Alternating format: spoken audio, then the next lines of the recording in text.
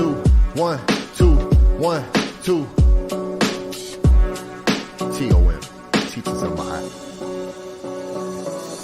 Who am I? Today the scribe, been forever, but the name changes with the times. I come from a place where space is home. I go into realms where your face is gone. A change gon' come. As a teen, hypnotized deep in a sleep, party and slumber. 11 life path number, a life of death that's rebirth. Recall realities to reemerge. Soul purge, I'll lend you frequency like loan words. Before I teach, I'll spit a poem first. Step on stage, set the stage, Kyle walking. Set ablaze, divine fire. The body is divine attire, sewn from words. Sound frequency, awakening dreams. Don't pinch me every day I wake up, it's a home birth. Start from zero to become the heroes. Cycles of time causes expansion of mind. Potential is exponential. Gain XP, what your power made of. I've had to face self-face to fate, a double fate. What will I make of the present? I'm just trying to pet heaven. Twice great, 2 arms up is none to wave. It's nothing to wave. God separate the waters from the waters. Genesis 1 and 6. See, that source is thousands of years prior to a Bible even existing. It's called the pet word for heaven. Watchers of noon, primordial, pre-ordered, bringing order in order. Its law the scales will represent. A double gift, re-present, Ray is present. Ra, amen to the God inside. The crown will glow as consciousness grows. So what assignment are you on? Bodies from walking.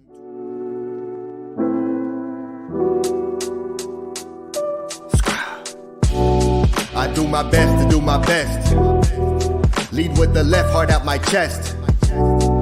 By a step out of the flesh. On my crown is the AHMES, corona shining. I do my best to do my best. Lead with the left, heart out my chest.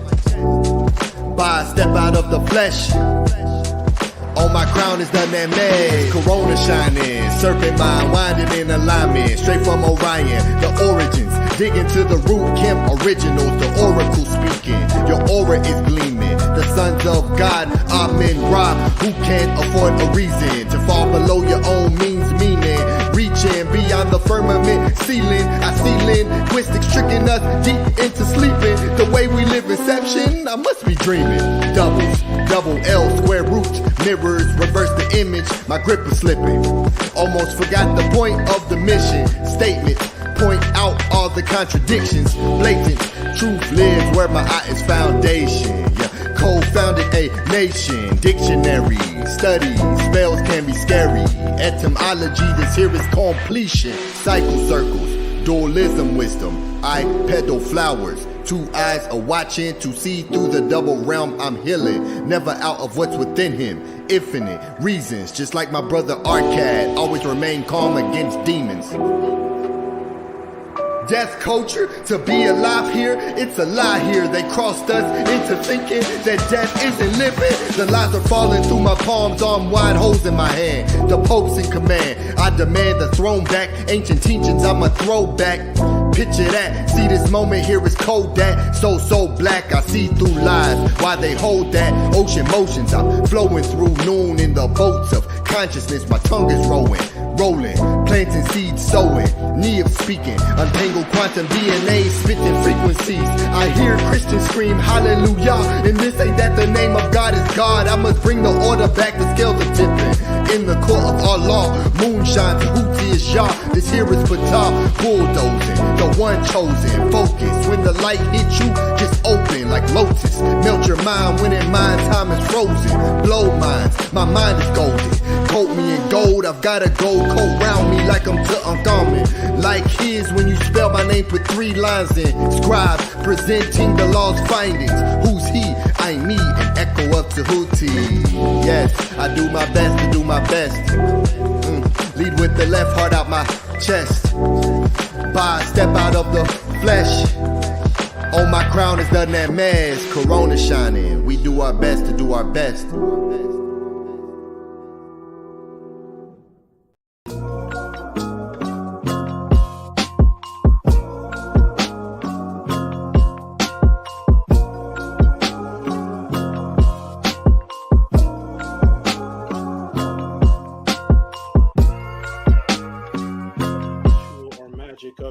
this is the whole purpose of actually doing the Menetta class on the Purim Haru, was to get everybody in the mind state of Hika, because the Purim Haru is a book of Hika. It's a book of magic. It's a book of immortality, out-of-body experiences. It's a book of several spells. It is all about the other realm and its connection to this realm and how you can merge the two. So I just never allowed the questions of actual ritual or magical practice other than the one-on-one.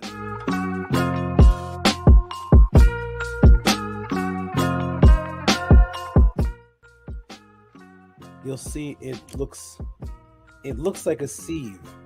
Everybody know what a sieve is? No. A sieve is like a strainer. You can pour rice on it and only the water will go through, or you separate.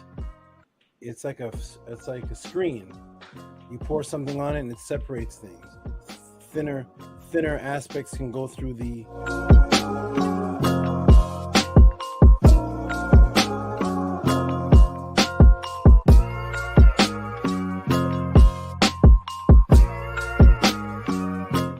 K.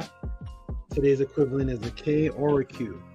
So we have Kes, which is bone, body, skeleton. The inner part of you that actually produces the blood within the bone marrow. So it's flesh and blood, which is bones, which is the Kes. So here, Kes ties in again is homage.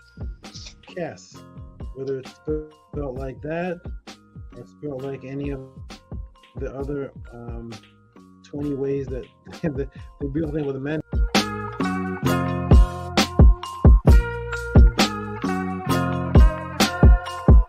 This came from, and how Venus associates with an actual shining planet, and how that became the Lucifer of Christianity, which is the Luic cipher, the encircled light, which sometimes can be Venus, and sometimes can be.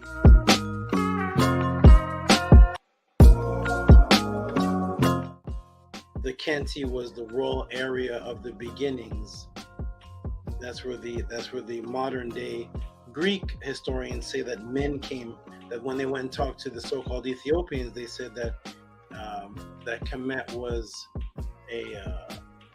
an area reestablished.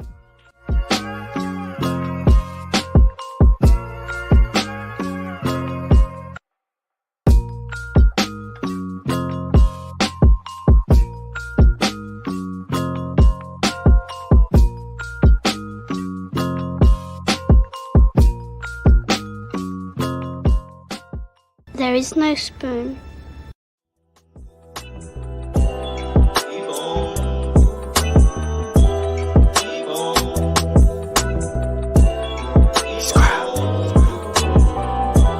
Keep on moving. Keep on moving.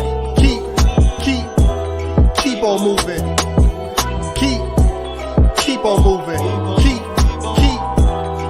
I had to relearn what a brother is. I had to relearn what a sister is. I had to relearn what a mother is. There is no other him. Watch your mouth, fix your lips. I am learning to compartmentalize what I find with my mentals. I could have been labeled mental voices in my head. If I speak to the wrong one, I'll be diagnosed schizophrenic. Creating pollution you can't escape from. We're Captain Planet. Where's Captain Planet? And it's exactly how they planned it. It's insanity, stayed in a state of sanity. But I'm the scribe, keeping record on the record. I break records. This, that, medu, nature, echo, living, lively, times 3, Trinity. We are not the same, not even similar. Plant the seed, a man receive excellence, adoration, testaments, evaluation, literally. The love is real, yet they be hating. Salutations, I wait to master patience. Acting lackadaisy on your facts, I'm backed by conscious beings. I am free, king, lock the wings in. The diction is firm, call me men. A man, 3 in 1, erection, protection, firm. Spitting life into who I speak to like sperm. Creation is a who I earned. The right to fully see it through. The heart as I rise through. Manu, Akut. Lost it when I had to find you. I'm through. Times two. Dualism. We will align soon. As I meditate in my room, it becomes a space of pure truth aligned with my eye. Verbiage is sound for more than the two eyes. I can see the veil underneath that other veil. Focus when I am locked in. I don't need a cell. Tell me you don't see the traps. Tower power over enemies. Frozen over hell, reversing spells. Fell from the skies. The body is disguised. If you needed a sign, well this is it. I hope you read between the lines. Left, right, after the first step. I write what's left in me. This is destiny, keep on moving, especially if you find blockage. No amount of pushback will stop this. This will get cats in stone, they cannot top this. Pyro, fire, vibe is my attire. Inspire the ones chosen, the ones open, the ones spoken. From times when life was once spoken. Enchantments, Nesu, double tongue in motion. Give, receive, keep moving and move for keeps. Keep it real, keep the master key. I had to master me. Mirror glass shattered in my dreams. I didn't like the image till I realized I am the image of the image. I'm here for keeps, keep your distance. Social gimmicks, our stories told within the hieroglyphics. Mystics, just keep on living. We're gifted. Our stories told within the hieroglyphics. A language living, just keep on living. Keep on moving. Keep on moving. Keep on moving. Keep on moving. Keep. I had to relearn what a brother is. I had to relearn what a sister is. I had to relearn what a mother is. There is no other him. Watch your mouth, fix your lips. Yep, motivate a nation. Stepping out the spaceship, causing a spaceship. Faced with revealing the spells within this matrix from the Masons. But I'm the architect, best respect, I can architect. Rule your rulership, I hold the heck. Control my thoughts, still move when the game is paused. We speak heck up, this is the best of Medu Necha, bars like Wi-Fi, we're connected. Always on time, frequency and flow through frequency. I know the power I hold in my throat. Creation, destruction, with every single thing I've spoke. Enter, netter, Kurt, show your worth. Heal from all the hurt, not a singer, best believe I hold a note. Read between the lines, you're not really lost in that. I hope you find exactly what you are looking for. This is more than words, taught myself to heal myself. I come from the dirt, no time for slacking or bad habits. Sad tactics of bringing mad tragic mental processes that lack passion. Spit fire, black dragon, school of hard knocks, send you backpacking. My eyes, when this appears, it's like magic. The fact is, when it's wartime, we go savage. Shield of armor 720, prevent backstabbing all the fiends of good-hearted beings. They don't suit the role, they lack the fashion. So just keep on moving. Keep on moving. Keep on moving. Keep. I had to relearn what a brother is. Hotep.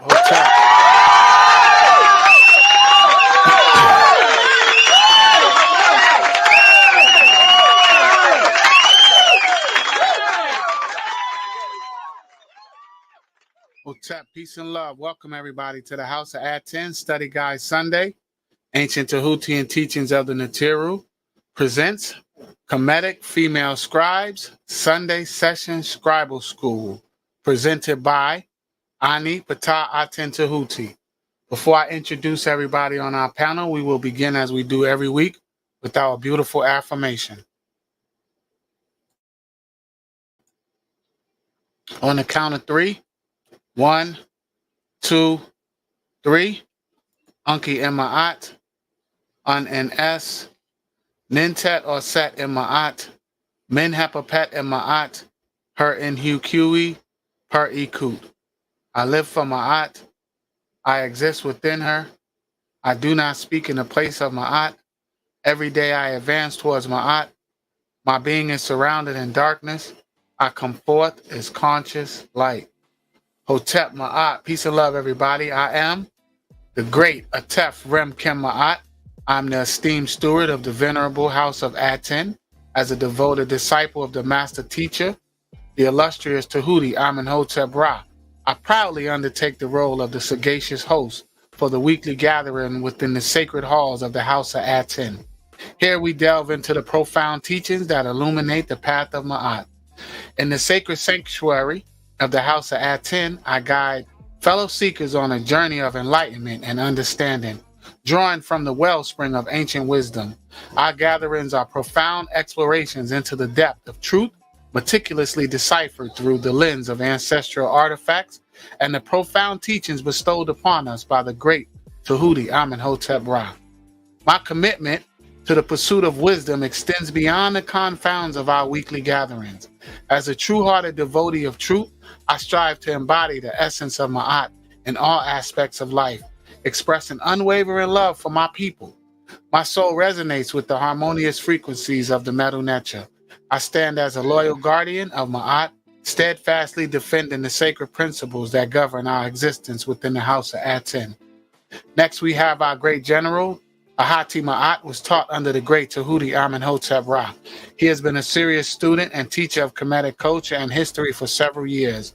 He has written multiple books, including the textbook called Journey of Your Soul series, essays, and articles. Furthermore, he hosts in-person and online classes, weekly podcasts, and periodically creates documentaries. He also has experience in public speaking and academic debating, and he is responsible for the creation of this study guide. Next, we have the mighty Menkhu Ra Meri Maat is a student of the master teacher Saba Tehuti Amenhotep Ra and a follower of Maat. Menkhu is the Heb, the festivities organized in the House of Aten, the cultural enlightenment advisor and teacher. He's a developer of the Pathways to Awakening, the director and producer of documentaries, a researcher of ancient civilizations, and a researcher of the knowledge of spells. And our presenter for the night, the mighty scribe Ani PTAH Aten Tehuti, is a representative of the Nitiru. He has been searching for the source since a young man and has now found it with Ma'at, with the guidance of Saba Tehuti, who gave him his name to be a reflection of him as Aten Tehuti. As he continues to dig and implement his studies to create the highest quality of presentations with factual information to teach his people, he also creates sound vibrational tones to heal the soul and break the spells of negative hypnosis.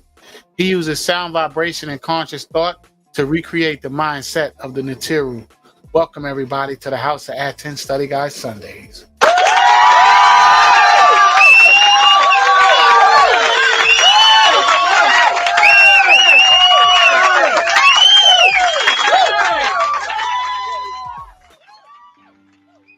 Peace and love, great brother. How you feeling, Menkhu? Doing good, doing great, doing wonderful, feeling very, very enlightened and powered from our wonderful pod class last night. I just want to say peace to everybody in the chat. Peace to Nook Poo Nook. Peace, great brother. Hope you're doing well. Want to say peace to Anu. Peace and love to Angela Gates. Peace and love to Ann too. Peace and love to Little London. Is that? Yep. Peace and love. Lit London. Lit London. I say little, my bad. Thank you, Attempt. Peace and love to PT9, Primordial Thought 9. Peace to Rochelli. Peace and love to Jamie OX. Peace and love to Nefer Keparet. Peace and love to Oxafet. Peace and love to Minty Hotep. Peace and love to Maharu. Peace and love to Amun, Min, Ra, Set, Atum. How you doing, great brother? I'm good, brother. Happy to be here, man. Looking forward to Ani's presentation. You know, Ani always come with that. He always come with that fire. You know, Ani's presentations are always lit. Shout out to Lit London. That's a fire name. But yeah, I'm definitely doing good, brother. How about yourself? I'm doing good. You know what's interesting? I was looking back. My YouTube now, my algorithm, my algorithm speaks to me like stuff now. This is gonna sound like abnormal to people, but stuff that pops up on my YouTube now, I'll be thinking this is really interesting. And I was looking back at one of our Sunday study guides, and do you remember the intro that Ahati created? Do you remember that one where he compared Saba to Akhenaten? Yeah. I was looking at that. I was like, yo, that's so crazy. That everything that we are seeing, sometimes we don't realize it's a sign of what's coming. And I thought that was so beautiful looking back at that intro. And now that we are at the House of Aten. So I just wanted to share that with everybody. I thought that was really interesting because, you know, every once in a while, I think we all do that. I know you had spoke to that a while ago of going back and watching one of Saba's previous pod classes. And then it speaks to you and it helps you see what happened in the past and help you see what's going on right now. Yeah, nah, that's so what I've been doing, I've been going back and looking at all of them. I started I'm just going back, I just reset. So I went back all the way to the beginning, and I think I'm only on the second Killer Priest show. I think I'm only on the third one, because he came for the interview, and then the second time I believe he came, he was the guest host, and Killer Priest wasn't there, and then he did this show all by himself. And then I think the third one is when he came and him and Rasul was talking about that's what I'm saying. I'm not sure if I got the order. I've been trying to check the dates and make sure I'm in alignment, but no, I think maybe the third one was with him and Mighty Hebrew and his mate, and they had an interview. And see, it's so beautiful, right? Because I'm on this journey, and I'm on it like in real time. So a lot of the stuff that I'm seeing now, when I go back and look at it, is resonating different. I'm like, wow, oh, I remember that. I remember when he said those, like the books, for example, when he was showing the book. So I remember he had showed Legends of the Gods. He showed that book. And that's how I was able, because I remember I was having trouble finding exactly which one, because when he was naming some of the books, I was trying to make note of it, but I was at work, so I was in motion, and he had showed the picture of it. And then just some of the things that he taught on back then, that he teaches on now, that I'm more familiar with. So just certain aspects of, like when he spoke about the coup, the first time when he showed the picture of the coup bird, the cam bird, just things like that, man, how now I understand it a little more than I did back then. But even to say that back then I was still on this path, man, just being in alignment, just like looking back to see, like you said, brother, looking and seeing how far we've come to like where we're at now and where it all started at. Even like what was interesting was the way the super chats were going in the class. So some of the things that, so I didn't really realize this, and I could be wrong, but this is just what it seemed to be. Like, this is what it appears to me. And I was just at the time, I was just a fan, just a consumer, I would say. And it appears that when Saba came onto the show, that was the highest, the most viewed show at that time. I'm not sure, but it seems as if that's what some of them were saying in the background, like when they were making the comments on some of the views. So yeah, it's real interesting, man, to just go back and see how Saba built this pod class on his how he built his platform, and then to see the early stages of it, because I remember when he didn't even, just like watching the Killer Priest show, bro, it's a lot of things that he was unfamiliar with, like when it comes to the internet and stuff like that. When he's telling his stories, it's just beautiful to watch, man, to just go back and see. And for me, like on memory lane, because I was there every single show, and now to be here, it's just beautiful, man. I remember watching AD and the way that he assisted Killer Priest, on the show, and the guests, just being fascinated, just just admiring, his what he brought to the table, and to now, be waiting for my brother to now come with a great presentation, to have that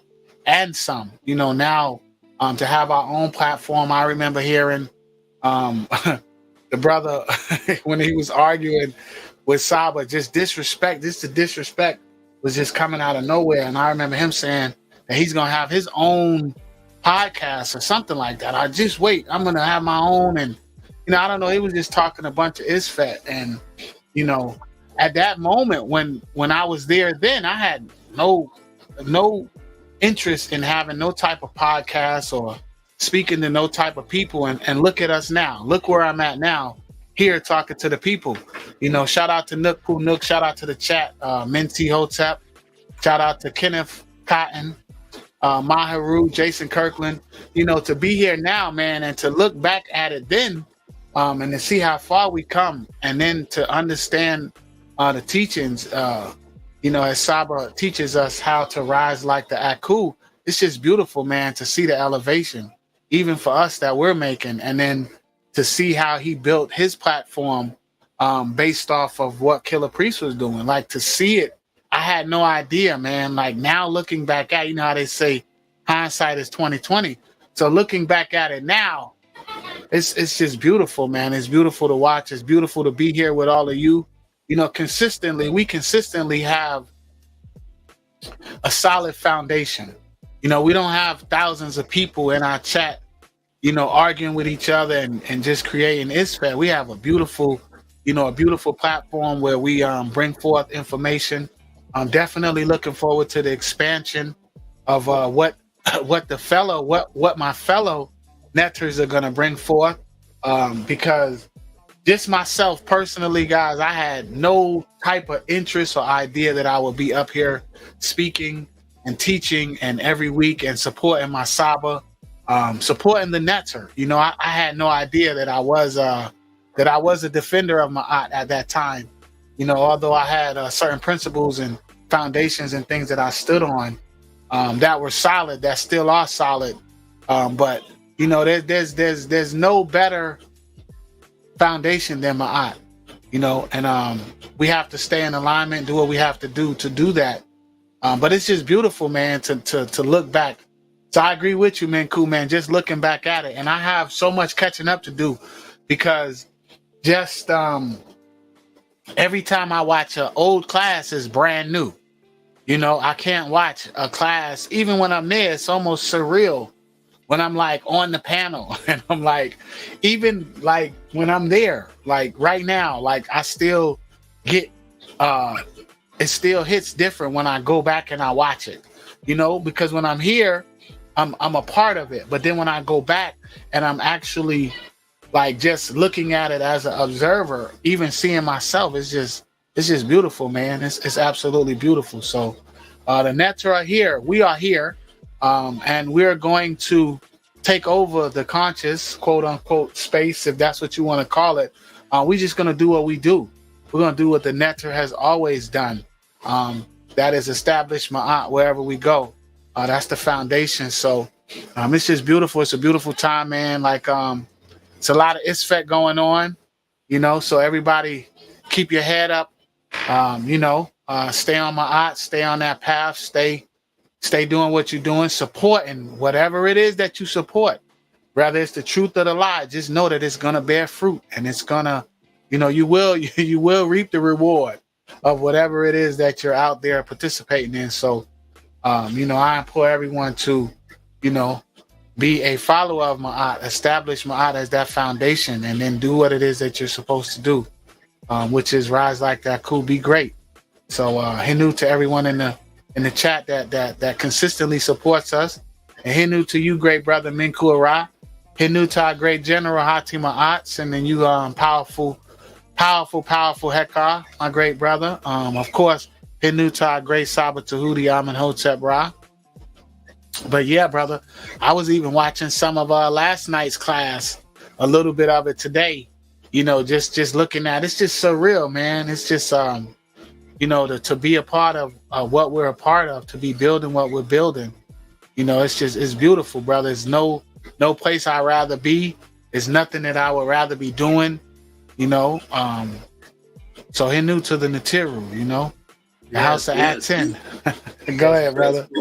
It's beautiful, in this screen share from the old study guide Sundays. This one in the intro says, he is the Saba, the student who became a teacher but never stopped learning or studying life itself.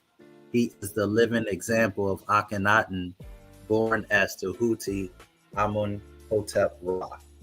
And so it's just, it's so powerful. It's so beautiful. I was watching one of the old KP podcrafts, and Saba brought out this Tehuti little statue, and I end up getting it. But at the time when I bought it, I didn't remember he had brought out this on the KP show. And so you're right, like looking back and how things are continuing to grow, and how things, the direction things are going, and everything that's happened has been truly magical. So it's mind blowing to see kind of your life unfolding right before your eyes. It's very powerful.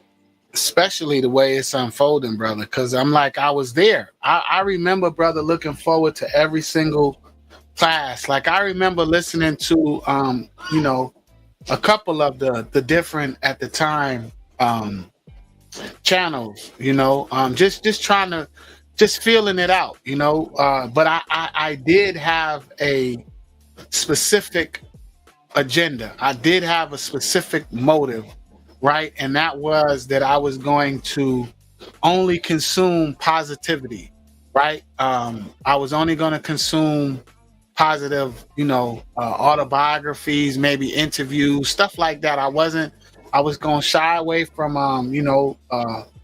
what I didn't know at the time was ISFET energy, but I was just going to consume, autobiographies and pod classes with just positive people, just people speaking positive.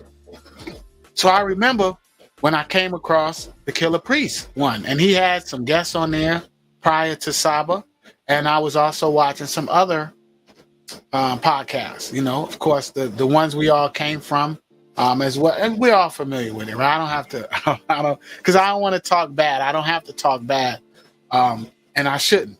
And there's nothing to speak ill of, because I'm grateful for those platforms, because those platforms were able to help me see clearer, right? Whatever they had going on.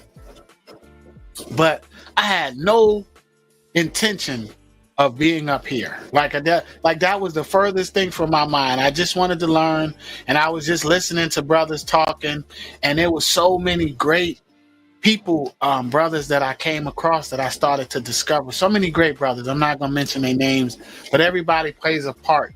And I was coming across them, and I was so intrigued, man. I was so like, wow, this is what it was. And I was doing nothing but consuming positive stuff. And then Saba came. It was like totally different. It was like, oh my goodness. I don't know what I was watching when I was watching it, right? But I was just so drawn to it. I was just drawn to that frequency. And there was other classes, like I said, other channels and stuff that I was watching at the time, but just slowly.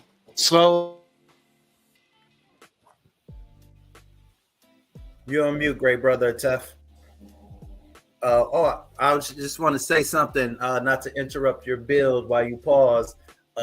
Rasul, I can't remember. Oh, it was one of the episodes I shared in the last time I presented, but Rasul literally said, "Hey man, won't you go get your own show?" He said that to Saba. Yo, Rasul, he got his own show and it's lit. Listen, that's what I'm saying. And then he said he was gonna do his own show. I don't know if he said that first or after, but this is what I'm saying. At that time, brother, I was just watching. I'm just watching, and it was, I don't know, it was just it's just beautiful, like I said, to be where we're at now and to see it back then, man, you know, to see the dynamic. It was just, it's wonderful, and it's still wonderful to go back and watch those shows because Saba was putting on a masterclass. I remember looking forward to watching Saba every Monday. You know, he would get me through my days, man. Even still right now to this day, I'm so grateful for his teachings because of where I'm at right now. I wouldn't be here if it wasn't for Saba. I just wouldn't because it's just, I'm just so grateful, man. You know, just like I say, to look back at it and to not even realize what I was looking at when I was looking at it in that moment. But to know now that I was completely in alignment with it. I was completely in alignment with, you know, what he was bringing forth. Because there's no way that I would have ended up here. Because there was, man, when you look at the numbers on those chats, bro, it was thousands, you know, that watched. But when we see what we got, it's not that many. I mean, there's a lot of us, but compared to the ISFET, you know, more people were rather the drama and confusion than, you know, this space right here. I see, who is that? Minty Hotep says, other channels motivate me to not be that way. Makes me appreciate what's happening here. That's exactly right, Minty. That's absolutely right. Even when I look back at it, sometimes now I have to force myself, like when it get too hectic, I have to force myself to like be able to, you know, digest what it is that I need to digest, the nutrients versus the, you know, the stuff that's not so beneficial for you.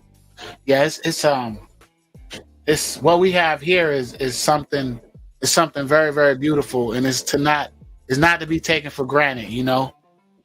So I hope everybody here appreciates the truth, support what we have going on here, and build with us. Definitely build with us, because everyone has a place, everyone has a role.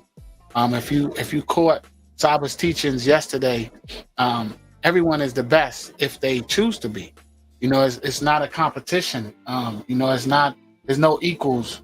We all rank. We all bring something unique. So it's up to us to discover what that gift is and present it to the world and be that, you know, be the nectar of that, and represent that. So, you know, right now I'm eternally grateful, brother, because you know, to begin to understand immortal life, even the importance of it, you know, the importance of, you know, why it's even important, you know, man, it's I'm grateful. That's what I have to say, right? Because I was consuming so many of those other channels just as much, you know, so there was a balance, Menkhu, because I would watch just as many fight videos as I would listen to great interviews by people speaking positive, you know. But slowly but surely, the negative started to dissipate. I started to be reborn little by little.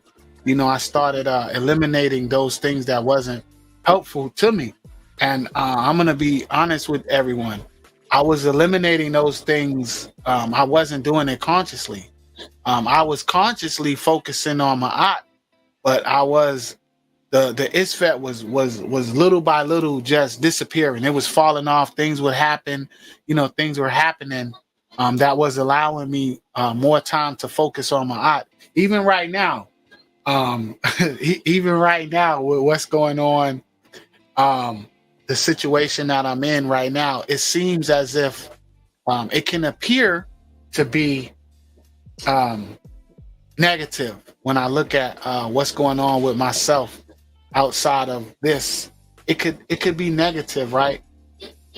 But when I look at it from a deeper perspective, when I examine it more closely, when I use the Heru vision and I look at it more closely, I'm grateful.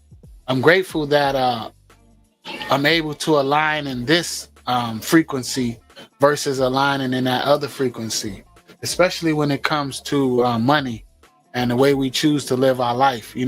This matrix is very confusing, and it's so easy to trick you off your path, man.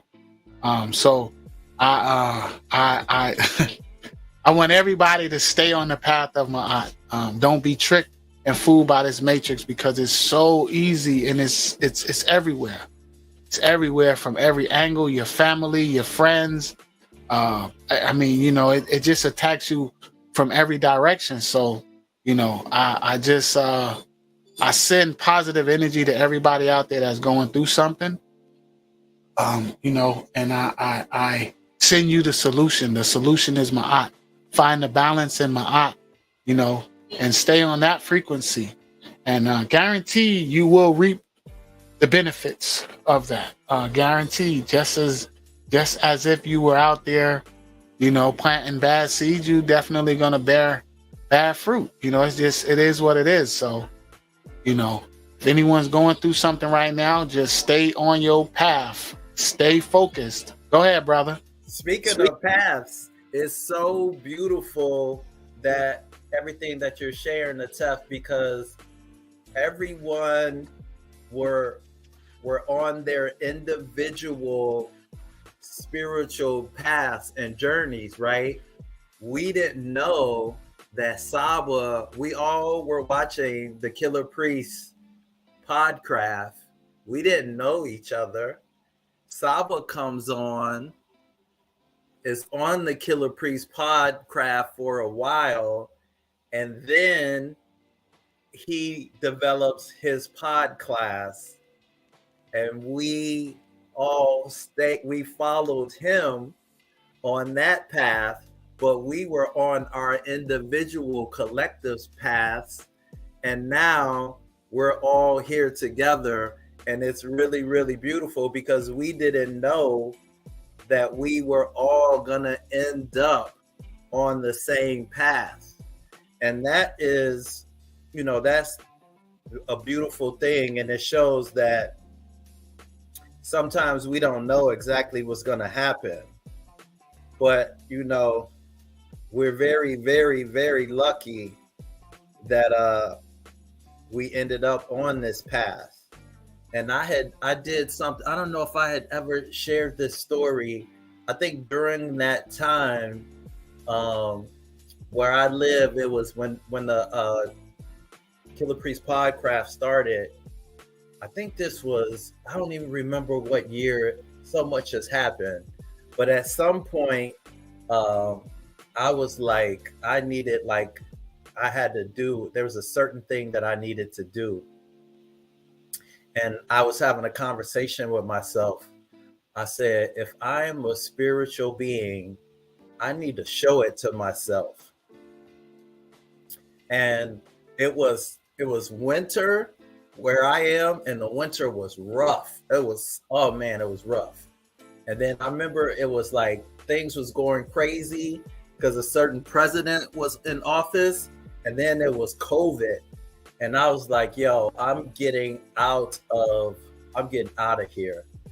And I ended up going to Jamaica. And the crazy thing about going to Jamaica, people were like doing all of this fear mongering. They were like, don't get on a plane, you'll get COVID. And then when I was looking into going to Jamaica, they were like, if you come to Jamaica, you have to quarantine for 2 weeks. And I was like, I do not care. And I end up going to Jamaica. People, all my family and friends were like, don't go, it's COVID, something's gonna happen. And I went to Jamaica and I did not have to quarantine for 5 minutes. And it was such a good trip. It was so peaceful. It was like exactly what I needed. And I was just so proud of myself because a lot of my journey was conquering fear. And so, and then too, like during that time, it was like, I think it was a lot of pressure for people to get the jab. And I was like, I'm not getting the jab. If something happens because I didn't get the jab, then so be it. Like, it was just like, so when I got there, people were so good to me. It was such a good trip. I needed that energy of of Ra. Like, I needed the fresh air because stuff was still shut down. And definitely, I know for sure Saba definitely was the guiding light for me during the pandemic. Like, I straight up feel like he came and got me. He came and rescued me. He came and gave me the light too. And I was thinking about it too. No, there was hardly any good music coming out during that time. I think, me personally, I think Nas King's Disease was the best project that came out during that time. There was hardly any inspirational music coming out. I was like, J. Cole, what's good? Kendrick Lamar. I'm like, what? Why is it nobody producing music? And of course, people wasn't producing very good music because everything was so chaotic. But definitely, I think I always call it, Saba was like, it was flawless victory when he came on the KP Podcraft. I think he just knew he had to do that, and that definitely bared a lot of fruit. And we're all here to testify of his greatness. Yeah, I agree. So from the one platform, it was two built because Saba started his platform, and then this platform was built from then. The other brother was talking about he was starting his. You know, the interesting thing at that time, I would have checked it out. You know what I mean? I would have went on and checked it out because at that time I was still, you know, I was still looking at certain people and certain things that they was presenting as good information. You know, now, show me where does it say that at? Show me now I know what a source is. You know, show me where that's at. Show me where the people themselves said that. Nukpu said that's when Saba gave me my Ren without him knowing. The Origins of Religion, 5/24/21. Man, them classes on that show was groundbreaking at that time. What he's doing now is not even, you can't even compare it. You know, the level of his breakdowns now, 11, 12-hour classes. There's nothing like that nowhere. Nothing like that on the internet nowhere, man. So, like Menti says, hail Saba Tehuti. Yeah, I agree with you too, because it was a lot going on for me too, because working in the medical field in that environment, yeah, that thing was major. You know, that what do you want to call it? We ought to speak a certain way, but but the coercion, the pressure to go ahead on and go with that flow was crazy. But down here where I'm at, in the South, in Florida, it wasn't as bad as other places, because I didn't quarantine not one day myself, but it's definitely important that we definitely went through a lot, brother. Definitely. And I definitely think that that Saba came at the right moment. unbeknownst to him, I don't know if he knew, but he definitely came and he rescued a lot of us, brother. So I'm eternally grateful for that. So I'm gonna support him and the netter any way and every way that I can. You know, I don't make excuses for the support. Whatever we have, whatever I can. You know, it might be $10, it might be $1, whatever it is. The energy to support doesn't change. The energy to support doesn't waver. You know, if it's $1 million or 10 million or $10, whatever it is, the energy to support the truth and to support the netter does not change. And it will not change now that I'm familiar with knowledge of self, like true knowledge of self. Yeah, there's no nothing other than what I'm doing now that I would rather be doing than supporting the netter. So hotep to the Natiru, hotep to my great brother Ani. Ani, how we doing over there, good brother?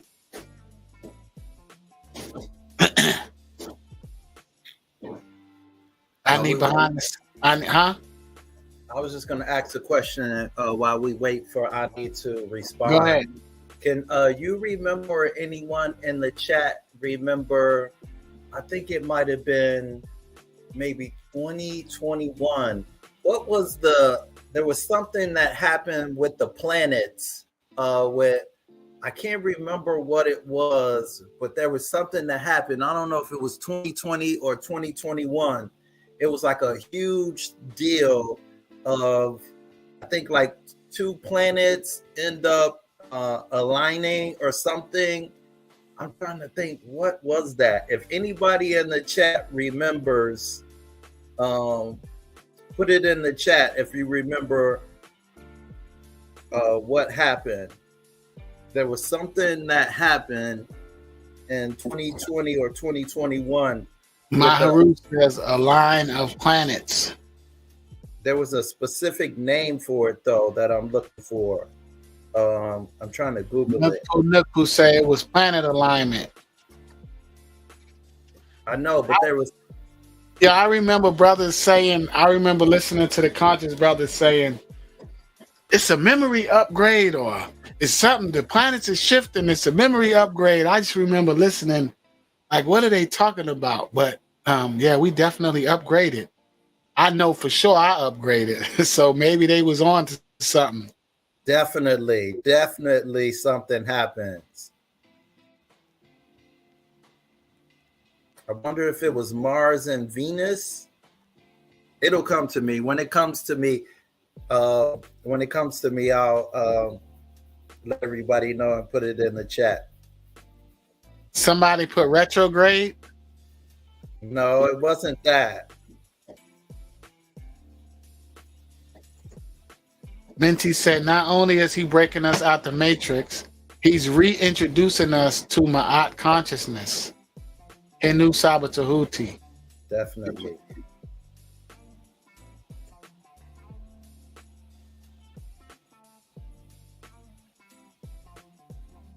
It might have been 2021. Nukpu says, I believe it was all planets.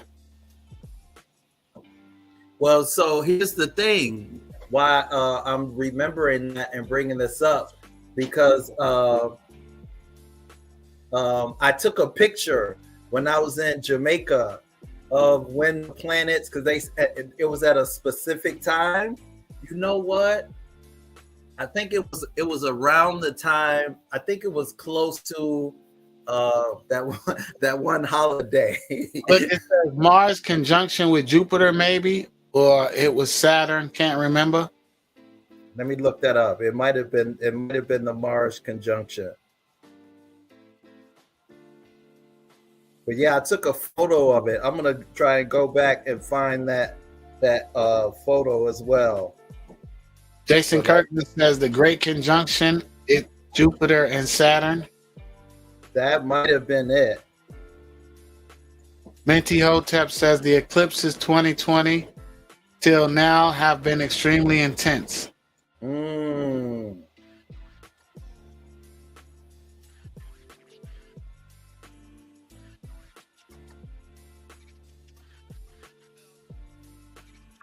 It's like I'm in a movie, brother. I don't remember. There's stuff flying by so quick.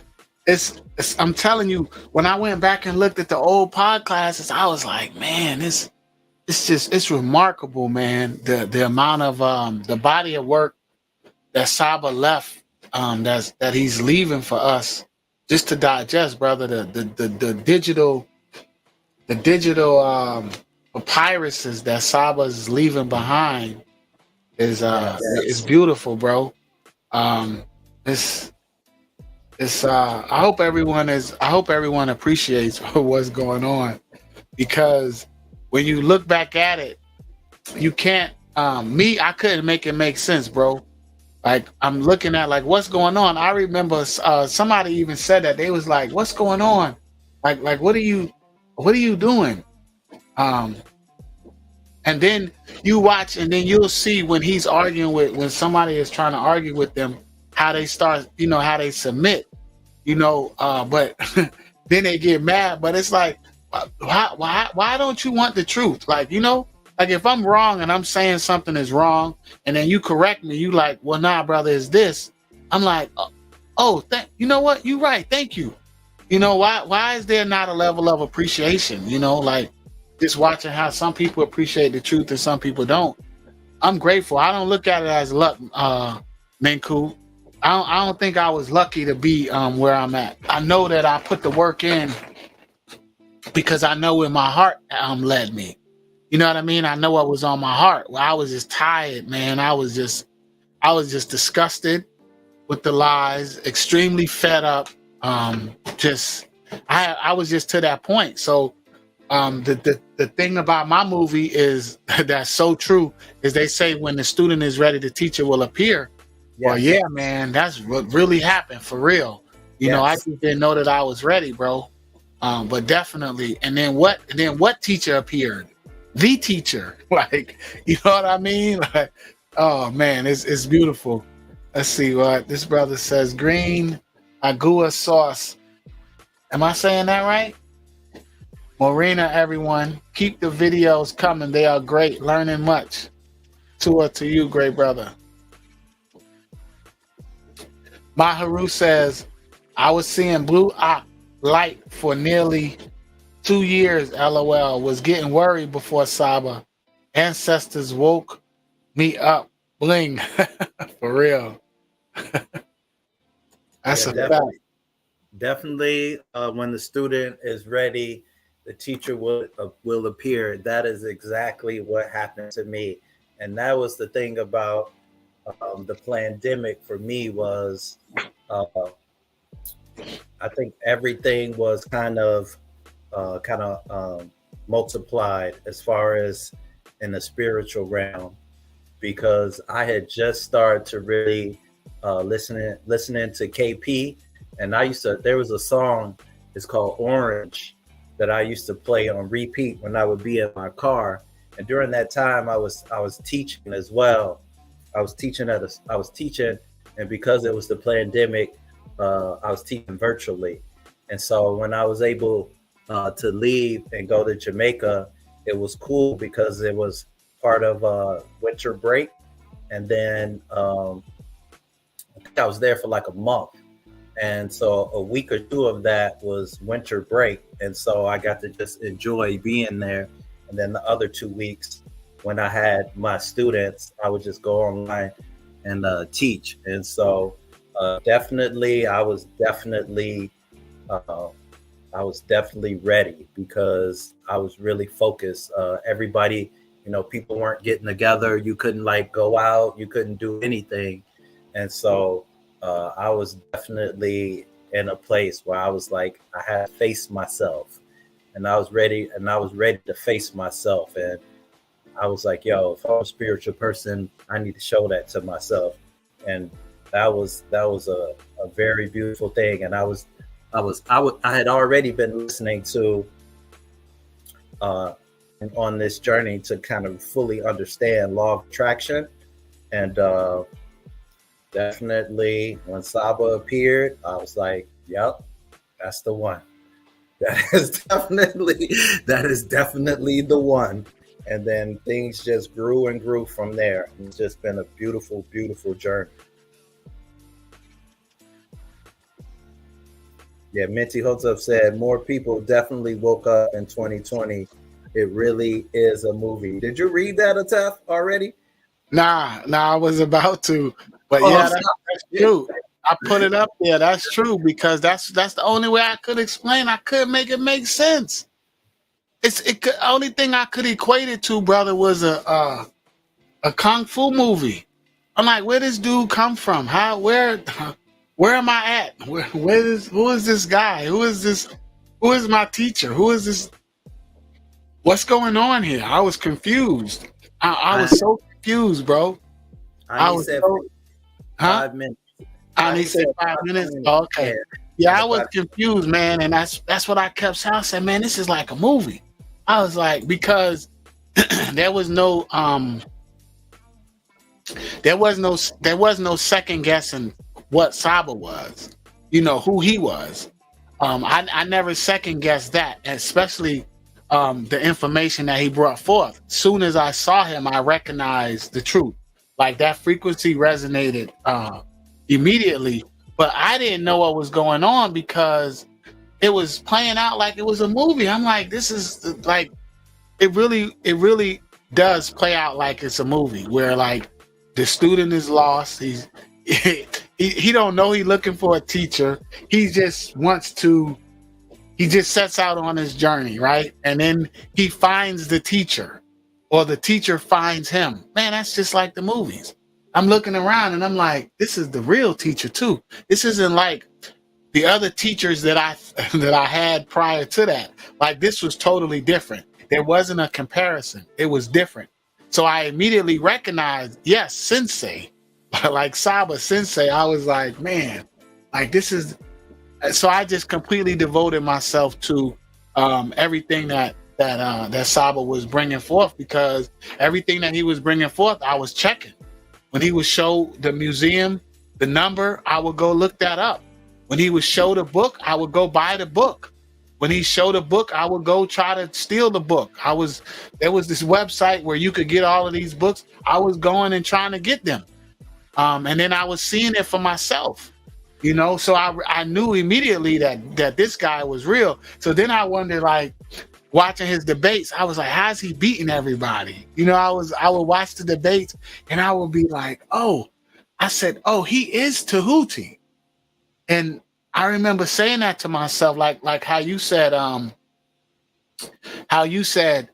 if you're what did you say? If you're a spiritual being, then you needed to show yourself. Yes. So Menkhu showed up for AJ. AJ said, show me, and Menkhu showed up. It's the same thing it's the same exact thing that happened with me, brother. But like I said, I was wondering, I was like, how is he beating these people? Because I'm watching these debates and I'm watching it play out. And I'm saying, like, I said, he is Tehuti. And I was like, he's embodying that energy or whatever it is that makes up Tehuti. Whatever Tehuti is, he is that. There was no doubt in my mind of that. So then I started saying, okay. So then I found out about secret names. And then I was like, all right, I'm going to make myself a secret name. And I created a secret name for myself. And it revealed itself. Like I don't want to sound weird, but it manifested itself, right? I created a name, and the netter came true. The netter revealed itself. I just basically got on a frequency, brother. Because the Ren is a frequency. So I got on that frequency. I created a positive frequency. And I didn't even really do it consciously. At that time, I was very new to the teachings. I'm still new now, but I created a Ren for myself, a secret Ren. And then I became that, it revealed itself to me. And it's almost scary. Like if Saba wasn't our teacher, it would have been kind of a scary thing to see. But I have been practicing with these things for a very long time, since I was a little kid. You know how when you pretend that you're a superhero or you pretend that you're something. So I've been doing that subconsciously, and it's always worked. It's always worked. So basically, to make it plain to people, you are what you do, basically. So I decided that I was going to do certain things. So in deciding to do certain things, I became what those things represent. So it's just like this. It's just like if you plant an apple seed, then it's going to bear an apple tree. So my thought process was, I'm going to create a energy. I'm gonna be that. I'm gonna do that, because you are what you do. You know, what are you? What are you doing? Right? Who are you? What are you doing? You know, so that's what I decided to do, and it bared fruit. And now it's on a whole nother level. You know, now understanding the nectar, going to these classes and beginning to learn more as I learn more. It's just beautiful to watch the magic unfold. For real, because like you said, Menkhu, the magic was unfolding back then. We just didn't realize that we had a hand in it. You know, It's the same thing with how people create misery in their life.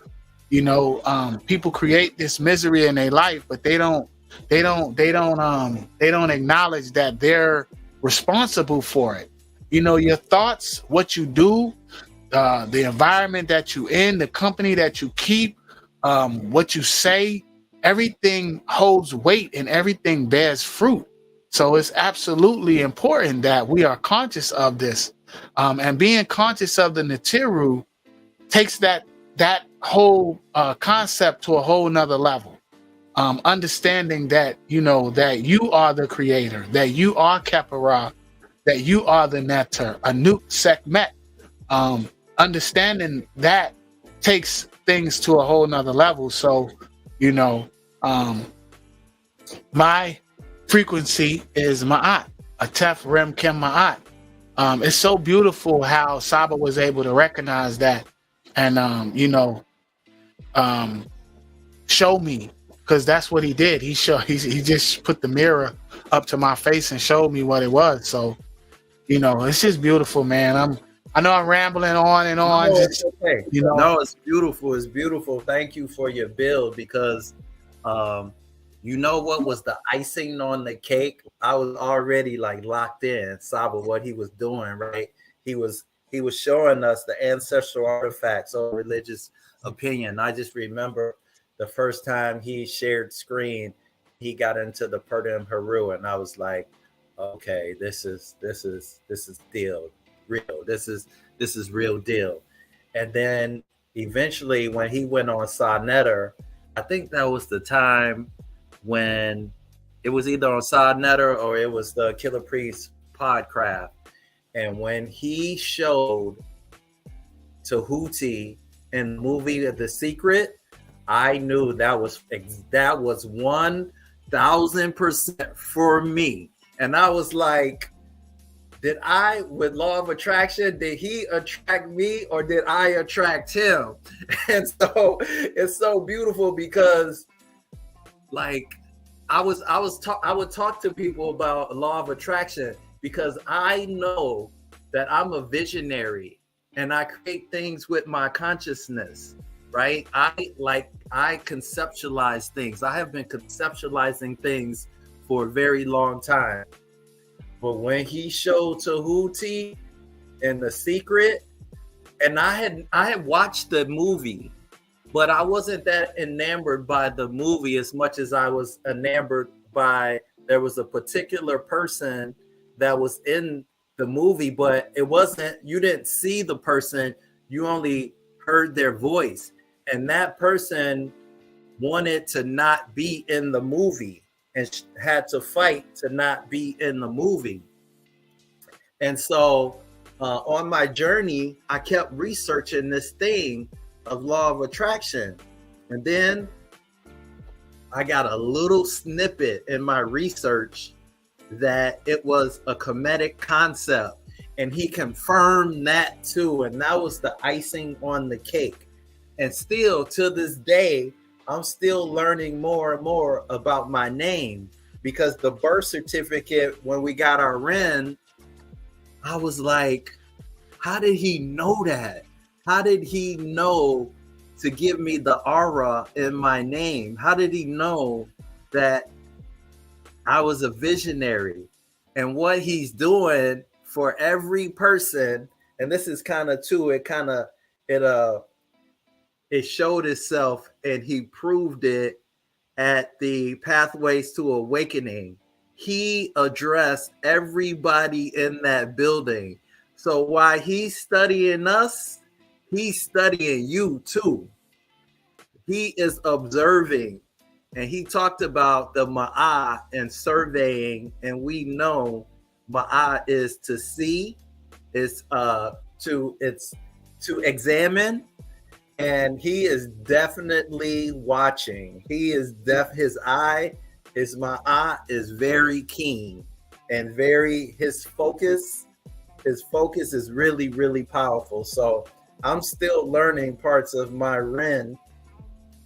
I'm still learning, coming into knowing my spiritual identity. Saba has been talking a lot in the last couple of weeks about how our history and our spiritual identity has been stolen.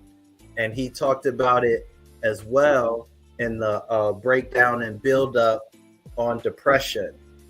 And when we don't have our spiritual identity, what are the effects of that the Matrix is doing to us?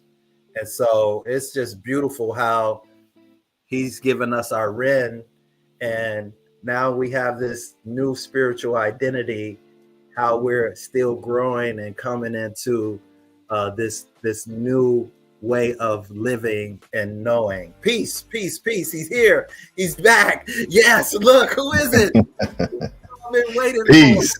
Peace, peace. Hey, listen, I want to share this with everybody. So my mate came in here and said that Jada was out in the living room watching us on the TV, and her friend said, "Why are we still watching this?" And Jada said, "Because I like to hear my daddy's voice." Beautiful. Welcome, great brother. You ready? Yes, absolutely. Tua, great brothers. Tua, great brothers. Hotep Henu, everyone. Ma'akaru.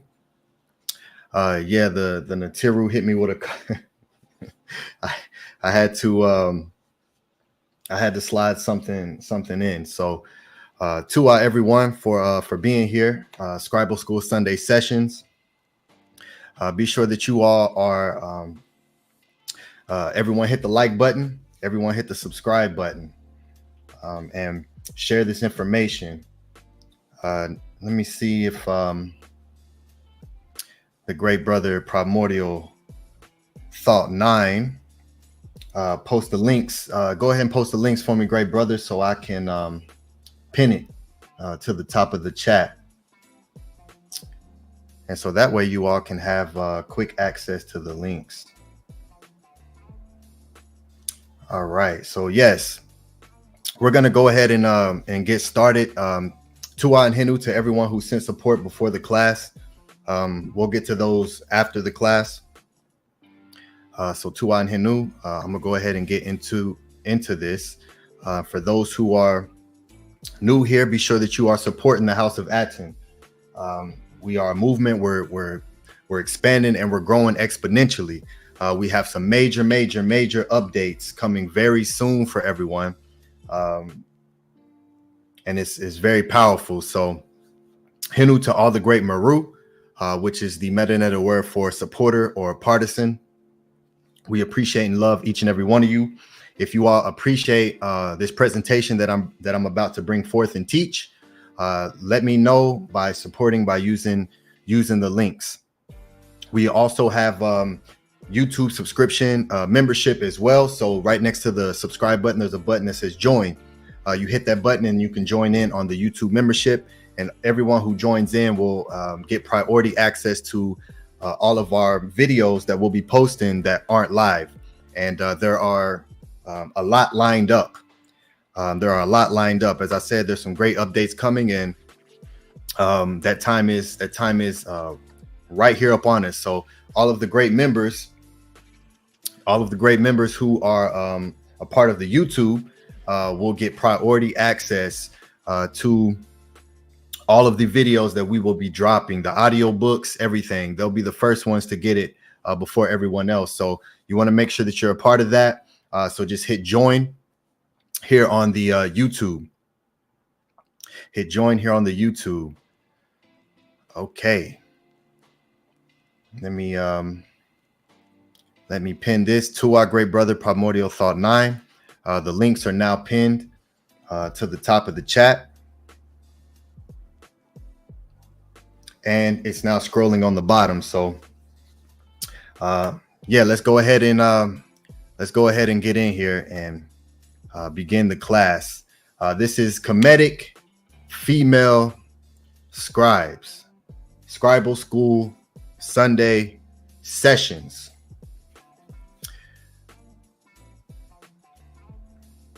Take a good look at the thumbnail. All right, so let me go ahead and share my screen. Make sure everyone can see. All right, put a 7-2 in the chat if everyone can see. If everyone's ready for the class. If everyone's ready to learn about the Kemetic female scribes, right? You know, we the Great JADA Tehuti just gave a beautiful class on SESHion. And yeah, that was it was phenomenal. So, you know, when you go to look up and find information on female scribes, it can seem very difficult. So, you know, this is going to be some brand new information for everyone. And I'm excited to bring it all forward to you. All right, Hotep, I see the 7-2s in the chat. I see everyone in the chat ready.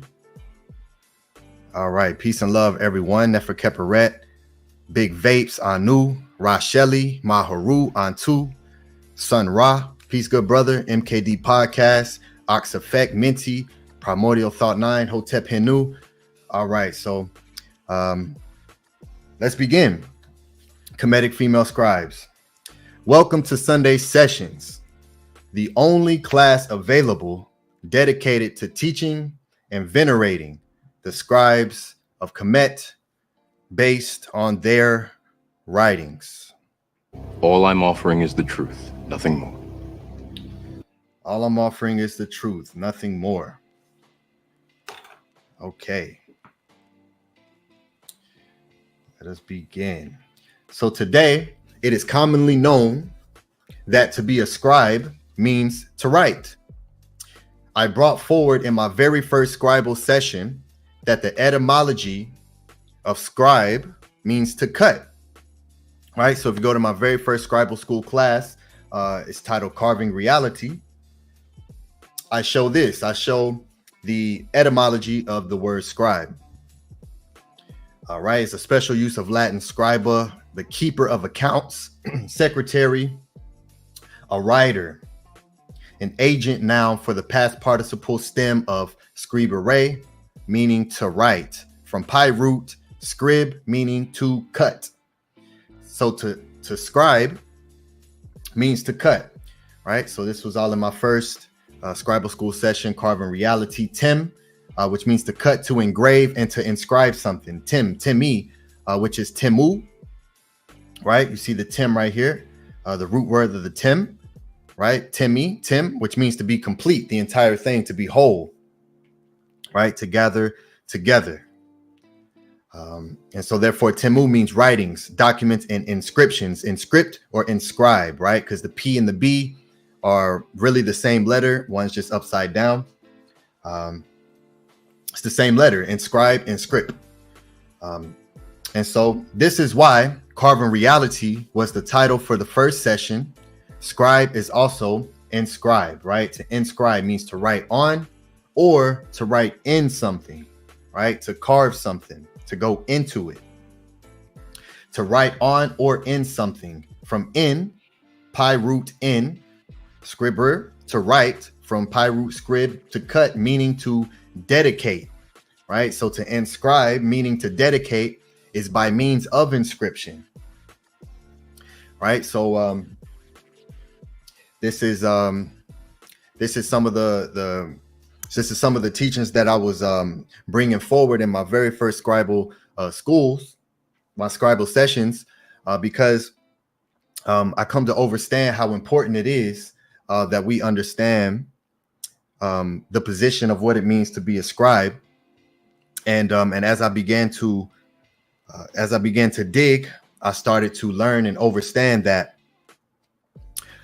it's so much more than what we normally may think it is, right? It's far more expansive than that, especially if we just take the word scribe itself and just have the word scrib, meaning to cut into something, right? So of course I show the meta words and Carving Reality.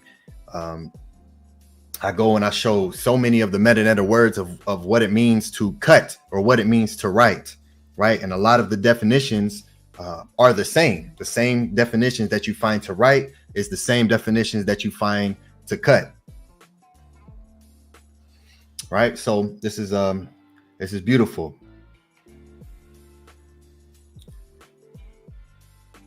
All right. So the great Saba Tehuti gave a pod class titled "The Female Goddess of Writing, Seshet, or Is Depression a Spiritual Psyops?" Only at the Tehuti pod class, send live questions with reciprocity. So if anyone in the chat or anyone watching on the playback have not watched this wonderful pod class that Saba Tehuti gave, everyone make sure that you go watch it and learn about Seshet. Very powerful. Here he presented that Seshet, who is commonly known as the Neteret, who gave birth to writing, as the scribe of the stretching of the cord, right? For more information on this, go support the Tehuti pod class and watch this amazing pod class. The stretching of the cord, the Seshet, and what that ceremony is about, right?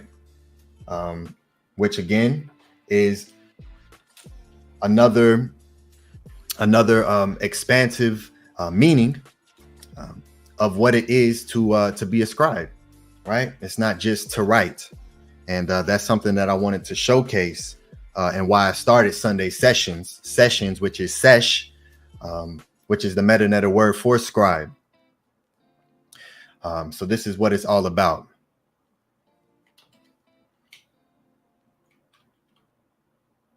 And of course, you all know that I gave a class on the double door, on the kansu, which is the double-headed bull door for the ka to traverse in and out of. So therefore, I create my presentations as a double door. Welcome to Sunday Sessions, the only class available dedicated to teaching and venerating the scribes of Kemet based on their writings. Welcome to Sunday Sessions. Let's enter into the kansu, into the double door.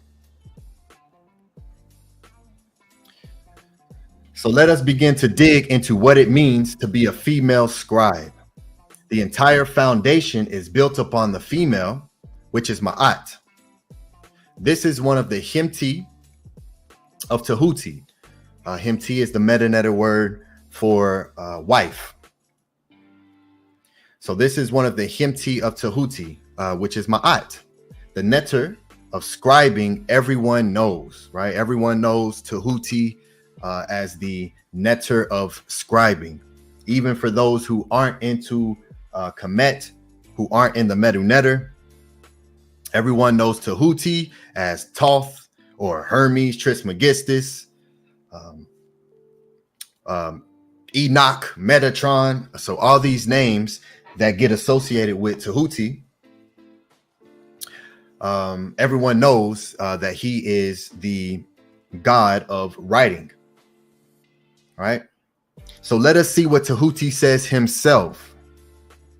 Let me take you to British Museum number EA 9901, 2, the papyrus of HUNEFER. This will show that all of the male scribes who acknowledge Tehuti as our patron deity. All right. Some beautiful images to place into your subconscious that you won't find nowhere. All right. And here is Maat on the walls of Medu Netter, with her sitting with the ankh on her knees with the feather or shoe on her head. Right. Same here. West Germany, Hannover, Kessner Museum, number 195783. Maat and Tehuti. So let us go to Papyrus HUNEFER, right? Let us go to the Per Imheru. The Per Imheru. Page 16, the Papyrus of HUNEFER. This is in a book by Budge, facsimiles of HUNEFER and a few other. You can find this online. So here we go. Nook Tehuti, and I put the actual papyrus right here along the side that we'll be reading right here. So as you see here, we're starting here, right here with the new bow and the ka bow. All right, and you see it here, the nu and the ka, the Nook Tehuti. Nook Tehuti, I am Tehuti, scribe, able, right, Eker, which is an epithet of Tehuti, which is also the word for excellence. To be excellent is to be Eker, right? And the Ker, which then is the Kurt, which is the voice as well as to enter into something to be underneath. So it becomes the name of the afterlife, the Netter Kurt, right? The able place, the place of excellence. So I am Tehuti, able scribe, pure of two hands, Lord Neb of libations, destroyer of evil things, scribe of Maat, right? So here we have Tehuti saying, I'm the destroyer of evil things. I am the scribe of Maat, right? An abomination to him are sins, are what? Isfet. That's the abomination. Abomination to him is Isfet, right? And so this is why we teach, as we started as teachings of Ma'at, and why we stand on Ma'at, and as Tehuti being a representative, a scribe of Ma'at to bring forth what Ma'at is, and here it's just translated as right and truth, right? To overtake and supplant itself above the Isfet, which is the negative chaos that exists. The negative chaos that exists all around you, this false matrix that keeps you from being in right and truth is Isfet, right? And so being a scribe is to be of Tehuti, is to abominate Isfet, right? Destroyer of evil things, to be a scribe of Ma'at. Behold me, or Mak, right here, he has behold. Mak is also the word for protection, right? The Ma and the K, which is the self, the Ka, which is you. Behold, or protect by his what? By his Ar. His Ar, and you see the plant right there, the plant sprouting up, which is his writing reed. So it says, behold me, his writing reed, but it's also translated as to protect him with the writing reed, right? So that goes back into the actual writing, or the Heka'u of the Medu Netter, the Medu Nefer, the beautiful language used to protect the writing reed with the writing reed, who Nebercher, right? The Neb of the what's known as the Lord of the outermost limit, the Neb Hepu. And here's the word for laws, the Hepu. So when you come into the house of Aten and you become a Karu, which is a member of the house of Aten, we have Hepu in Ma'at. We have a Hepu in Ma'at, which is laws of Ma'at. Because this is what we stand on. We stand on Ma'at. Giving the word, he destroyeth, possesses, to possess, which is that word Ker, his words of the two lands, Tawi. Nook, I am Tehuti. Neb Ma'at. All encompassing. Neb is everything. The word means everything of Neb, Lord. The Neb is all. You'll see it translated as all or everything. So I am Tehuti. Everything of Ma'at. I am all of Ma'at. Making triumphant. Sama'akaru, which there we have the Ma'ah, which is true, right? Ma'ah, the true of voice.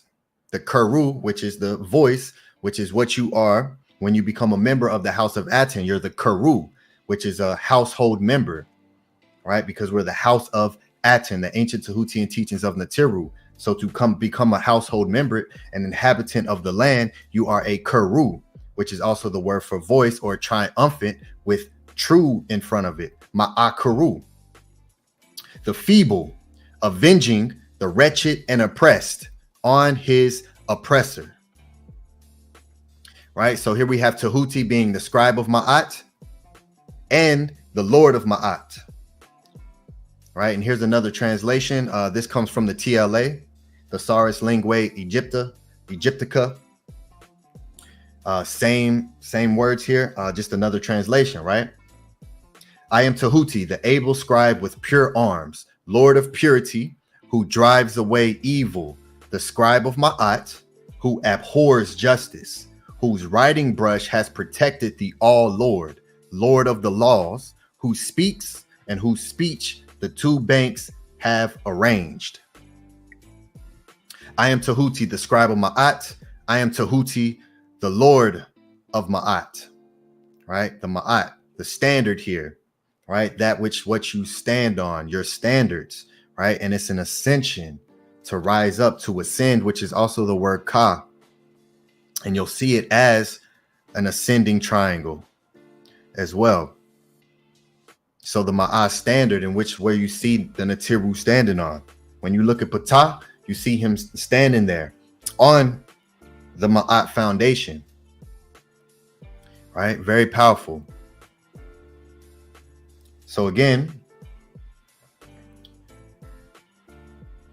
to be a female scribe, you have to understand that a scribe's foundation is Ma'at, which is a female, which is a female.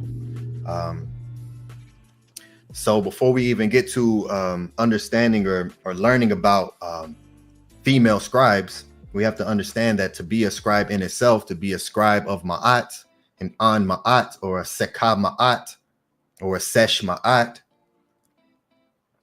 that you're already representing the female energy. So the female who represents Ma'at is literally what the scribes base all Seba'it on. Seba'it is the meta word for teachings or instructions, right? Seba, which is the teacher and the student. And then it becomes Seba'it, which is the teachings or the instructions, right? And is also the word for discipline. So this is what we base all scribes base their teachings on. Ma'at, Seba'it. She is order and arrangement. This becomes the standard for law. All right. Order and arrangement becomes the standard for law. Ma'at is order. Ma'at is truth, balance. And so this is the standard, right? The standard, that which what you stand on for law itself. Right. And so here's the etymology of law. Ordinance, rule prescribed by authority to regulate. A district governed by the same laws. Also sometimes right, legal privilege. From Old Norse lagu, law, collective plural of log, layer or a measure or a stroke, literally something laid down. that which is fixed or set.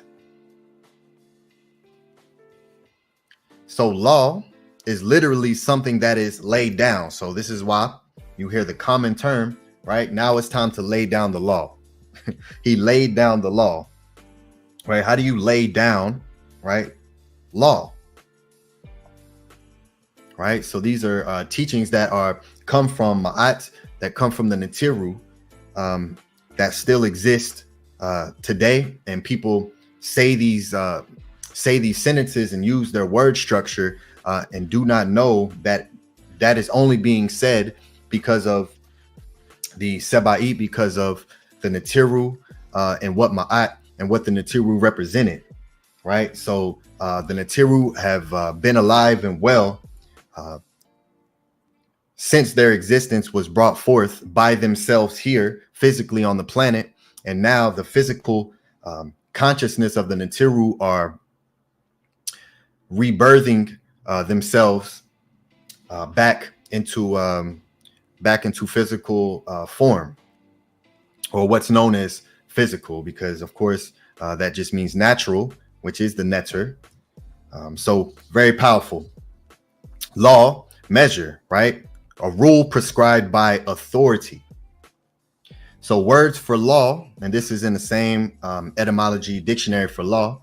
Words for law in general sense mostly mean etymologically what is right, and often are connected with the adjectives for right, themselves often figurative uses of words for straight, upright, true, fitting, or usage custom.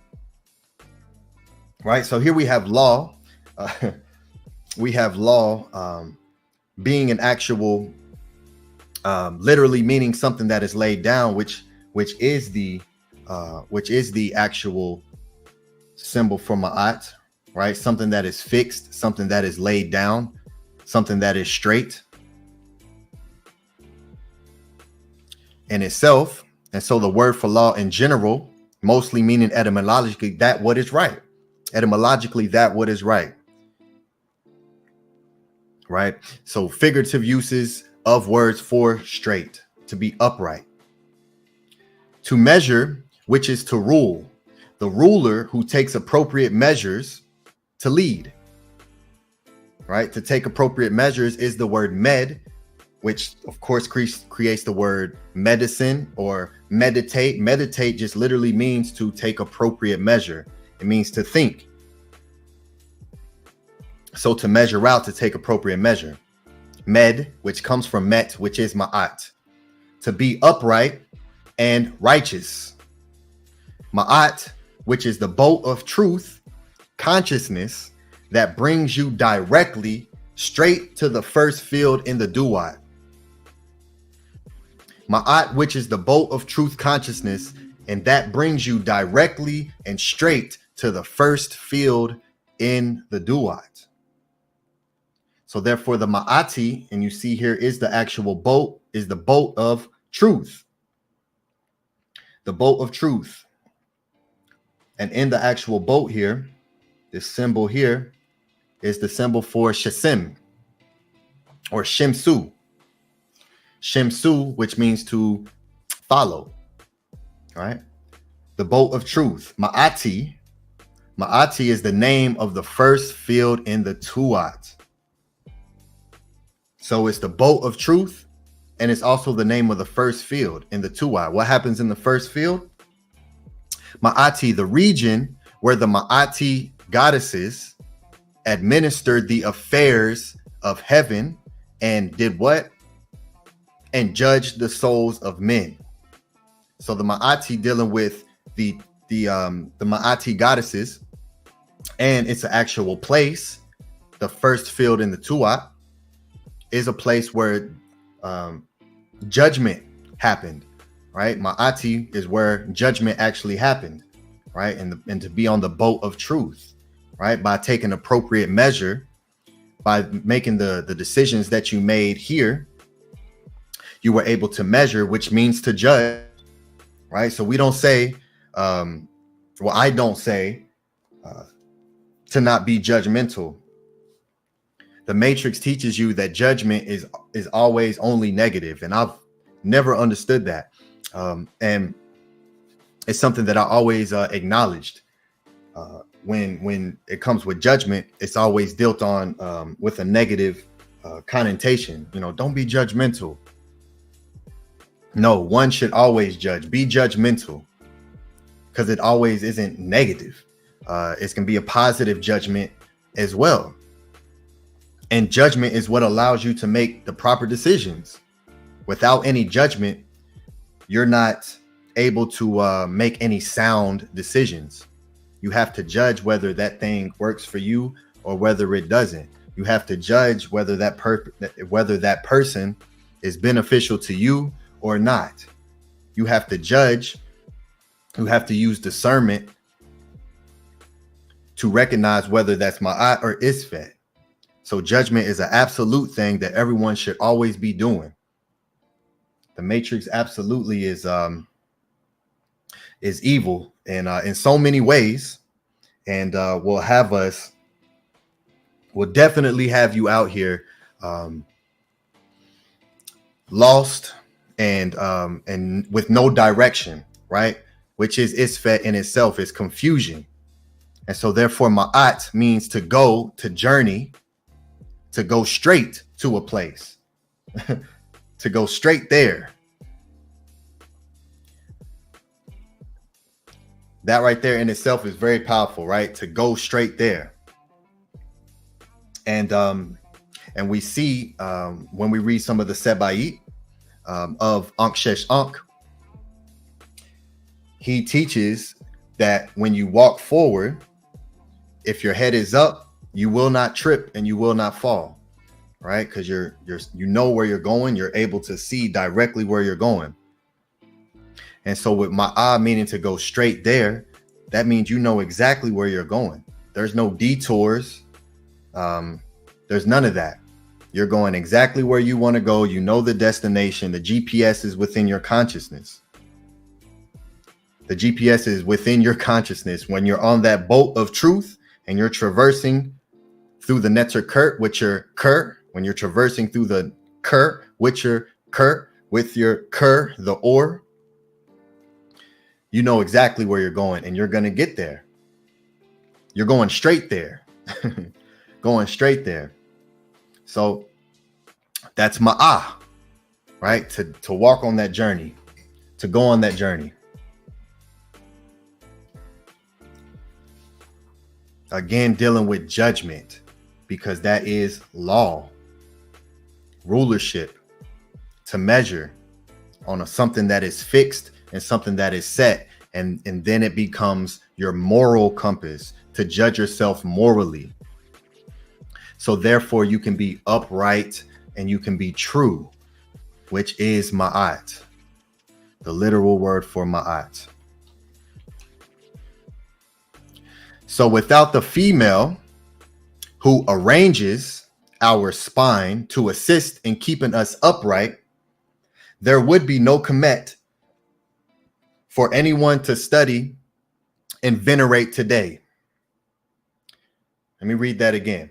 Without the female who arranges our spine to assist in keeping us upright, there would be no Kemet for us to study and venerate today.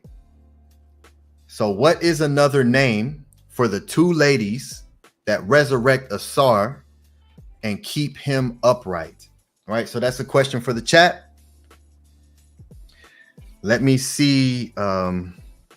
This isn't a necessarily easy question, but I'm gonna give you all a little challenge. So what is another name for the two ladies that resurrect Asar and keep him upright? Right? The two ladies that keep him upright, that keep him in law, that keep him in order, which then of course keep him righteous.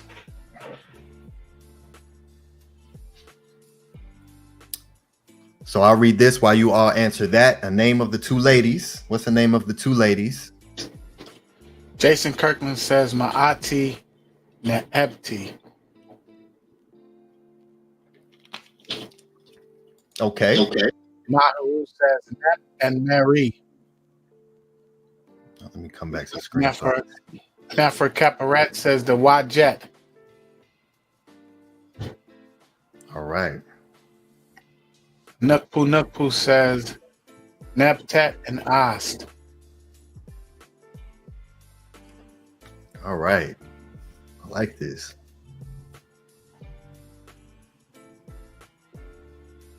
Excellent. Sherry Ka says multi.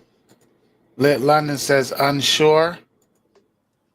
Desiree Hall says mention Meri.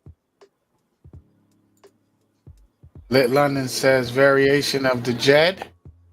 Oh, we got some Oxafek says Uacha. Minty Hotep says MT. Turts.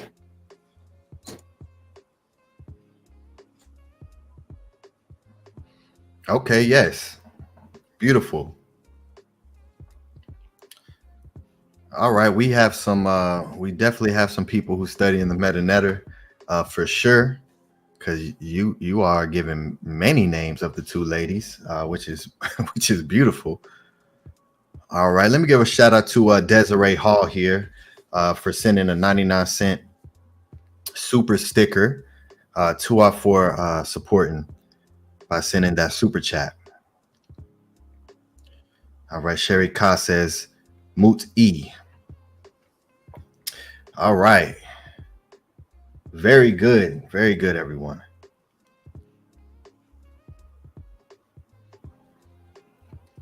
So here is the etymology of right, right? What does it mean to be right as an adjective? Correct, morally correct, to be correct. Recht of actions, just, good, fair, in conformity with moral law. Proper, fitting, according to standard, rightful, legitimate, lawful, correct in belief. Orthodox, of persons or their characters, disposed to do what is good or just. Also literal, straight, not bent, which is how you see a star. He's straight. He's held upright. Direct, being the shortest course, to be erect.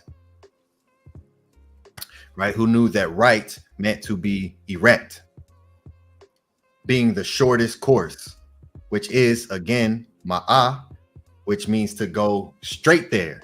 It's the shortest course. You go, it's a straight line. There's no any type of curvature. You go straight to where you're going. That's the shortest course. To be erect. Right, from German recht, retard, from Pi root reg, to move in a straight line. Also to rule and to lead, straight and to put right. To stretch out, upright, straight right, rectitude, from Old Irish rect, which is law. Rahith, bent, raised, which means just, righteous, and to be wise. Again, the judgment, to be wise, which is, what's the word? What's the metanetter word for knowledge? Right? It's rec, right? You see it right here. Reket, law, rahith or race, just, right, righteous, to move in a straight line, literally straight, not bent. To be erect, compare slang, straight, honest, morally upright. Rectus, to be right, literal, straight. Right, true. Just in the moral and legal sense. So in the moral and the legal sense, to be upright, that is the ma'at, that is the ma'at, where judgment happens. So the two ladies here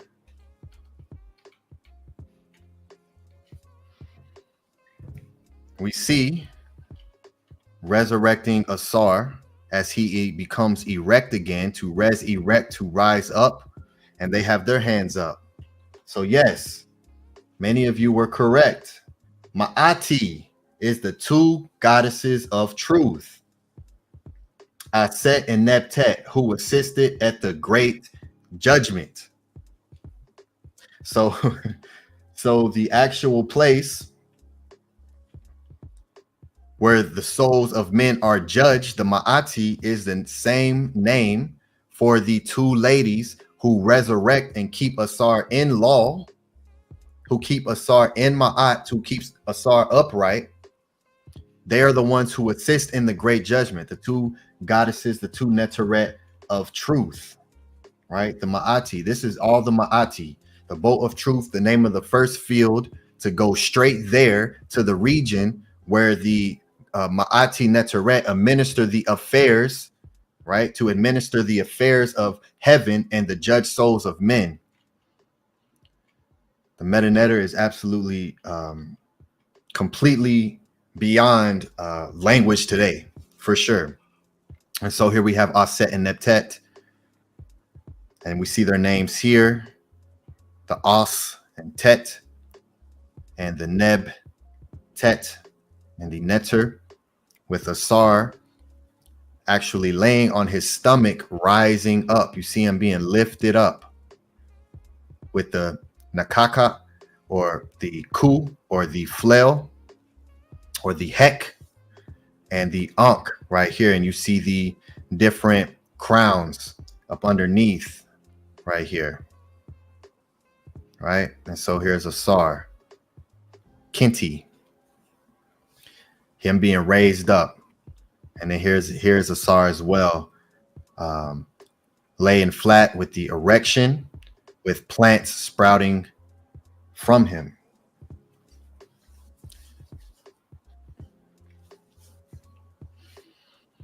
To be straight, right? To be right.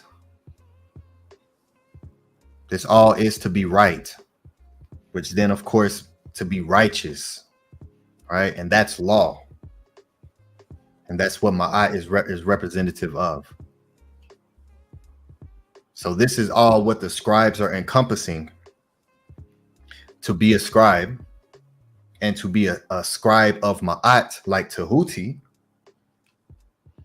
is to be a scribe of all of this, right? And scribe is sesh, which means to give out light. And another word for scribe is the sekah.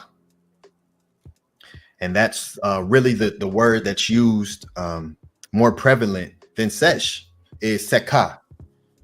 And sekah is the word for memory.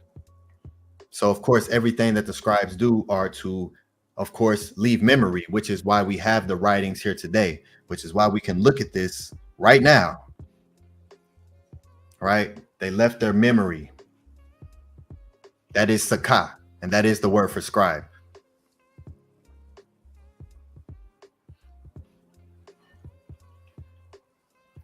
Nook, Tehuti, Neb, Ma'at. There's the Ma'at with the Ma'at standard. Sa, the S.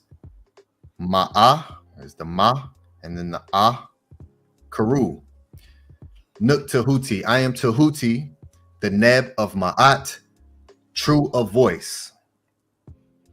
Henu to all of these sesh. So the house of Aten, we live on Ma'at, exactly like the great ancestors taught us. So let us read the first paragraph of the hymn to Aten, which can be found at the facade of the Perhe of the scribe AHMOSE. The Perhe is the meta-netter word for tomb or mastaba. So per, which is house, and heh, which is eternity, which again, you'll see the glyph in the composition, the hands up.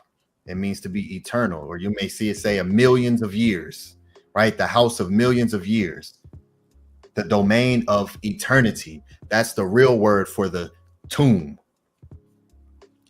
right? So today, these words that we use completely take away our power, right? Through the tones, through the vibrations that we use. And so this is why why learning the Medu Netter, why learning what the words that you're using, what they mean, it's absolutely important. So when you say tomb, right, of course that's a burial mound, right, a tombstone, right, a grave. And so then of course when you go to your grave, when you go to your death, you now go to a wake, right, the wake, which is the place of where the death is.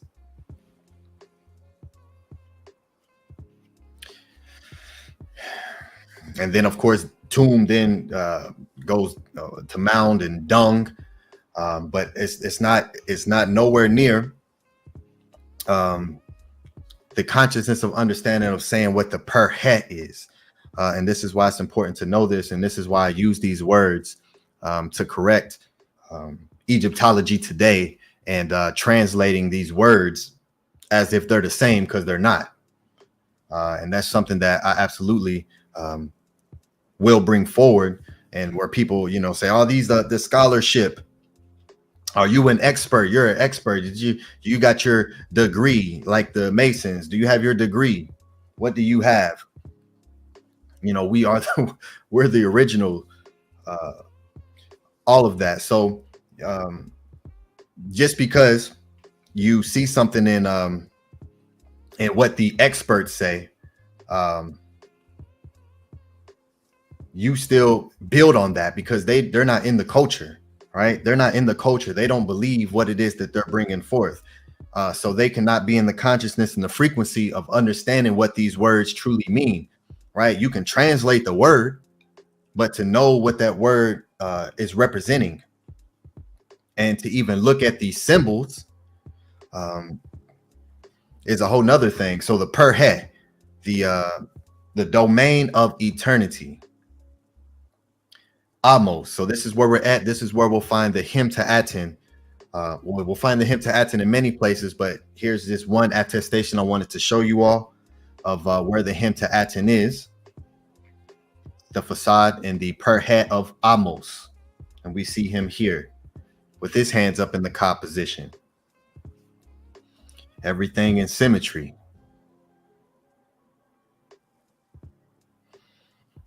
Worshipping the living one, Ra Herokuti, who rejoices in the horizon, right? And I have the metanetter here as well. And so worshiping the living one, Ra Herokuti. And here we actually see Ra Herokuti in his identity as light, who is the Aten. The word for light here is Shu. Shu, who is Aten. Shu, who is light. Light, who is Aten. Right here in the shin rings to represent a physical king. This is the house of Aten, where the Natiru exist, where we teach the Natiru exist, and where we're representatives of the Natiru. The great one, living forever, the living Aten, the great one who is in Jubilee, master of all that attend circles, right? In circles. Master of heaven, master of earth, master of the per Aten.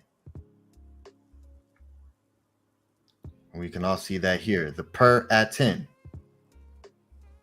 In Aket Aten. And here's Aket Aten.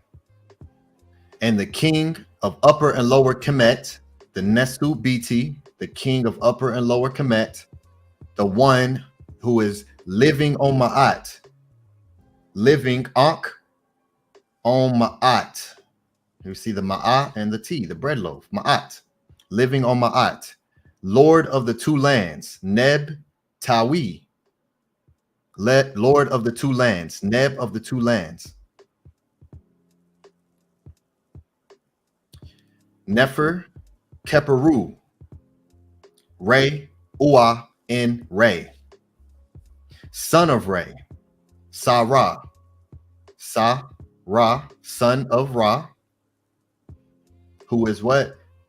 Ankh Ma'at, living on Ma'at, master of regalia, Akhenaten, the long-lived and the foremost wife of the king, whom he loves, the mistress of the two lands, right? The Nesu Kemet, or the great royal wife, or Kemet, right? That's why I say Kemet at the beginning. Here is him and the T. Merdert F Nebet Tawi, mistress of the two lands. Nefer Neferu Aten Nefertiti. So here is Nefertiti, name in the Shin. And you see all the Nefer. Nefer Neferu Aten Nefer T and then T. Nefer Neferu Aten Nefertiti. Living well and young forever and ever. Right? Living young forever and ever. Because that is what the teachings of the Natiru bring forth. Right? The resurrection, to become young again, to become new again. Which is all throughout the Purim Haru. To become young, to become anew, to become fresh. The rebirth that Ra gives every single morning to become the Keper, right? The Keper Ra, which is Akhenaten's name. Nefer Keperu, Keper Ra, the rebirth of Ra. And so here you have Nefer Keper Ra and Nefer Neferu Aten. Right here, beautiful, beautiful image here. And they're what? They're living on Maat, which is what the scribes bring forth, right? As Tehuti being the scribe of Maat.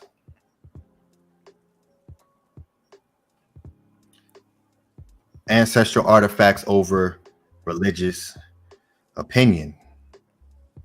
And you see this right here, holding up the foundation. And I gave a class on the pillars, on the flower of life, my class called the flower of life, and the original true teachings of the flower of life and what that is and how that's the water lily and the papyrus.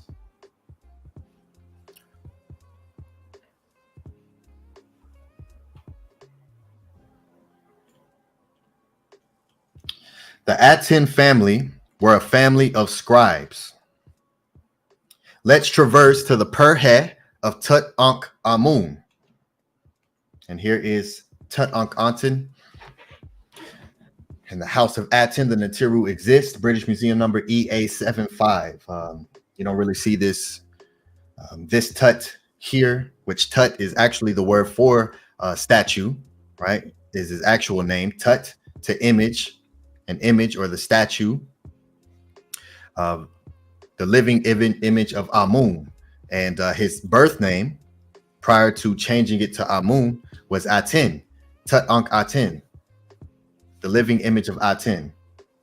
So the Aten family were a family of scribes. So let's traverse to the Perhe. And so here we are. Right, here we are. We are in Cairo, the Egyptian Museum, and you see many scribal palettes. 1, 2, 3, 4, 5, 6, 7 scribal palettes right here, all belonging to TUTANKHAMUN. Right, and you see it here as well, and you can see his name here in the Shin.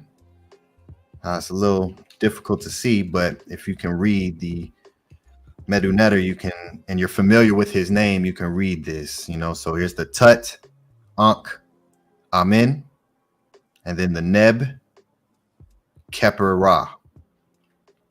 Neb Keper Ra, TUTANKHAMUN. So just like Akhenaten, whose name was Keper Ra, Nefer Keper Ra. And then here are some another image of these beautiful minhej, which is a word for scribal palette, Root word men meaning to establish, to build a monument. This is what was used to establish the law, to establish Ma'at. The scribal pallets here, all belonging to TUTANKHAMUN. Here we see many of the scribal pallets belonging to TUTANKHAMUN, but were they all originally his? Were all of these pallets originally his? So let's see. Let's dig. Let's Kim.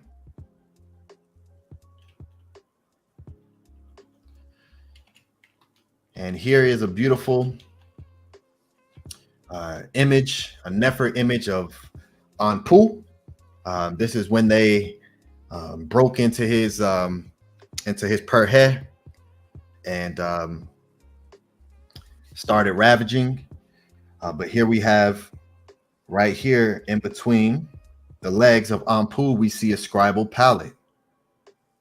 Right here, number 262, right here in between the legs of ANPU here. CAIRO inventory number JE62079. Okay, so this scribal pallet is what was right here. Whose name could this be? All right, so here's a name right here. We see a shin with a name in it.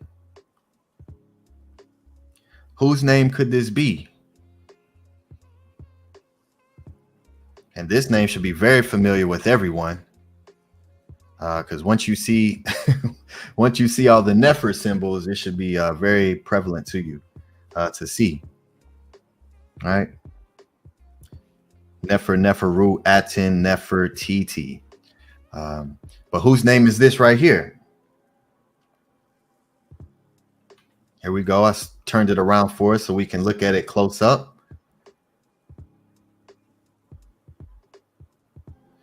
I see the determinative for the woman. See that right there? See the determinative for the woman. And we also see the word daughter. Right here we see Nesu, royal, and then Sat. Here's the bread loaf, the royal daughter. Who is this? Whose scribal pallet is this with the royal daughter? Let's see. Aten Merti. Aten Merti or Merti MERITATEN. Oh, okay. Uh-oh. Uh-oh. This particular scribal pallet belongs to the eldest daughter of Akhenaten and Nefertiti, MERITATEN.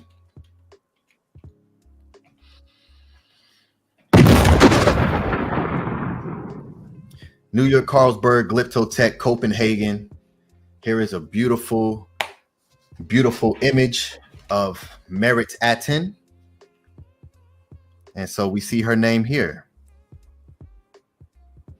The Nesu, Sat, and Ket, F, Mudert, F, Aten, Mudert.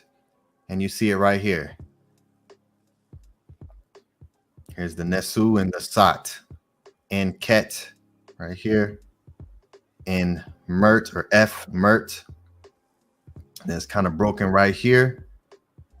But you can, the Aten.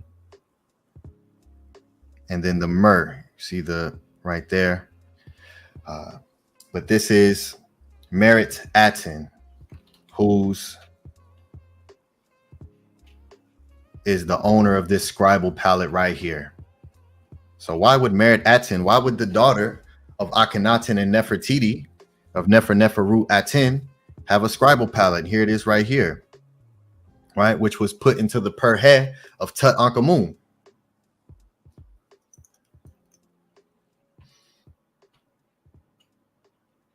But it has the name of his sister. Right here, this beautiful image here with the blue headdress and the flower earrings. Here, for the first time ever, you are seeing a female scribe with her very own scribal palette. She became the great royal wife of SMENKHARE, the successor of Akhenaten, after his reign.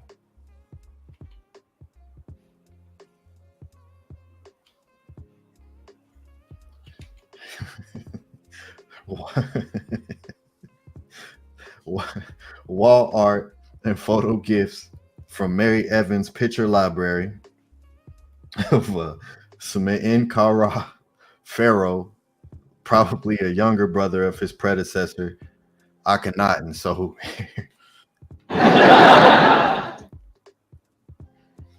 here is a painting of SMENKHARE and MERITATEN right here. Yeah, no, we will not let them steal our images. So if you actually look up SMENKHARE, you may see this image. I saw them even attempt to use this image for Amenhotep III, Akhenaten's father. But you know, we see this all the time. He's wearing the blue headdress, the kerpresh that we see Akhenaten wearing. But absolutely not. Here is some images here of, we know, the actual people, what they look like. You know, TUTANKHAMUN, Ankh-Sinamun, Nefertiti, Merit-Amun. Not this guy here.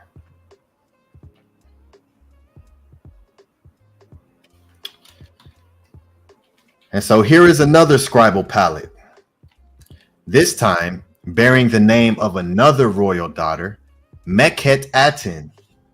So here we have another scribal palette.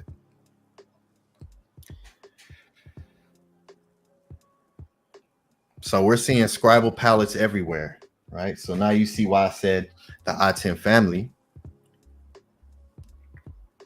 were scribes.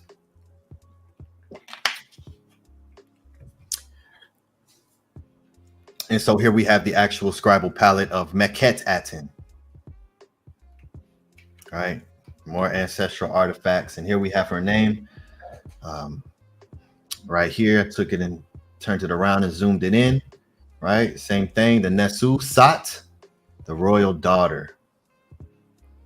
And here's her name, Ma'a. Here's the Ma'a symbol in the A arm, Ma'a, and the Ka and the T, Ma'aket, and then Aten. Aten. Right, daughter of the great royal Kemet, Nefer, Neferu, Aten, Nefertiti. All right, and here's a beautiful image, Kessner Museum in Hanover, Germany, of the very prevalent, detailed phenotype of MEKETATEN and MERITATEN. Very beautiful sisters that we have, and bringing forth their scribal equipment that they use to, of course, scribe with. The beautiful sisters here. So now that I have showed you that females also owned the scribal tools needed to write, let me take you to the Medu of what it means to be a female scribe. Hinu to the great females of Aten.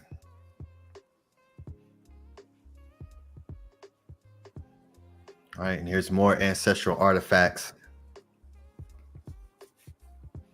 over religious opinion. Brooklyn Museum number, accession 78.39. And here we see a beautiful image of Nefertiti.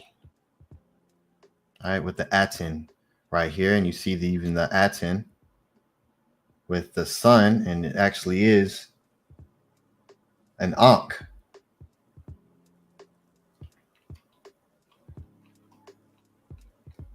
You see the Ankhs coming down. And here is Nefertiti with the young daughters, MERITATEN here. This beautiful family here, being raised up to scribe. Two princesses, New Kingdom, Amarna period, 1353 to 1336 BCE, is session number 1985.328.6. On the view at the Met 5th Avenue and Gallery 121. The demonstration of affection in this detail, showing two of Akhenaten's daughters, is typical of the intimacy allowed in representations of the royal family during the Amarna period. Although affectionate gestures are not entirely unknown in royal art of other eras, the casual pose and the fully frontal depiction of the older sister's torso are unparalleled among royal figures and are extremely rare in any type of representation during other periods of Kemetic art. So, of course, we always see the side pose, and right, we always see the side pose, but here we see MERITATEN and MEKETATEN, right, embracing each other with the fully facing forward.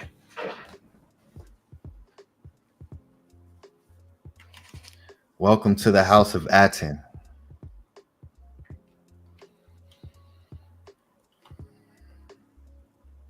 So let me take you 800 years later. So now we're moving forward. We're going into the future.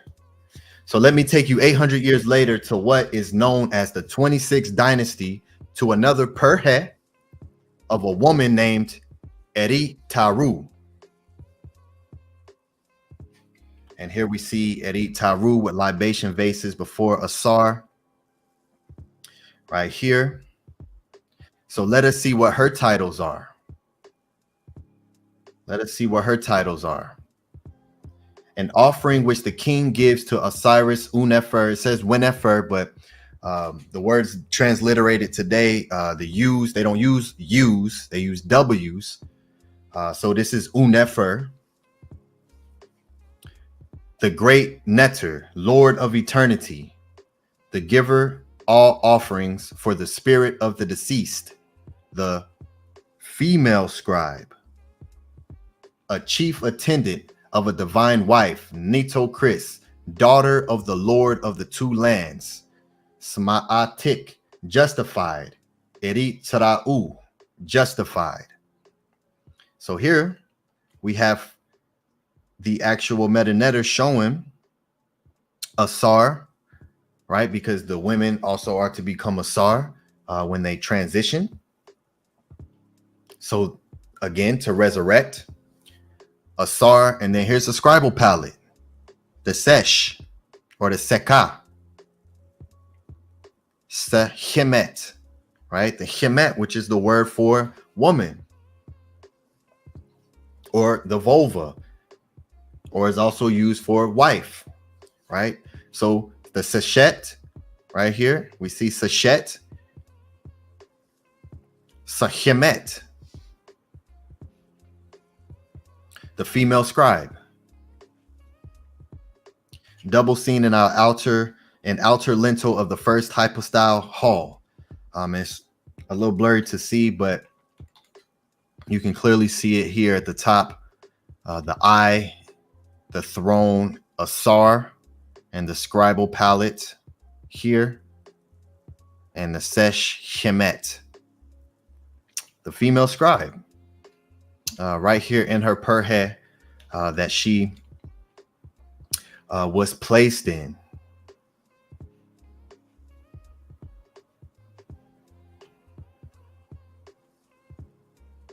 And then here's more of the meta-netter This can be found in the TLA as well. And here, this is shown that's found in her perhe, right? Of the Seshet Sehemet right here, right? And you see it all throughout her wall here. Seshet Sehemet, right? You see it all throughout the walls here. The Seshet Sehemet is the female scribe. So Seshit, Seshet, Seshit, female scribe. The epithet of the goddess Seshet, right here in the Vigus dictionary. We see female scribe, an epithet of the Neteret Seshet. And then here's a scarab in the Berlin Museum, right here, West Berlin.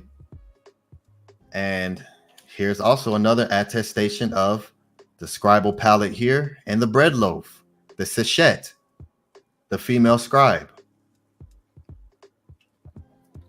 Right, so we have to dig to find the information that we're looking for here. So here's another great attestation of the feminine principle of the scribal pallet, right?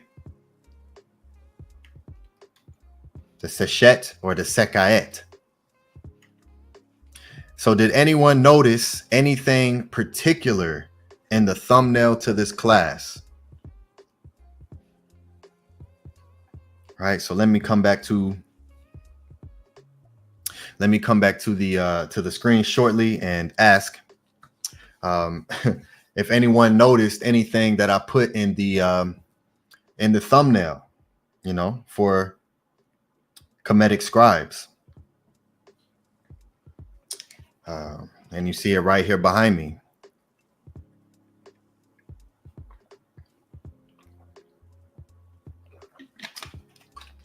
The thumbnail that I used to create this this class here, right?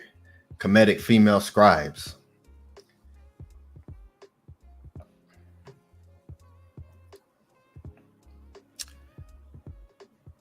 Peace, Robert Williams. See you in the chat. Hotep, good brother. Peace to you. SESHion is here. Sorry I'm late, but I'm present. Family, welcome. Welcome to great to have you. Kim Deep. Yes, absolutely. We are digging. We are digging. Nook Pooh says, that mirror. That mirror. Jason Kirkland says, mirror. Absolutely. Nefer Keperet says, yes, with the hands up. She wearing a par EE crown. Mir is Aten. Ox effect. Minty Hotep, the mirror. All right. Hand on heart. Okay. Okay. Yep. Hand on the heart. Menkhu Ross said a sister with Sesh, aka locks. Yes, she does have locks. And she is writing, aka hair. Yes, the Nefer hair. All right. Excellent.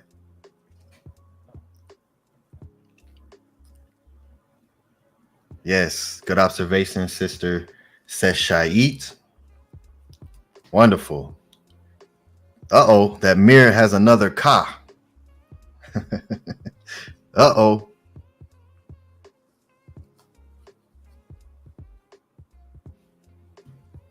Oh, there's MERITATEN. MERITATEN. All right. Let me let's go back in. Let's go back in. Excellent observations, everyone.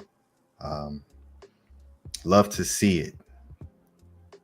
Hinu to everyone. Tua. Support the House of Aten. The only place where you'll get a complete class on female scribes. All right. Yes. Into a mirror. Why would I place this image in the thumbnail of a female scribe? Of a female scribe class. Right? So why would I place a female holding a mirror, looking into a mirror in a class about Kemetic scribes? Well, let me fly you through into the next portal. Welcome to the owl style. Come on, let's traverse. We're going to traverse through these portals. It'll sneak up on you quietly, flying silently, giving you the answers without you even knowing it. All right, let's continue to traverse. All right, does anyone know who this is? Does anyone know who this Par EE is? Who this Nesu beat is?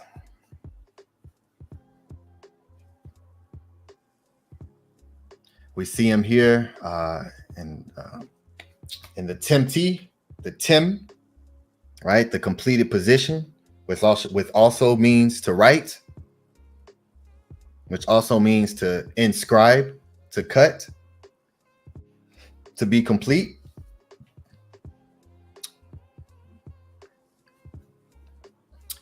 All right, let's see who knows who this great Par EE is.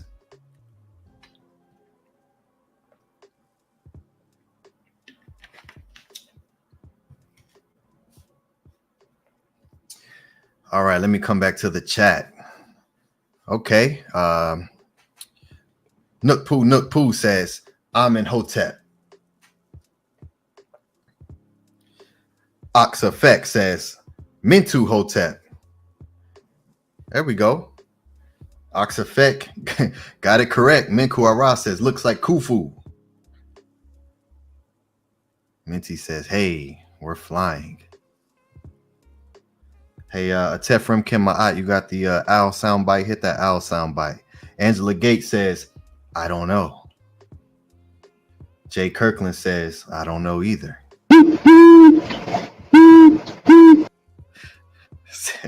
Tua SESHion says, Khufu.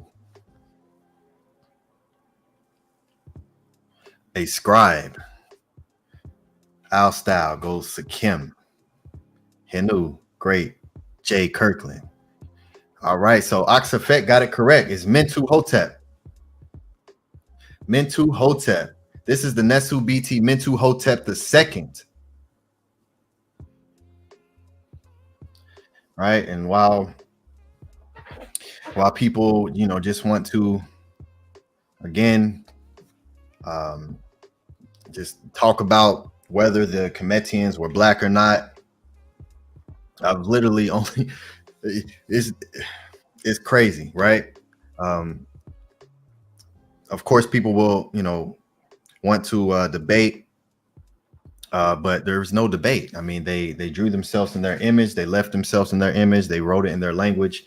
It's very clear and concise. So now that we know that, let's get into actual teachings of what it actually means, the positions that they're in, the colors of that they choose to utilize.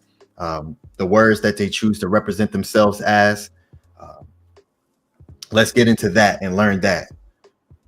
Yes, it was a variety of looks, tones. That's not what we focused on at all. But the actual facts just present themselves, and there's no need to debate about them on a continuous.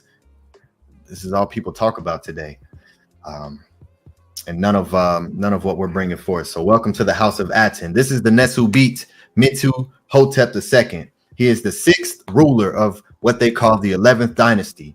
As an ancient Egyptian pharaoh circa 2061 to 2010 BCE, he is known for uniting Kemet and lending the troubled first intermediate period and becoming the Middle Kingdom's first pharaoh. As per the Taurine Kings list, which is the same Kings list that we are that we know as the Natiru being in physical form, because they're also on the King's list.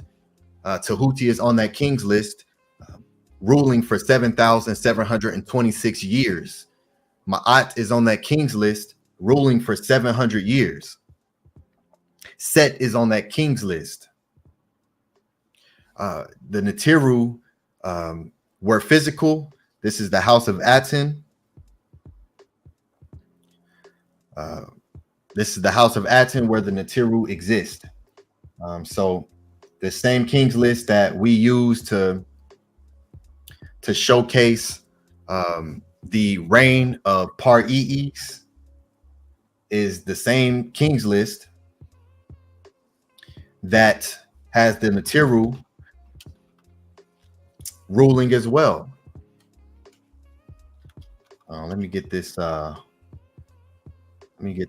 thumbnail, this updated thumbnail real quick for you all, because I want to show this, and we show it on the actual shirts too, right? The Natiru exist. House of Aten, new House of Aten merch coming soon. House of Aten, the Natiru exist. Menkhu says that's Killer Priest. Yes. Yeah, we're here, and we're the best. As per the Taurine Kings list, he reigned for 51 years. Mentuhotep II succeeded his father, Intef III, on the throne, and his son, Mentuhotep III, succeeded him afterwards. All right, so here is the Neferneter Mentuhotep.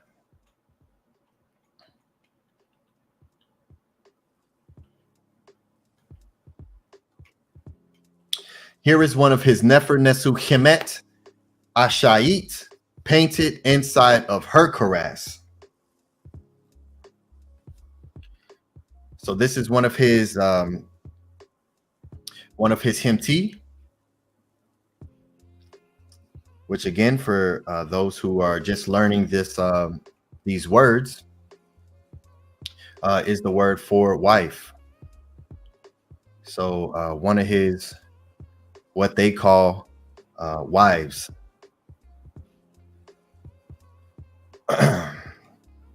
And this is a beautiful synchronicity. I was waiting for the specific direct synchronicity that was going on with Saba Tehuti's podcast on Seshet, and he also showed one of Mentu II Hotep's Hemets Kawit, when he was showing her getting her crown, getting her hair, her sesh, which is also the word for sesh, getting her crown done.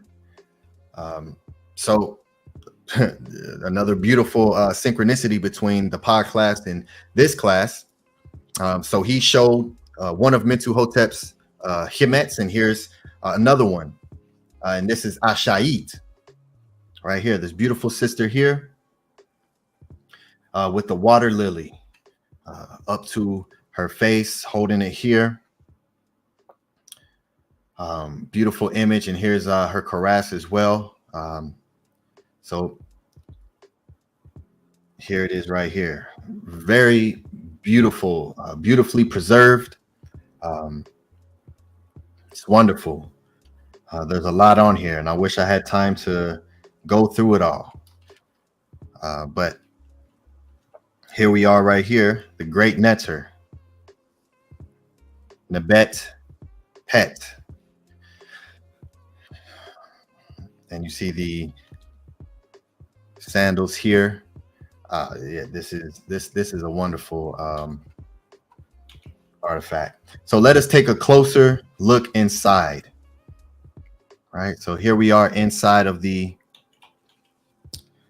inside of what they call the sarcophagus, what we know as to be the Keras. Right, so we're inside of it, very beautifully preserved.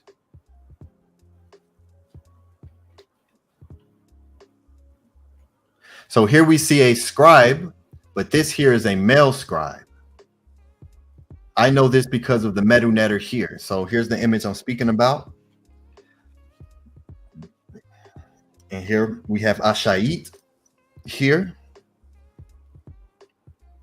And we have the scribe right here with a scribal pallet in his hands. Right, with actual medunetter on the scribal pallet.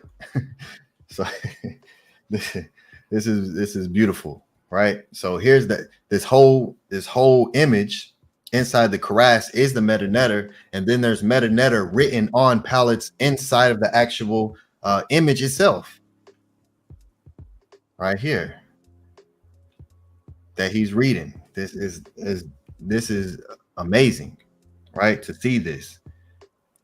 A lot of times in sculptures or things that you see today, it'll just be like scribble in here. And even a lot of the statues today with medunetter, it's not real. It's not the real language. It's just images just scribbled in. And it just goes to show the meticulousness and the exactness, the Maat, that the scribes exercised. All right. So here we have him here, and we see a mirror right here sitting on this little table here. And the sesh right here, netter, chatep, Meri, hinet, hinut, f anet, f ma'ah keru. But we see the sesh here with without the bread loaf. Right, without the seshet or the chemet or the smehet. We don't see that. We just see the scribal palette here. So we know that this is a male. This is a male scribe. So this particular sentence only has the Y3 glyph, which is this glyph right here in the Gardner code, MDC code. The Gardner code is the Y3 glyph, which is the word scribe in masculine form. But let me show you the other side with the females in an entire scene. You will be surprised of what we find. All right, here we go. We're traversing. We are traversing. So here's the entire image here. Inside the Keras of Ashait, which is the Kemet of Mentuhotep II. Very deeply melanated, and people will, even when people will say, "Oh, well, this goes back to this is the dark soil of the soot, the Kemet. It's just representative of the dark soil," and it's like it's really prevalent in Egyptology, and this is why the debate is unnecessary. And anytime you see, it's always this is the Nubian, and these like the Nubians are the Nahesi aren't the Kemetians, right? They always want to separate, right? Like this ain't a Kemetian, and like this ain't a Kemetian, or like this ain't a Kemetian. These are all Kemetians here. These are all the Raketi. You see all these different tones.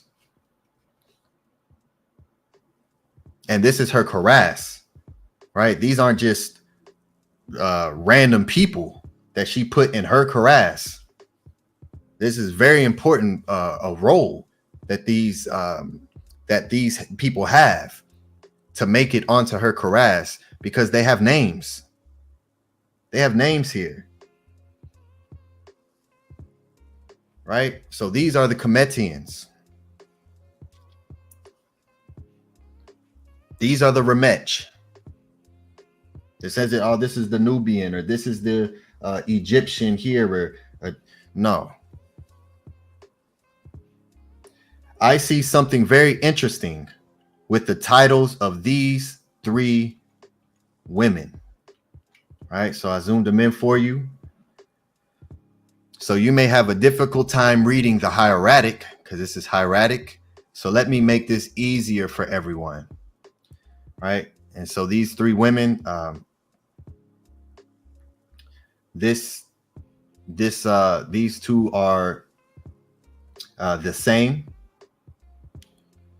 and well, this one here and this one here are the same, and we can tell by the name, right? The name is the same here, right? As the S bolt, you see the S bolt and the line there, and the person laying down. That person is that glyph is when someone is laying down, right here. So this and this is the same person, and then you have this person here at the same determinative at the end of their names, but that's a whole nother class. I'm not gonna get into that. And so here we are right here. Here it is zoomed in. What is this glyph here? Can anyone guess what this what this glyph is? Right, the hieratic is definitely not as easy to point out what some of these things are, because now we're moving into more of a line script of the more complex images. All right, so I'm gonna help everyone out here and show what this image is.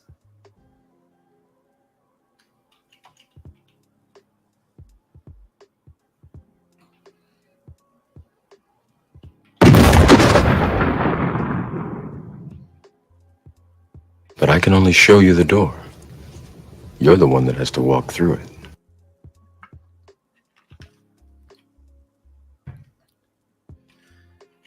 Is everyone here with me? Were you listening to me, Neo? Or were you looking at the woman in the red dress? Here is the hieratic. Here is the hieratic for the Scribal palette and the bread loaf. So this is SESHion that you see in the front of all their names. SESHion, SESHion, SESHion, SESHion.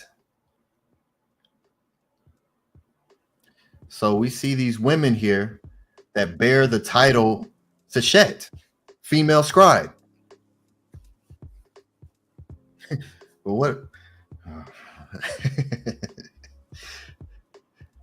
Here we go. Middle Kingdom, 12th Dynasty.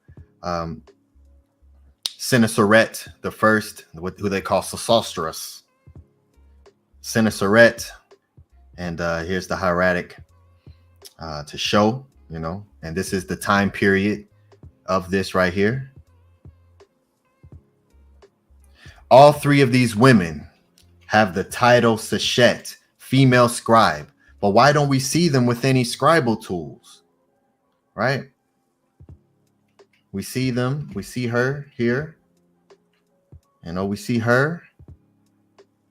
We see her here.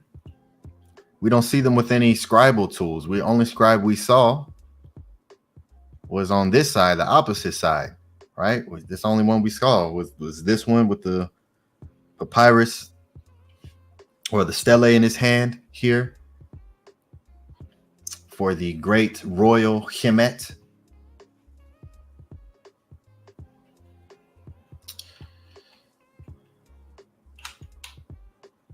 So let me, for the first time in your life, introduce you to a new consciousness with the word sesh or sekah. Same meaning, scribe. What else does that word mean? Seshu, sekah, scribe. You actually have been looking at the scribal tools the entire time, because the female scribe is also the makeup artist, which is the female scribe, the seshet here. The same thing that we have here, the seshet, with all of these Nefer women here.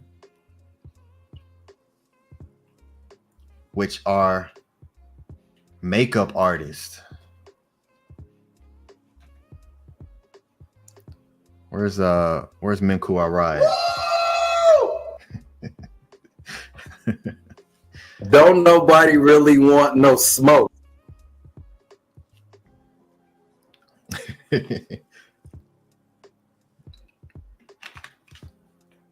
So yes, the female scribe is also known as the makeup artist, the seshet,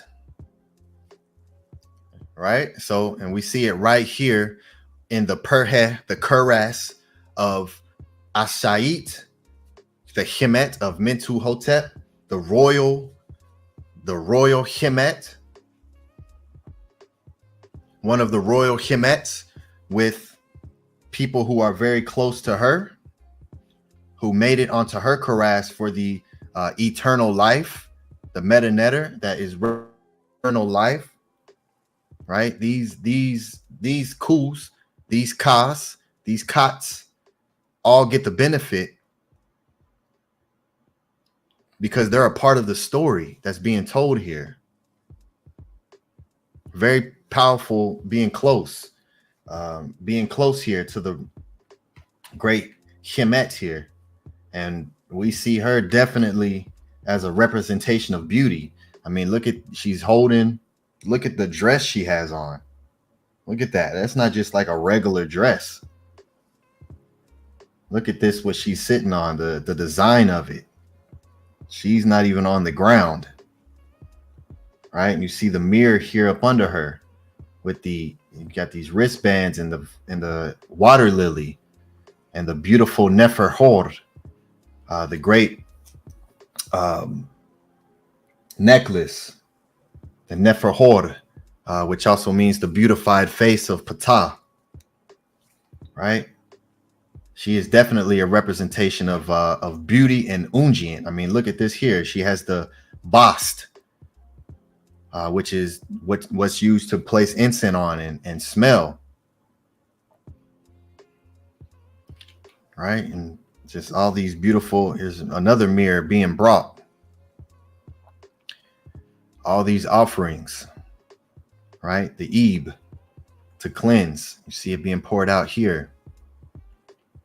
So she was definitely about beauty, which today, let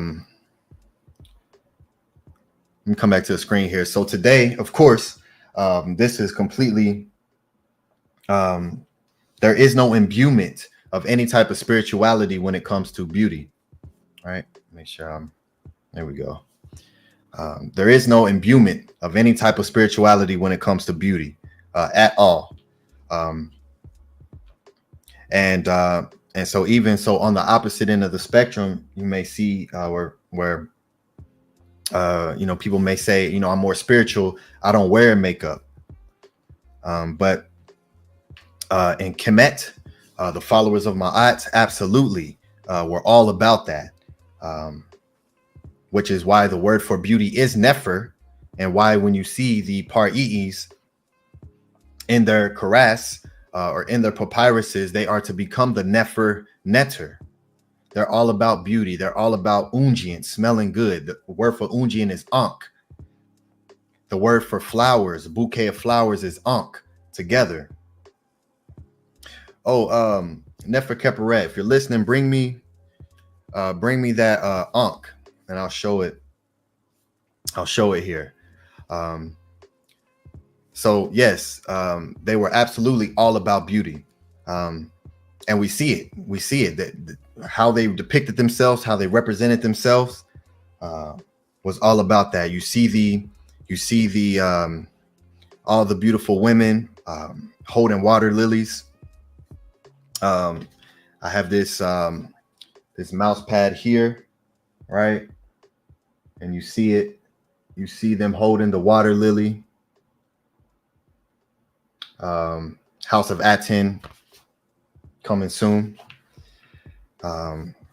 And it's just a wonderful thing because when we understand that they imbued themselves in beauty in itself and in the ability to be able to smell. So here I had one of Nefer Keperet's little cousin. She does a business and she makes like these flowers here. So I supported her and I asked her to make me a bouquet of flowers, which is ankh, right? To make me an ankh. And you see black and blue roses in here and a water lily, right? And you see the light down here at the bottom, which of course is representative of the sun. When the sun comes over, it opens up. Go back to my flower of life class, right? And then I took Ahati Maat has a fragrance line, and I put it in this bottle, this spray bottle, and I sprayed, and so it smells amazing. I put flower bomb, right? He has a fragrance called flower bomb, and so I sprayed my ankh flowers with flower bomb, so which is also the word ankh. So this entire thing is amazing. So when you see them, you know, with the flowers up and with the wax unguents on their heads, just the smell is amazing. It gives you life, which is why it's the word ankh, right? Very powerful, very beautiful. And this is why my art is so far advanced beyond everyone, right? So we're going to echo, you know, what the great people of Kemet did, what the great people of Ma'at did, and we're going to support each other as we do it, right? And so this is the goal of the House of Aten, right? And we're learning in the Wisdom Wednesday classes of today. Not today, but this particular session we're on is Ankh Shesh Ankh, right? And Ankh Shesh Ankh gives a lot of business advice, Seba'it. And the House of Aten is going to show and represent what it means to be in Ma'at and be a successful business on Ma'at, right? When you usually think about business, it's always something, some isvet happening, some chaos, someone stealing something, someone not keeping their word on something, things being broken down, having to worry about certain things. The House of Aten is representing the Natiru, is representing Ma'at. So we're going to live out what the Natiru teach us. We're going to echo the rituals that they do. And we're going to live as they did. And we're going to show that business, spirituality, science, we all imbued it all into one, which is why we were the greatest. Yeah, we're here and we're the best. So Hinu to the Pa'ut, Hinu to the Tepa'ui, the great ancestors, Hinu to the Sekah, the Sesh, the scribes who documented it all, so we could Sekah have a memory, and so that we can also attain the Sekah and the Neter Kurt, to remember in the traversing of the Neter Kurt by going through the Kansu, the double door of the Ka, and reach eternal life. Hinu. So yes,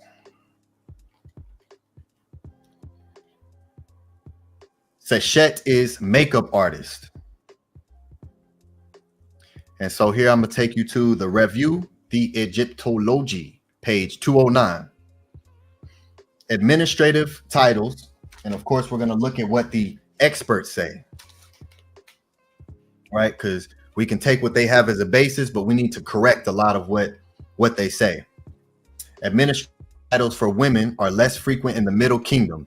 The most common title is Lady of the House, the Nebet Het, most likely referring to married women. However, there is also a title sometimes translated as female scribe, the Sekat, right? So that's why you'll see this word for scribe as well. The Z is a S sound, and the H with the line under it is the K, is the K sound. It's like a glottal back of the throat noise. And the what looks like a 3 here, Aleph, which is Ah, and the T, so a sakat. Against the interpretation of the title as scribe, G. Postner pointed out that in the least one instance, the sakat seemed more likely to denote a woman in charge of makeup rather than a scribe. But of course, that would be incorrect, because they're just denouncing, or they're just putting a scribe as someone who writes. And that's what I've been pointing out in all my Sunday sessions. Scribe does not just mean to write. A scribe is just not someone who writes. So yes, someone who is also decorating, and someone who is also creating or drawing or painting and also doing it for the body is also a scribe. He examines that a female scribe on the sarcophagus of the royal lady Ashait, where there appears a woman with the title carrying a mirror, a jar, and a chest. Furthermore, he discusses the title makeup artist Sakat Net Resh, known from the P Brooklyn 351446 and P Balak 18. Obviously, G. Posner places the title female scribe Sakat in the context of traditional conservative female duties. H.G. Fisher argued against this. He said that the title Sakat female scribe is found on a scarab seal that I showed, and a scarab seal is a high status object not suitable for a low rank of a cosmetician. And again, that's the Matrix putting in, it's a low rank. Absolutely not. How would a cosmetician be of low rank when we see them right here, right next to royalty, and not just someone that these are people who are close to her. And this is just one side. This is just one side. I employ everyone to go look at Ashait, her Karas. It's absolute beautiful ancestral artifact. So no, it's not a low rank to be a cosmetician. The occurrence of the title on a seal itself is for him the proof that scribe is indeed a person able to write. So yes, female scribe is also the cosmetician. Welcome to the House of Aten. So here are the scribal tools, right? Here are the scribal tools that were always there: the mirror and the cosmetic box that we see here. These are the scribal tools right here. Here's her scribal tool. Here's her scribal tools. Because this is what they're using to create an establishment, to create the monument. Because how important, we see everyone, men and women, wearing makeup, wearing eye drawings.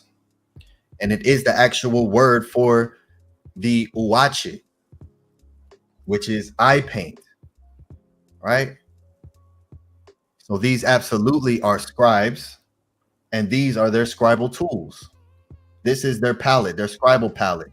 Ain't it called a palette? Don't y'all have? Don't the women have a palette as well?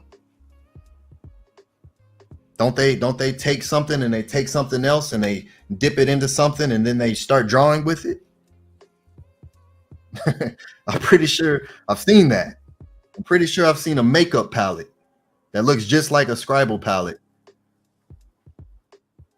So yes, these are the seshets.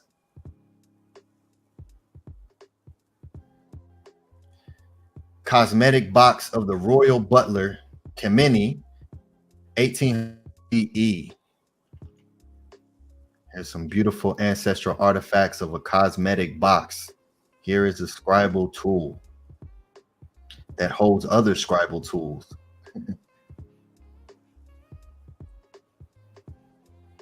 Right here, absolutely beautiful. Very well preserved. session number 26.7.1438 that we see here. The cosmetic boxes, which what you see here under her as well. So Ashait was absolutely into cosmetics and beauty, and why she has 3 female scribes around her.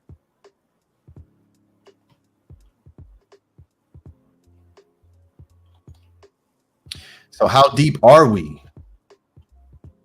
How deep are we? What is the most common plant associated with the scribes of Maat? That's an easy one for everyone to answer.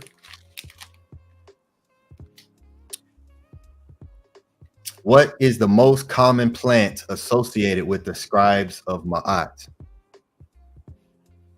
Let me come back to the screen, or come back to the chat, and see what everyone is saying.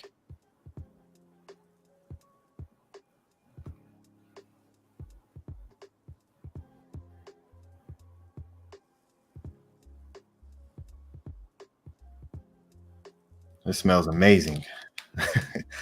Shout out to Ahati Maat. All right. Let's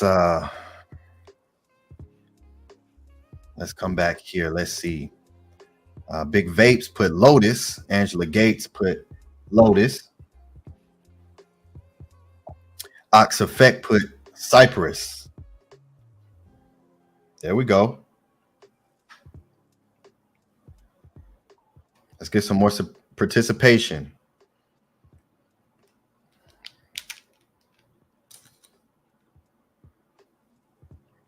Minty Hotep says, I sometimes keep my paint and brushes in a makeup box. This is great confirmation. Wonderful. Seshait says papyrus. Yeah, there we go. Cypress, papyrus. Big Vapes, Angela Gates, and Jay Kirkland put lotus. Robert Williams put water lily. There we go. Antu and Anu. Cypress, polyfer. Absolutely. The cypress plant, the papyrus. And remember everyone, the lotus is what they are calling the water lily in Kemetic. The lotus is actually a flower that is more in India. So what you see here,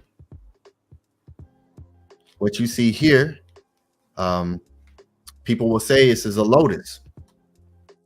It's not a lotus. And so I want us all here in the House of Aten to make sure that we know that when we're speaking about the great flower that we see all around Kemet, that's a blue water lily. And that people just started calling it a lotus because it can look kind of familiar. But it's not. It is absolutely a water lily. Okay. So yes, the papyrus, the cypress polyfer, right? The cypress, yes, absolutely, 100%. That is the plant associated with the scribes, right? The papyrus plant. Yes, the cypress papyrus plant. So of course, the mirror, being that it is a tool used for female scribes, would have to have some connection to the papyrus plant, right? I mean, that would just be amazing. If the female beauticians, if the cosmeticians, if the makeup artists are scribes, right? And we know that the most prevalent plant and item associated with scribes is the papyrus plant, right? That's what we use to scribe on. So if that has a connection with the mirror, that would be absolutely phenomenal.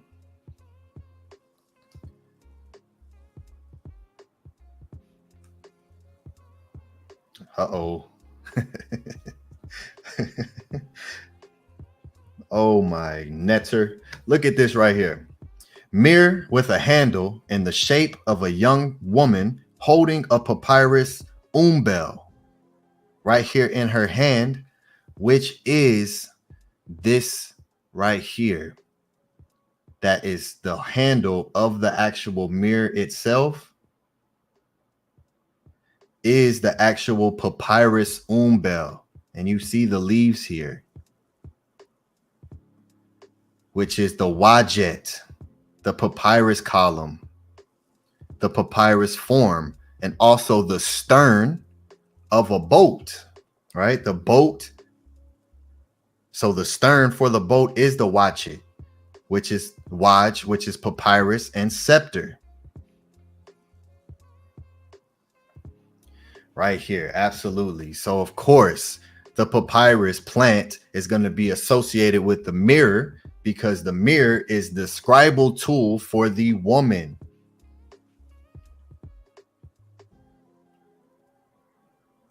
And so here is in the I threw this extra little gem in here, in the tombs of what they call the tombs of Armana, right, where we find all of the writings of Akhenaten and Neferu Aten Nefertiti, the hymn to Athens. Here you see the shin here, and you see the shin here, and you see the word heh, which in the middle, which is usually a sun, right? The Aten is the actual mirror, which means reflection, which is the mirror, right? The mirror Aten. And so you actually see it here on the walls, being represented in between the heh, which where I've been pointing out throughout this entire presentation, will be going into the per heh, the house, the domain of eternity, right? And so this is given to give sustenance, to give life. The cheta, the chet, which is the same word for vocal or to speak, the dejet, words, and ta, of eternity. So to give sustenance and provide life for eternity and for eternity, while being a reflection, an Aten reflection. And that's what we see here, the Aten, the mirror with the Uwachet papyrus plant holding up the Aten.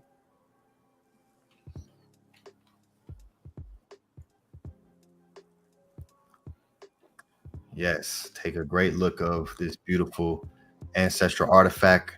Look 1972.118.30 Nefer. And you can actually see it here, you know. It is this. This is this.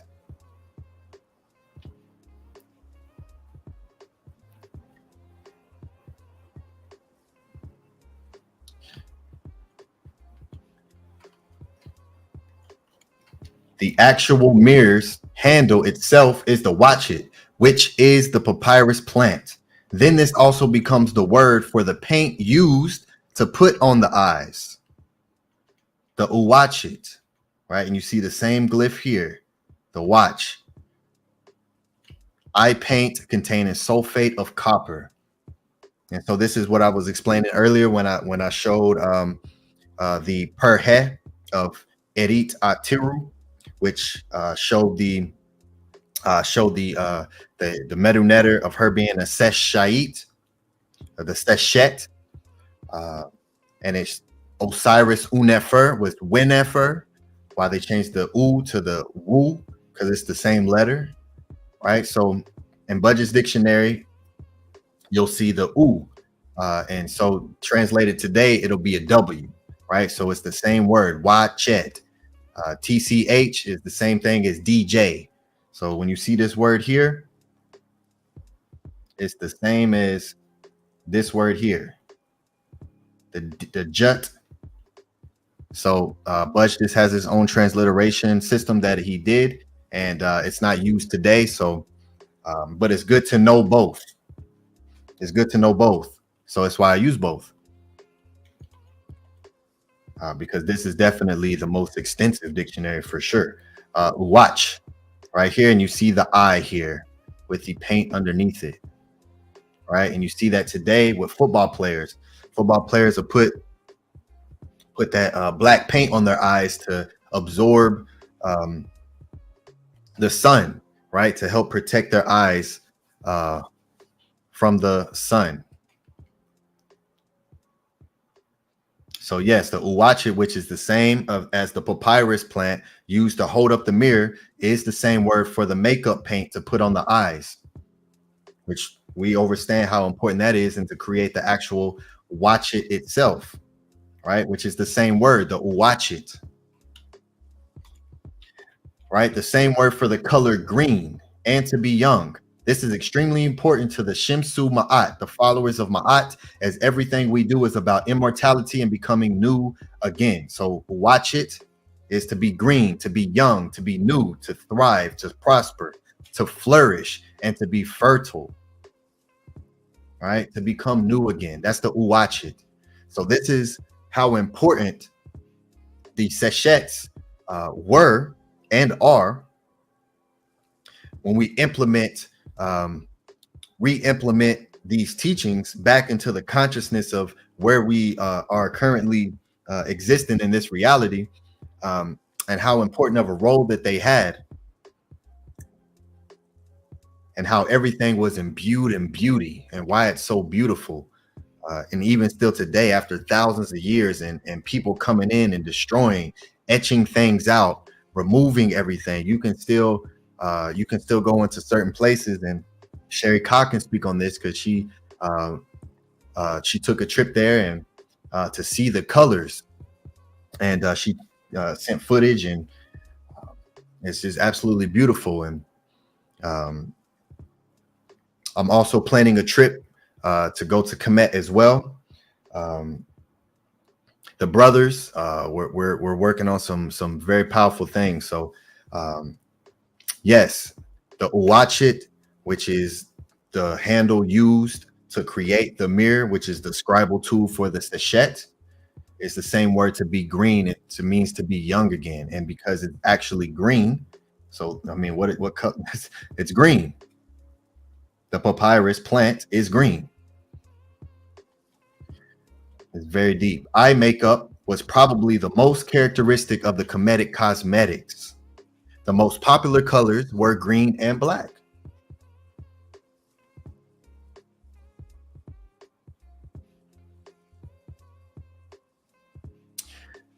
So here is a beautiful cosmetic spoon used to keep powdered makeup, and also unguent for incense. Unguent would also be kept in this, in which is the shape of an ankh, and the stem being the papyrus plant. The imbuement is real, right? So let's look at this beautiful image here of this cosmetic spoon in the shape of an ankh, with the actual stem here being the watchet, another scribal tool for the seshet. So of course it's going to be associated with the papyrus. I mean, how deep were the ancestors? And here's the meta word, sefdu, a metal object used in ritual, or an incense spoon, or a cosmetic spoon. And sefdu is the same word, but now it's papyrus roll. These are the scribal tools. Absolutely beautiful. I hope you are supporting this class. Cash App, PayPal, House of Aten. Utilize those links pinned to the top of the chat. Send a super chat. Those watching on Rumble, send a rant. Support the House of Aten. The word for makeup is sesdemu. Sejemu. And so here we have the actual word, sejemu, with the ear, makeup or cosmetics, and sejem, which is paint, eyes, body, and also to anoint. To apply makeup is sejim and sejemu. And for those who are in the Wisdom Wednesday classes, what else does sejim mean? Let me come back to the screen, or come back to the chat here. What else does the word sejim mean? Everyone who's in the Wisdom Wednesday class should be able to answer this because it's one of the most used words in the maxims of PTAH Hotep. The sejim. Let's come back here. Let's come back. All right.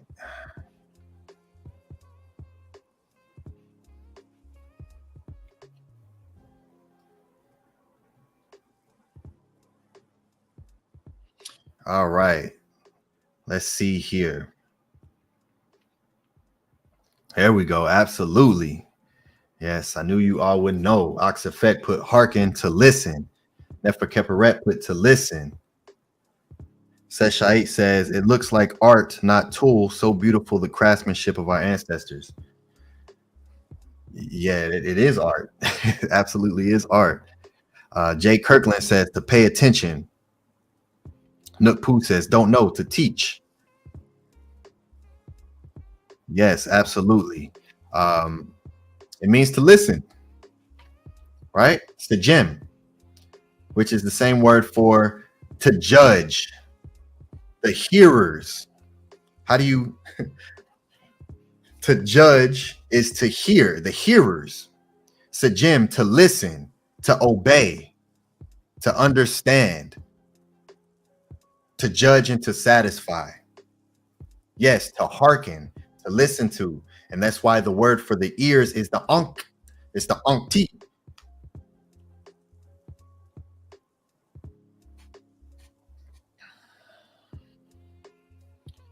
So the same word for makeup and cosmetics, to apply eye paint, to apply makeup, is also the same word for judgment itself.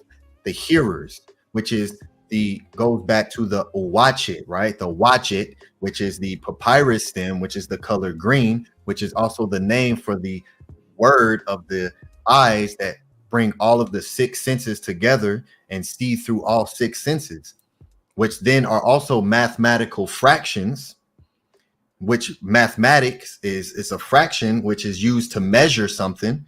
And so to measure allows you to rule and to become a ruler through the judgment. So it's to take appropriate measure. So it's all an imbuement and very deep and expansive and creative way to teach. It's so powerful. So yes, Sejimi is judge, the hearers, to listen, to obey. That takes us all the way back to the beginning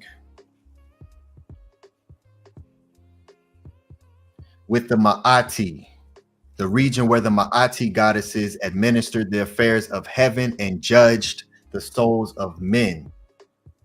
Because Maat is the personification of law, of order, rule, truth, righteousness, justice, the straightness, the uprightness, the highest conception of physical and moral law, which all goes back to the scribes of Tehuti being the scribes of Maat. And here are the female scribes who are Sejemu, who are applying makeup, cosmetics, and the eye paint, and all of what that means and symbolizes when you're writing and you're drawing these sacred symbols on yourself or on someone else. All of this is in the consciousness of the person, of the female scribe who's scribing. She's scribing. And it's all an imbuement of eternal life, right? And judgment, making proper decisions, right? To be in Ma'at. The scribes of Ma'at, which bring order and arrangement to the planet, right? That's what the scribes do, right? Document Ma'at, which is order, which is arrangement, to regulate, which is law. The scribes are the one who bring forth Ma'at, male and female. And so what's the etymology of cosmetic? The art of beautifying, the art of anointing or decorating the human body. Latinized form of Greek cosmetic, which is a techne, which if you go back to my music class, music in ancient Kemet, I broke down what the techne is in the Greek and the 9 muses and the techne art and what that means and the creation of technical. So go back to the music in ancient Kemet class to learn about what techne is here. The art, right? The 9 arts, the 9 muses of dress and ornament, from feminine cosmeticos, skilled in adornment and arrangement, to arrange, to adorn, from cosmos, order, see cosmos, the universe, the world. Cosmetic goes back to the universe, the world, the cosmos. Order, good, order, orderly arrangement. A word with several main senses rooted in the notions meant generally to dispose or prepare, but especially to order and arrange. So I've been using those words the entire time. Order and arrangement in my class here since the very beginning. It's the OWL style, giving you the answers without you even knowing and telling the end at the very beginning. Flying through silently, and at the end, now you see it. The verb cosmos meant generally to dispose, prepare, but especially to order and arrange. For battle, to set an army in array, to establish a government or regime, to deck or to adorn, to equip, to dress, especially of women. Thus, cosmos, right, had an important secondary sense of ornament of a woman's dress, the decoration, dressing of the hair, and cosmetic, as well as the universe and the world. Wow. This is what the female scribe is representative of. And so sesh is also the word to decorate that we see here. Decoration, to deck out, to deck, to adorn is sesh. Right? Makes perfect sense. So let me show you how this is still in action today with one of the most successful beauty brands, with Fenty Beauty and Rihanna. So this is how we'll close out, and I'll show you how this is still being incorporated today and how the consciousness of the Natiru are still heavily prevalent, and why and how certain women are still being representatives of female scribes. And so here we have Rihanna, who is the owner, the creator, the founder of Fenty Beauty. I'm sure all of the women have heard of Fenty Beauty. It is one of the most successful beauty brands of today, especially of any melanated woman. Absolutely, she is completely taken over the beauty industry, and who is someone who is also a writer. But she is now in the beauty, so she is still actually scribing. She went from one form of scribing to another form of scribing, but it's all scribing, right? And so now you see her here in Vogue. This is Vogue. This is one of the most popular magazine that you can get on. She's on the cover of Vogue as Nefertiti. You see that? Rihanna, thousands of years apart, two iconic women will finally meet in the pages. Rihanna and then Nefertiti, which takes us again right back to the beginning of the class. Here's her Instagram that she posted. Falcon, right? A light that shines in the darkness, never close their eyes during sleep.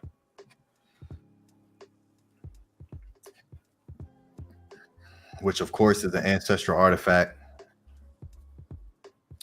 Inlay depicting a falcon with spread wings in the Met Museum. And you see her up here dressed as Nefertiti. So she's completely, and some of you may also know, she has right under her breast, she has Aset with the spread wings going up under her breast, right there in the middle of her chest. She has a tattoo of Nefertiti right on the upper side of her ribs.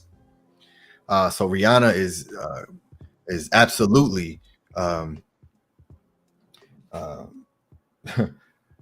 she is absolutely imbuing herself with the Natiru, and you'll never hear her speak about it. That's the thing, and that's what I always speak about when it comes to these artists. And Menkhu has spoke about it, with different artists, and how they're using the Natiru, they're using the magic, the Heka'u. They're using the Heka'u to produce their magic, but you'll never hear them speak about it. And so this is one of the things. This is one of the things that has to change, right?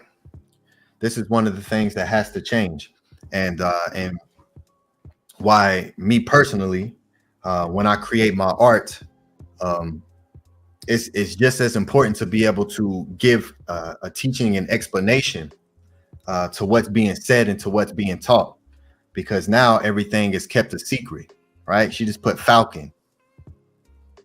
She didn't put that this is actually Heru, right? And this is actually supposed to be a Shin ring, right? Represents Heru Bahutet. She's not saying, hey, this is Heru Bahutet. She's saying this is a falcon, a light that shines in the darkness. Yeah, absolutely. Put Heru Bahutet in your title too. Right? So you see all of these major artists utilizing the Natiru. You see the same with Beyonce. Beyonce also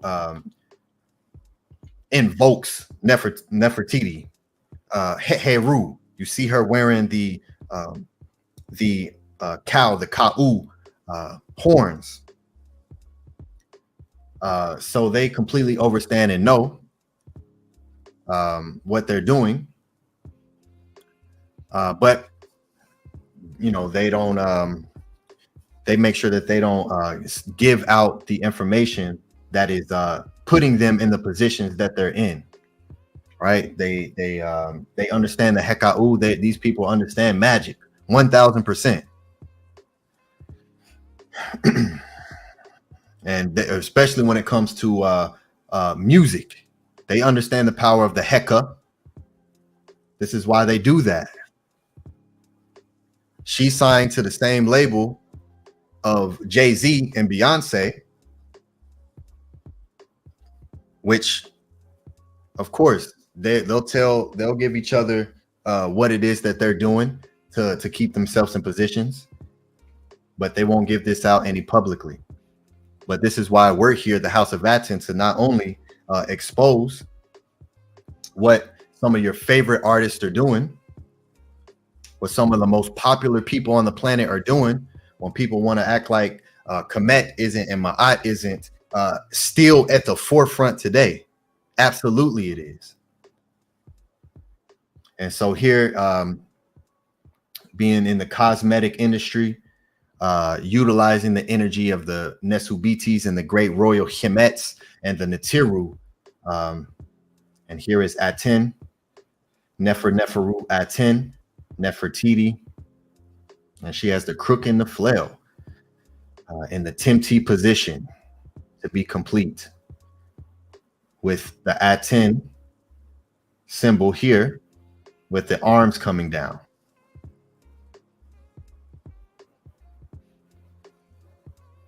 May this Sunday session inspire all of the female scribes that I just brought the consciousness into existence for you to become a Nefer Netter. And I'll show you one last image of a cosmetic box that I came across that I didn't put in this presentation, but I do still want to show it.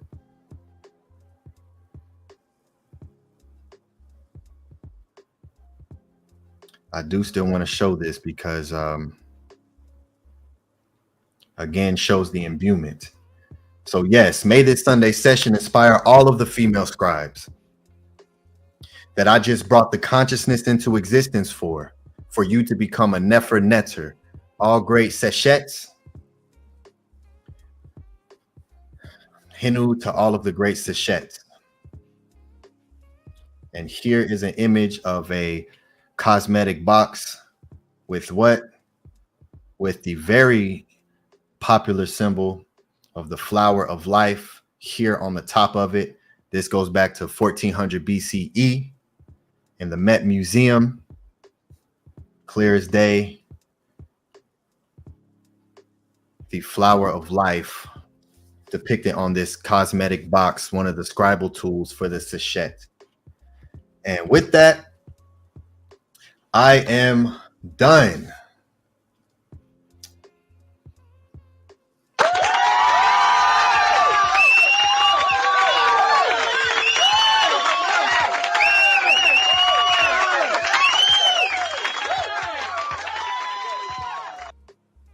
Come join us, House of Aten, Ancient Tehuti and Teachings and the Tiru. Back to the source, we the original Axemen. Better keep teaching like this. You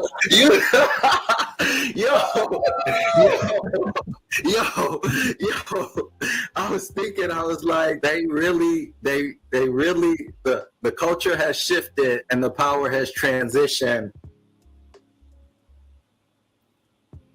Very Nefer, my great brother.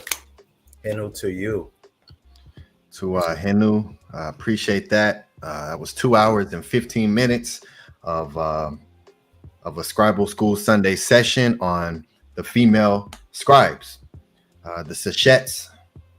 If anyone has an extensive class like that, please let me know.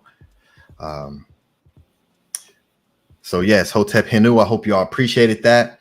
I hope you all are, if you did, please show your support to the House of Aten by utilizing the links at the top of the chat, Cash App, PayPal. Let me know you appreciate all the time that goes into putting together these presentations and presenting them for you all. Yeah, we appreciate and love all of the great Meru. So yes, peace and love, Hotep. Hotep, great brother. Beautiful, beautiful teaching. I love it. I love how you connect the dots, brother, with the female scribes, and how you bring the old and show us the new. Because I be wondering about the celebrities too, man. Like with some of the things that they be representing and showing, it's like, do they really know, or is it like, is it like a style or like a fad, because you're right, they don't speak on it the way we know it should be spoken on. Everywhere I go, I represent the Netter. Like people are constantly asking me, what is that, and it's beautiful, brother. Your teachings was great. I don't want to be long-winded. This was a long class. But it was excellent, my brother. You truly are an echo of our great Saba Tehuti. And this was definitely a lot to digest, a lot to take in, but it's definitely Nefer. And I totally agree with you with everything, my great brother. So to our Hinu for those great teachings. Yes, I just want to echo that as well. What's powerful and what's significant about Saba's teaching and your teaching is this is a great way to call forth the sisters to get information, because the more we're able to know this information, the more we're connected to two things that Saba has repeatedly been bringing attention to that has been stolen from us. Two things that are very important. He keeps bringing it up. Our history has been stolen and our spiritual identity has been stolen. And that is causing so much chaos in our families, in our worlds, in our perspective. We see through our Uwajid, we see through our Ma'ats. Everything that we are is tied to our spiritual identity and our history and who we are, our identity, our Ren. It's so important. And for us to get information, I'm not talking about data.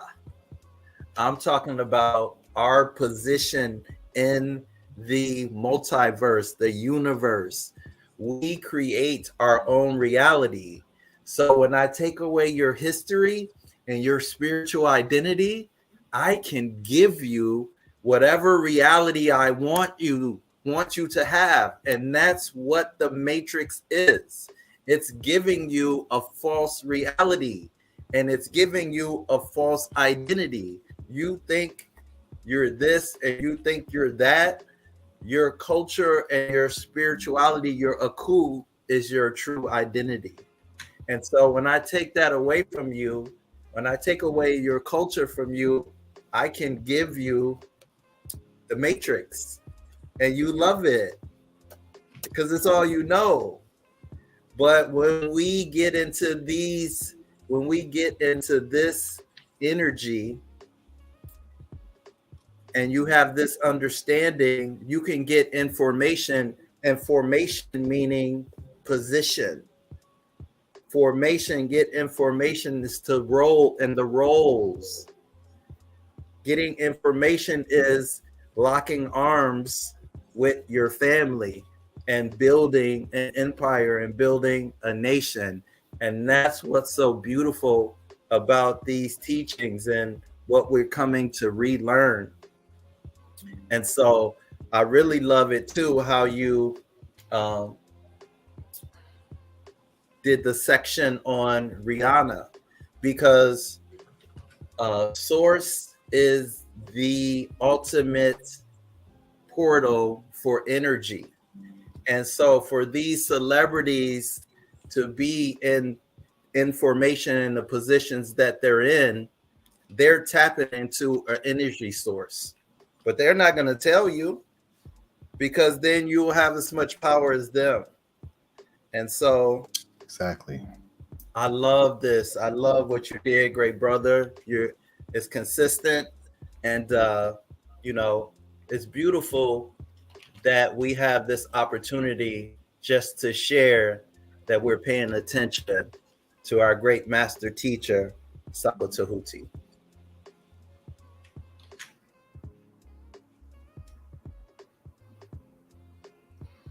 Yes, to our great brothers.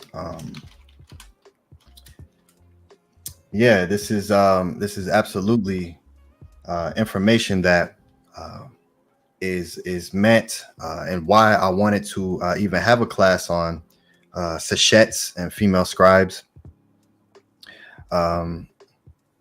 because they're not talked about enough, because we don't understand the context in which it's supposed to be understood.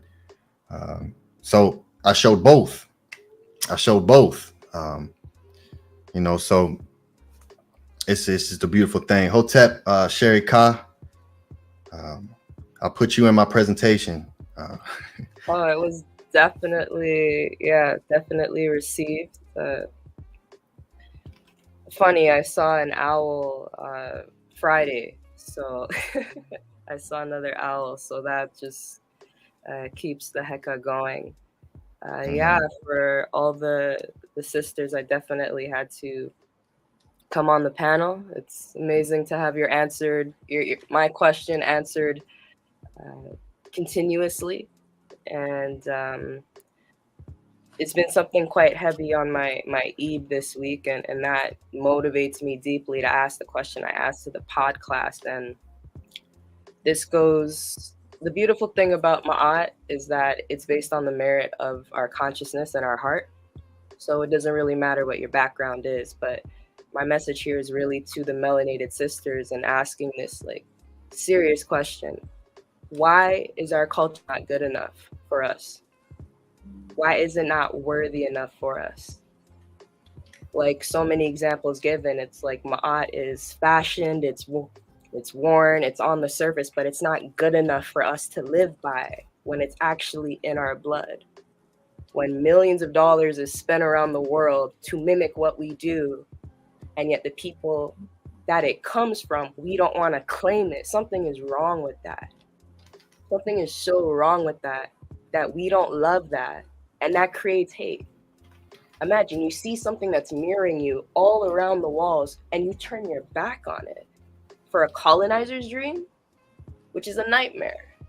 No matter how good your life could be in this Tamahu world, it's a nightmare, because when we transition, we don't know where we're going.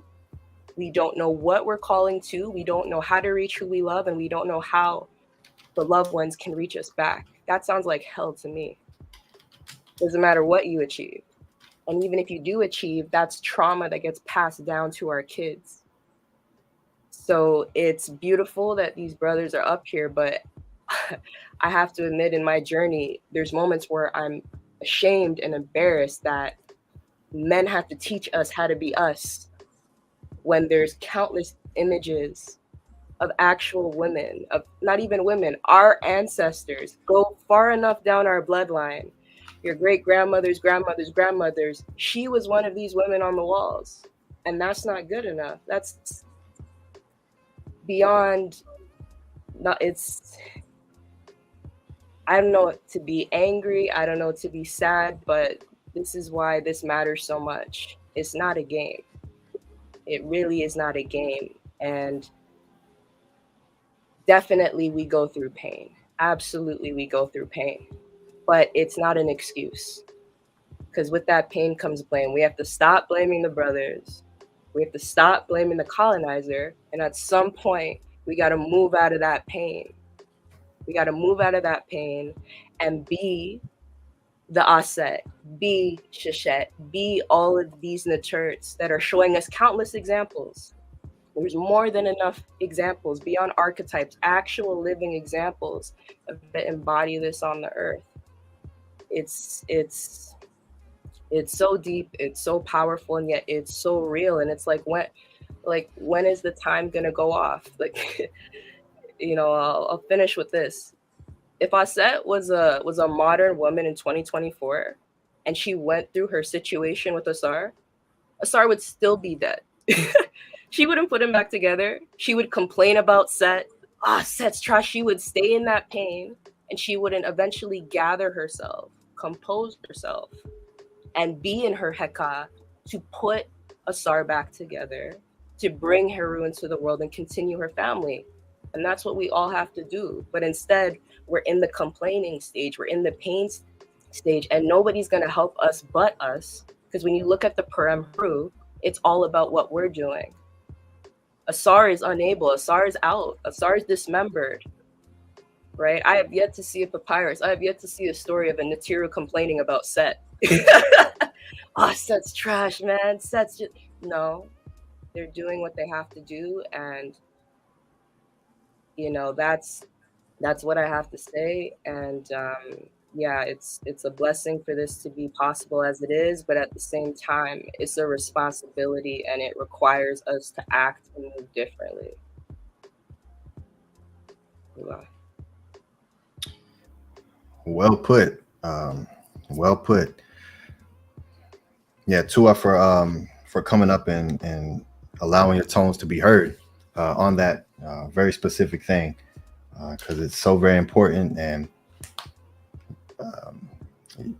you absolutely understand the importance of it. Minty Hotep, Nefer Keperet, Angela Gates.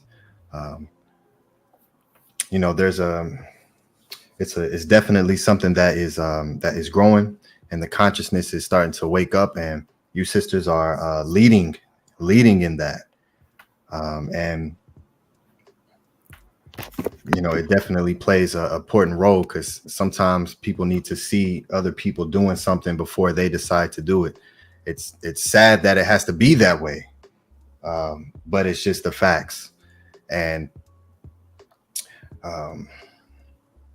so yes, the roles that you're playing, and why these classes, and why this consciousness is here. This wasn't a planned thing, you know. With you to ask that question, and for Saba to answer it during this week, and for me to have the consciousness to want to bring forth a class about the female scribes, this happening all right now at this time, this was not planned that way. So we're just following in line with what the Natiru are guiding us to do.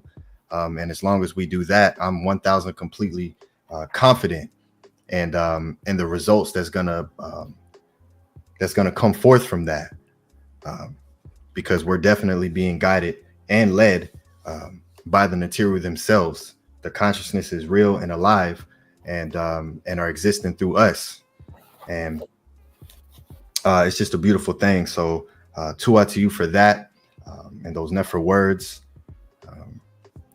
And peace, Minty Hotep. Welcome to the panel. Tua. Is the sun out where you're at? Is the sun out? No, I just you in the middle of the daytime. I'm like, what's going on? Yeah, I just got home from I was at the coffee shop, and I just wanted to get home because I wanted to show you support for bringing this forward to everyone's consciousness. It was a beautiful presentation that you gave. Sherry Kaw, I'm very grateful for you for stepping forward. You know, we have the opportunity to learn underneath Saba Tehuti, and I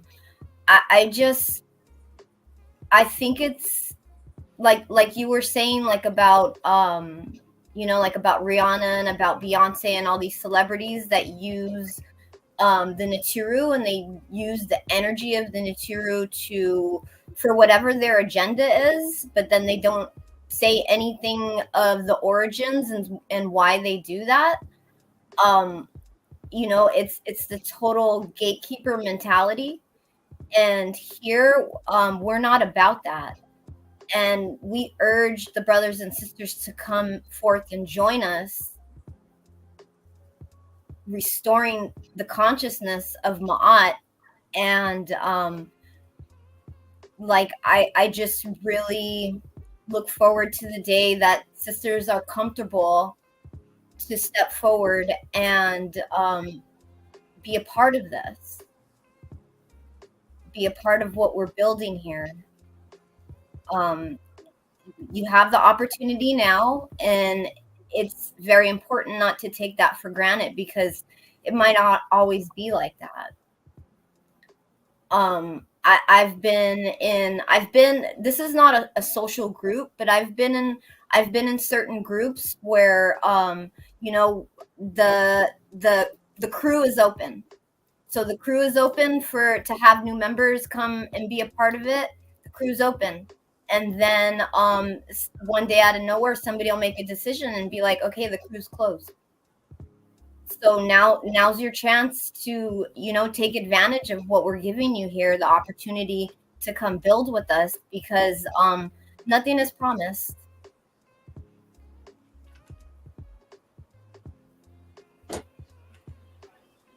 And I'll end with that. To our great sister for those beautiful words. I totally agree with y'all. Everything you're saying. That's why when I first started doing my presentations, it was about culture, and it was it mainly focused on women, on you know, that's what it led into, because without the women, we don't have a civilization. We don't have a culture without the women, without our mothers. So I'm totally right there with you, Sherika. And I definitely look forward to the day when when women step up to the plate and, you know, want this consciousness as bad as we do, as bad as us men do, you know. But it's happening because we consistently have wonderful sisters that are consistent. So it's definitely good to see that. So, you know, we just have to be patient and just play our part and just continue to build. So Tua to you for your strength, great Sherry Kai, and Tua to you for your strength too, Minty, and all the wonderful sisters out there that show support in the chat. Every way that you support the House of Aten, you know, support the truth. You know, support the women. Women are to be protected. We have to, you know, everyone has a role to play. And that's the thing about it, is that everyone has a part to play. You just have to find out what role it is that you are to play and then pick that role and then play it. That was the beautiful thing about the netter. Saba said it. He said, pick one and imbue it. So just pick a beautiful netter, and imbue that, or a few. You know, stop letting society dictate to you how you're supposed to live. Stop allowing the colonizer with the Isfet energy to determine what is excellence and what is nefer. We decide that, you know, the roles have been reversed, where the enemy wants to be us and we want to be them. And it's totally backwards. And it's a shame, because those of us that can see clearly can see that that's not the way it's supposed to be. So Hinu to you, great, great, great sisters, for coming up to this panel and showing everybody out there the strength. And it's beautiful how how they'll use the different tones and complexity in our skin color to create Isfet. But when you look on this panel, there's a dynamic. None of us look the same, but we're all the netter. So everyone that's out there, it doesn't matter, like Sherika said, how you look. It matters what you represent and what's your foundation. And over here at the House of Aten, the foundation is Maat. So if you are a follower of Maat, the Shemsu Hor, then come join us. Teachers of Maat, House of Aten, come join us and represent with the netters. The netter are here, and we will not be stopped.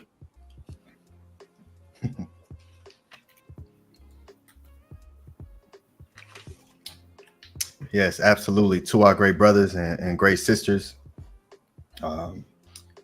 Yeah, I'll go through and show the appreciation and the reciprocity. Christian Gomez, this is a new name. You're asking how to join. I just posted the link. If you want to come up to the panel, come up to the panel. And I want to show this. I see Nukpu say, the only thing I ain't like that, the only thing I ain't like the Rihanna part. I don't support them Isfet fiends. Spear to their neck. Absolutely, brother. But it is important for everyone to know. What Heka'u is being used. And go ahead, Ani, finish. Yes, what Heka'u is being used today, and how it's being used. It's important for people to know that. So yeah, go ahead, Sherika.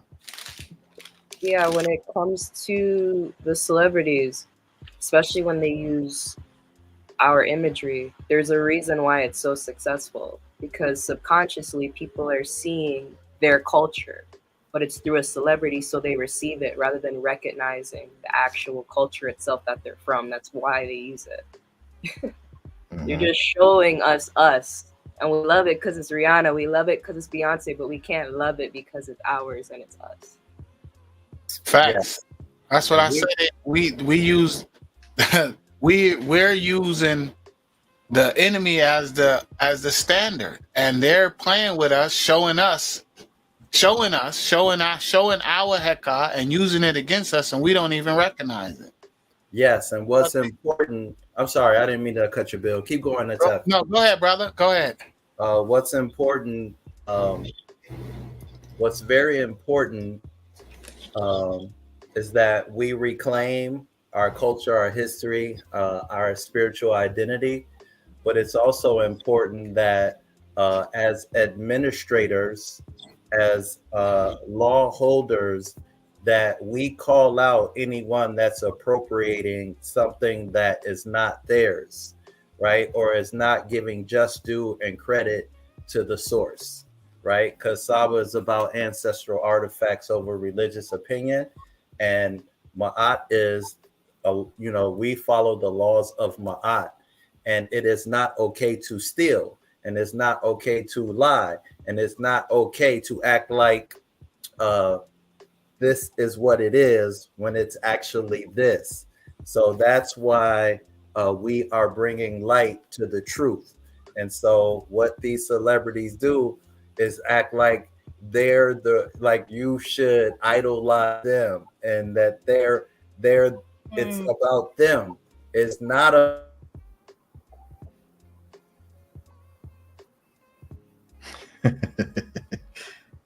Did he freeze? Come back to us. Yes. Aten, House of Aten is us returning to source, is what Tehuti, Saba Tehuti has been explaining to us. Tehuti and Ma'at is the origin of the law of attraction. I had to finish your build. You had froze, Menkhu. I had to keep you going, brother. I'm sorry. It's just we want to bring them home. We want to bring folks home and not be following the wrong people. Yes, absolutely. To our great brothers and sisters for that. Yeah, it's a beautiful thing. It's a wonderful thing that we're doing. We're leading by example, building this thing from scratch. And those who see what's happening, those who have the ma'at to see. Can I add on one more thing? Yeah, sure. And then I'll go ahead and show the support. Great. Just to echo what was being said earlier on in stream about this right here feels like a movie. It does feel like a movie. So if you're the one writing your own movie, then why wouldn't you want to go back and do the edits and correct correct and go back to the opportunities, like with celebrities using our ancestors to use their energy and harvest their energy. Like, why wouldn't you want to go back and correct that? So I just urge everybody that feels that call just to take action, because once you start to take action, it's really not hard, and you release that from your Eve. So, and you will be supported.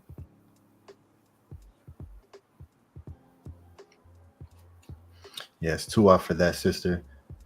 Okay, let me go ahead and start to show the support. And we'll start with the good brother Oxafek, who sends in 1572 for Henu, Nefer, Senu, Tua, Henu, Maru, Per, Aten.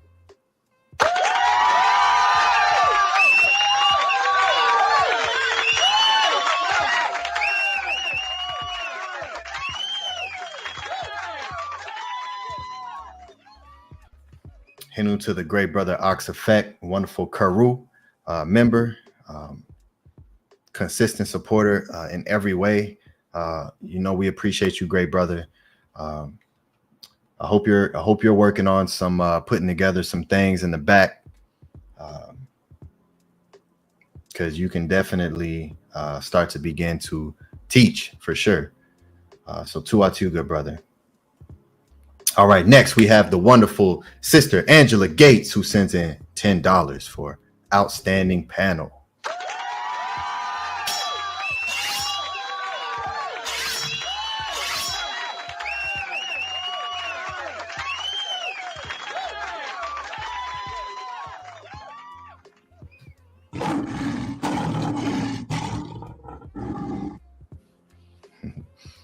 Yes, Tua Hinu, to you, Angela Gates. Very consistent. We appreciate you and your Aku and the support that you provide. You're a great Maru. Hopefully you'll become a Kuru soon. And yes, we appreciate you and the support. All right, next we have Anu and Antu, who sends in $20 for to our great brother Ani for this Nefer class, Hotep Meri.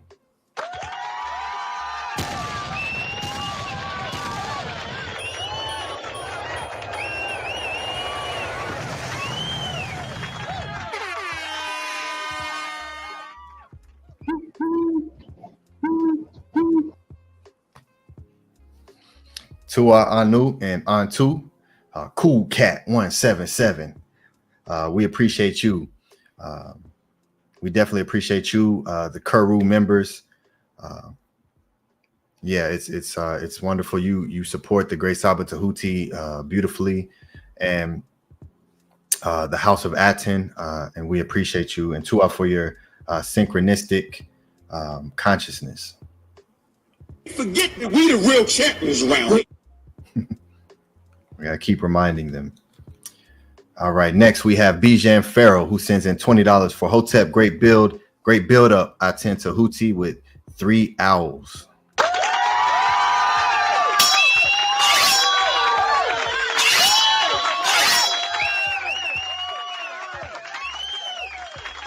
Sincere Austin, Bijan Farrell. Yeah, we definitely appreciate you. I know Saba Tehuti is looking for you to come in on the at the beginning of the pod class so he can bring out Sobek. I would love to see Sobek on the screen. So if you could, great brother, please come to the screen during the next pod class. And we would definitely appreciate it. So yes, Hindu to you and Tua for your support and for your Medu. All right, next we have Eric G. That's It, who sends in 333 for 3 fire flames.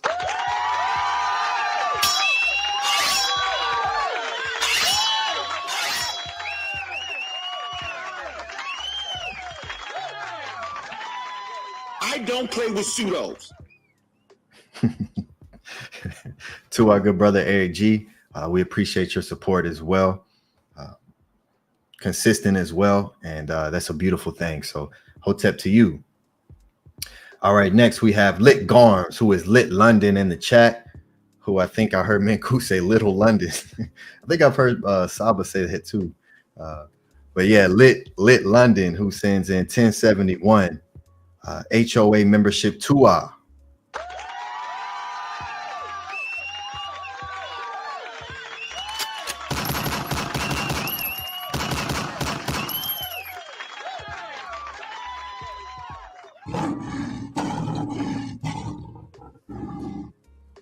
Yeah, Hotep, good brother. Yeah, we definitely appreciate your support, and you also come into every Wisdom Wednesday class as well. So it's always wonderful to hear your tones and see you in the Wisdom Wednesday class. And for those who may not be knowing what I'm speaking about, here is Wisdom Wednesday classes that I host. That I give. It's a free class for all of the Kuru, the members of the House of Aten. We go over the Seba'it. We went over the teachings of Kagimni, the maxims of Ptah Hotep. We're now going over Ankh Shesh Ankh, and we'll be going over the Seba'it, which is extremely important to the guidance of our daily walk, to help us stay reminded and stay in memory through this evil yet very what's the word I'm looking for? It's diabolical, yes, but it's very elusive. That's the word I'm looking for. It's elusive. It's very secretive. It has a way of sneaking itself up on you. So it's very important to make sure that we stay in the maxims so we can recognize it when it comes up. So yes, to our good brother Lit London, we appreciate you. All right, next we have Big at Leisure, who sends in $20 for amazing. HOA. Henu Nefer Ani Pata. Henu Saba Tehuti.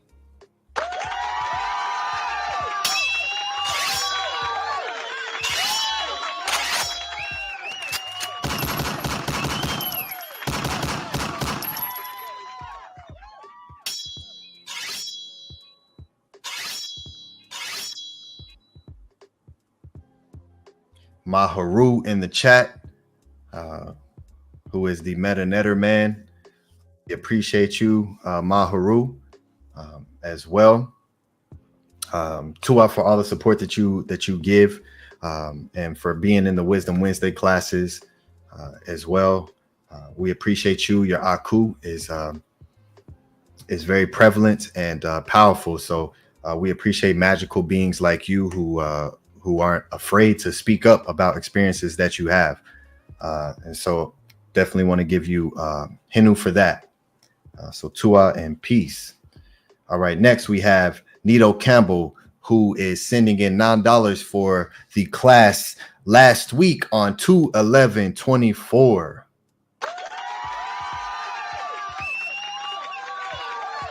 Forget that we the real champions around here.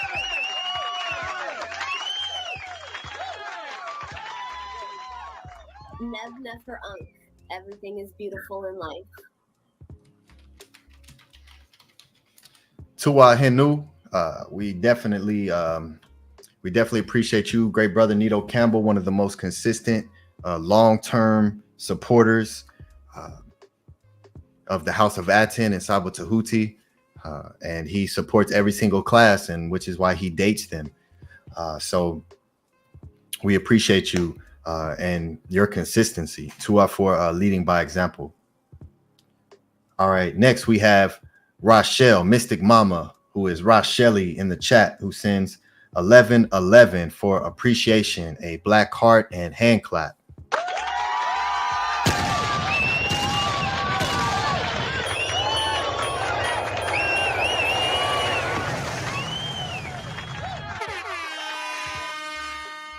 Use a #1 suitor with the hat on, with the dead snake around the arm.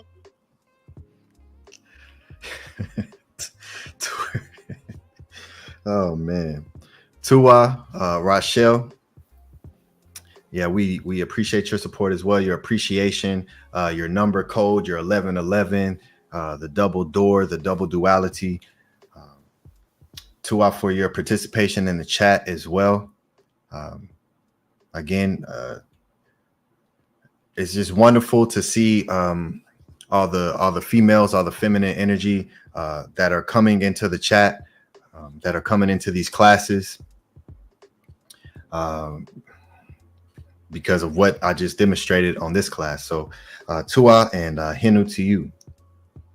All right, next we got Nook Poo, and I add all his supports in together because he sends multiple supports. The great brother Nook Poo. And so we have 333 for Hinu Saba Nefer Eker Nechti Neter Tehuti Amenhotep Ra.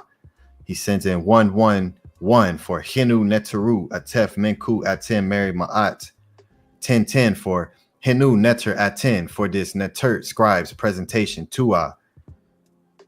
And then 333 Ma'akaru Nini Uk Eker Or Heku Netiru.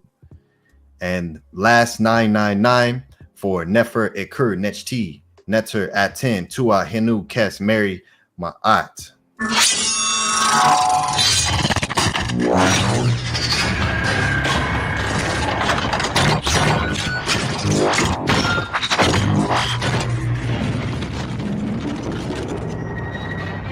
Oh, let's go.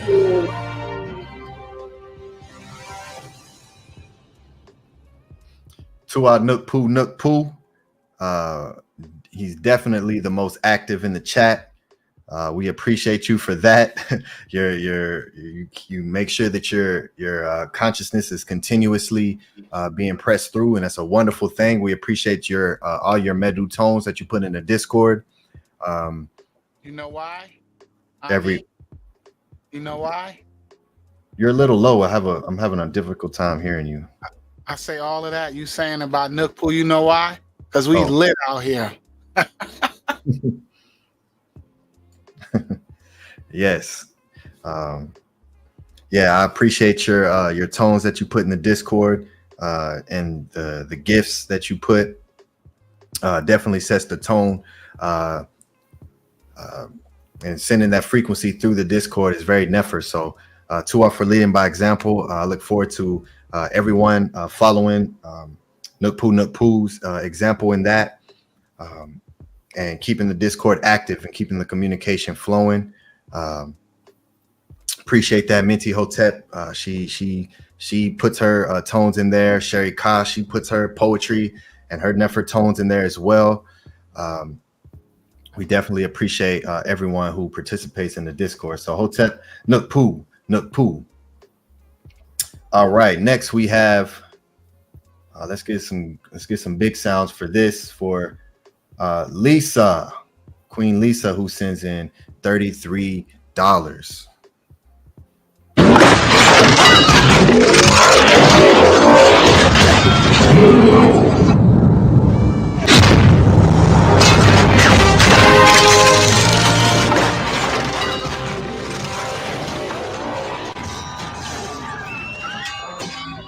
You see, that's how it's done. Oh, okay. I feel you like a pizza slice. I'm tripping, huh? Pizza slice. Forget that we the real champions around here.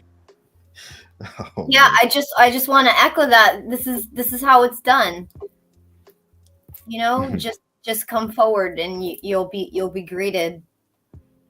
So Tua to Lisa, I've seen her on the Discord. Yes. Yeah. Nev for Unk. Everything is beautiful in life. And Lisa is another scribe. She is another scribe. She does artwork and drawings as well. So this is another sachet right here. So to Lisa, for your support, for your generous support, we definitely appreciate you. And yes, as well, your tones in the Discord. To for joining. All right, next we have the Offerer of Light, Minty Hotep, who sends in 555 for Aku Meri. Nev for Unk. Everything is beautiful in life.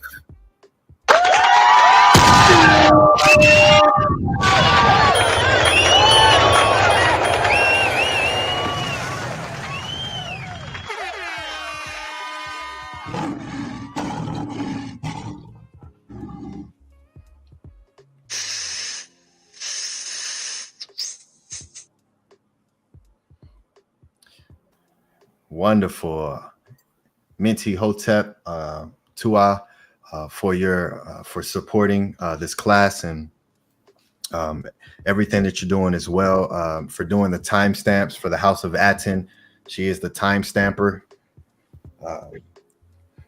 and we appreciate that because it helps everyone. So Tua, and we appreciate your support and all your nefer tones. You come up to the panel consistently. So, you know, and it's just a wonderful thing. So Tua for leading by example. Minty. Absolutely. Tua for being here. Tua for the House of Aten even existing in a time like this. Hello. All right. Next we have Raw Minerals, who is he Raw Minerals in the chat, or is it Golden? Yeah, Golden Eye. That's what it is. Golden Eye, who is Raw Minerals, who sends in 972 for Hinu Dua Nefer Abut.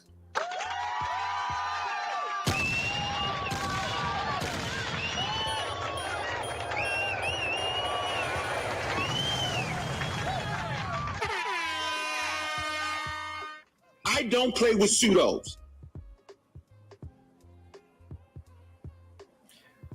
No, we do not. All right. Tua, Raw Minerals, who is Upesh Aha, and the Discord.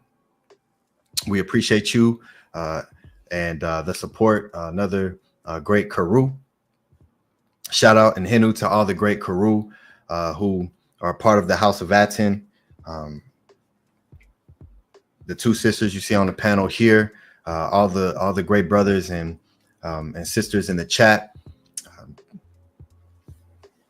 It's a wonderful thing. What we're building is something that's so very special, and I know a lot of you see that. And as we continue to grow and expand,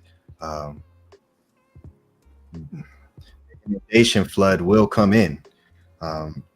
We're right now where we're at, and there's going to be a point in time where there are going to be hundreds and thousands of people coming into these and watching these classes, and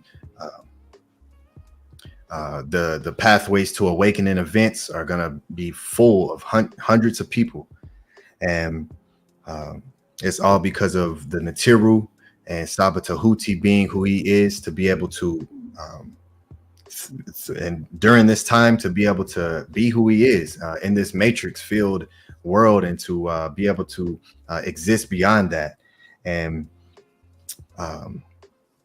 have the want to come back after dealing with all the ISFET and dealing with other groups and other people. And you know, when you go through things like that, it makes you just want to remove yourself. You don't, you know, when you put your trust and your love into people and they take advantage of that, it can be very hurtful. So Henu to the great Saba Tehuti for leading by example and being who he is, and continuing to do what he needed to do to be who he is, to bring forth so we can learn from him. It's such a powerful thing when we truly see what's going on and what's happening. This is not normal at all. This is far beyond normal, and this is the only way that we're going to be able to break out of these matrices. And it all starts in the mind. It all starts in the mind. And so as we begin to learn about the great ancestors and how advanced they were and how they imbued everything that they did with Maat, with the Natiru, it makes complete sense why everyone is just running around in a super chaotic state today, because there is none of that. There is no foundation. There is no, you don't know what you're putting on. You don't understand that, you know, when you're all of what we teach, no one understands any of that. People are just walking around aimlessly and just doing things, you know, wearing these different logos and utilizing these different chants that is not music, that is just noise, that's frequency, that the frequency is tuned to a specific resonance to keep people dormant. So it makes complete sense why things are the way that they are. So for everyone who is here and are able to be a part of this, you're special in your own ways. So Henu, what's this on the screen? Let's see. You do that Moldavite breakdown, I bet this will get flooded.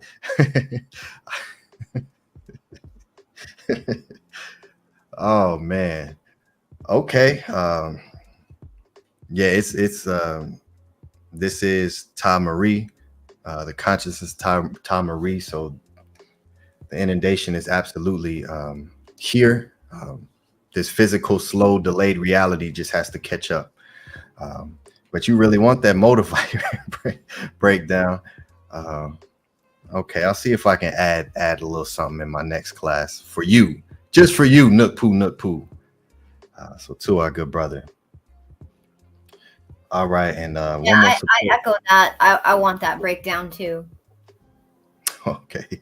I remember when you came out with your offerings to Saba, you had pulled the Moldavite out like it was nothing, and it was a pretty nice size. I was like, is that Moldavite? Yes. Yeah, there was a lot of hiccup done with that Ankh and that Moldavite, and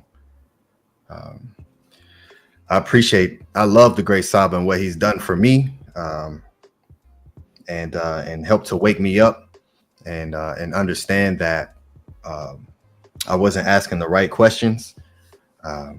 So for that, I'm eternally grateful to him. So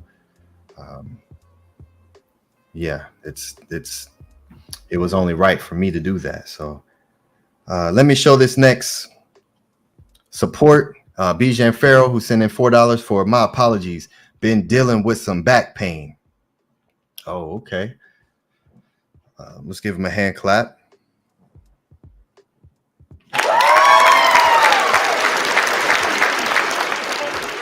To our good brother for sending in the support and to let us know that you've been dealing with some back pain.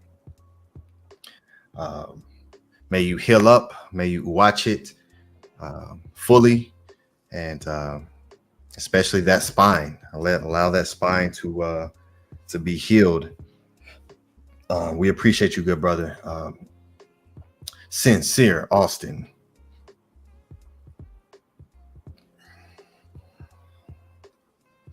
All right.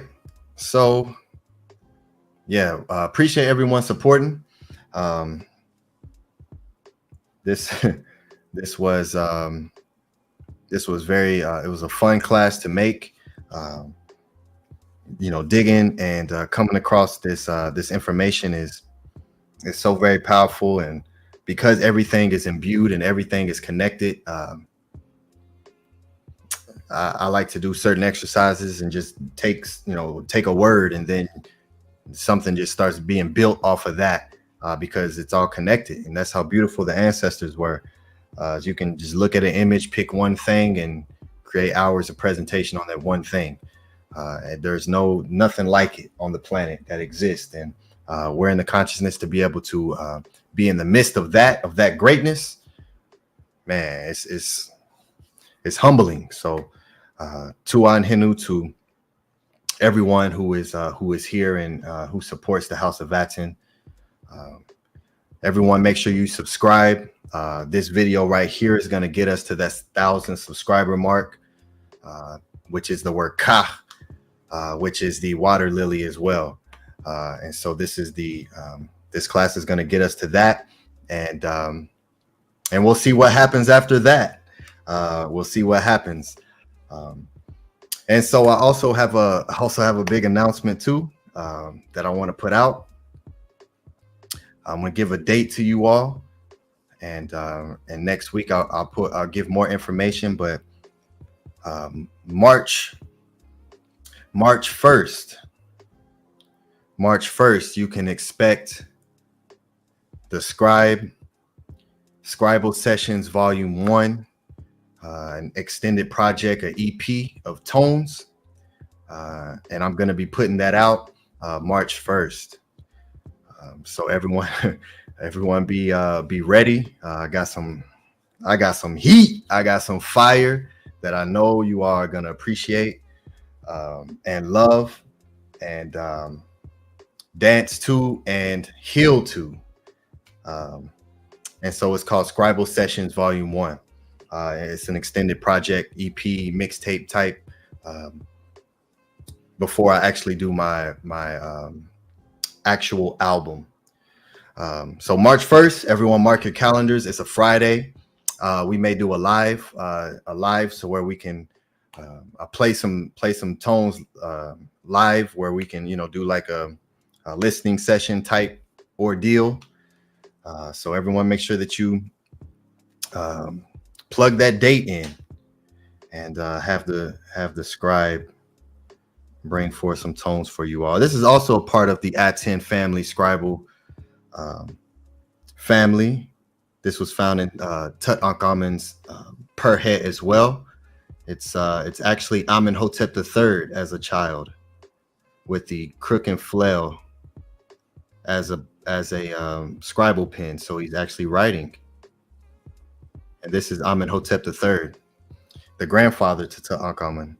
So very beautiful statue. I keep this with me as a reminder.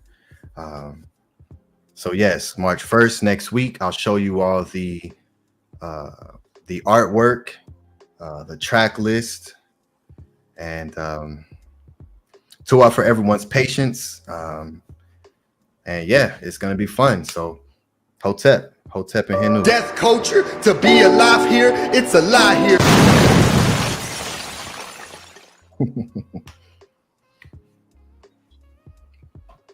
Yeah, I appreciate that. That sounds great, brother.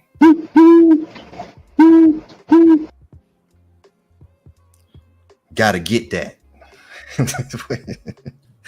Oh man. We gotta get an owl signal now. There's a bat signal. We gotta, like, every time owl style. We gotta have something on you. Give it. I like that. I'm gonna think about that. All right. So yeah, we'll go ahead and start to close out. If anyone has any closing words, we would love to hear your closing words before we close out here. Hotep and Henu, Tua for all the support, everyone. We can start. Minty, you want to close us out? Sure, absolutely. Tua for that. So Hotep and Henu to Saba Tehuti, thank you for everything that you've done for me personally and for the House of Aten, for gathering us all to experience the Natiru. I'm just very grateful and fortunate to be a part of this. And I love each and every one of you. Hotep, Meri. Neb Nefer Unk. Everything is beautiful in life.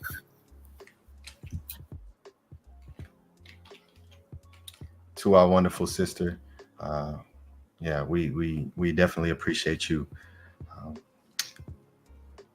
Sherry Ka, close us out.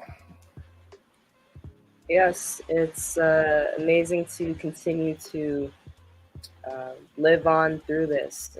The deeper I go into Maat, the more I realize it's deeper than a memory. It's an actual love of the Natiru that really sustains you and pushes you through and keeps us here. Like, it's a love. It's not a hobby of, oh, this is cool. Like, no, like, it's a genuine love that you have for them. And Saba touched on this yesterday, and there's a gap.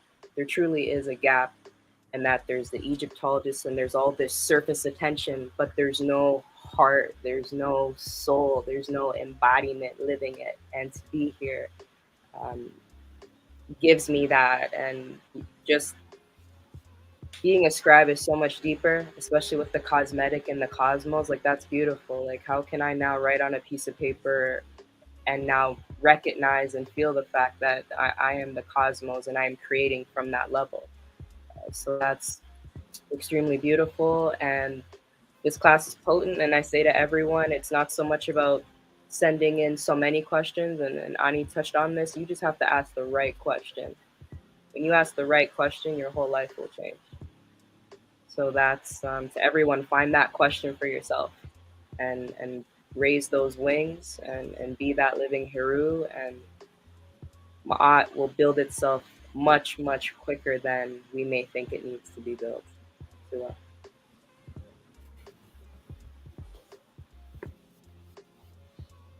Yes, Nefer Tones, to these wonderful sisters who said, hey, what can I do to assist? Or here I have this idea, and brought that forward and are implementing it. So they are putting in groundwork for the House of Aten. So Henu to both of you. Sherry Katua for putting out the energy to get Saba Tehuti that monitor to help his eyes, and for giving a great donation to be able to purchase that for him. Everyone give Sherry Ka Henu for that. So next week in the pod class, Saba Tehuti will have this very nice computer monitor that has technologies in it to assist with his eyes. And so it's thanks to Sherry Ka. So Henu to you, sister, for that.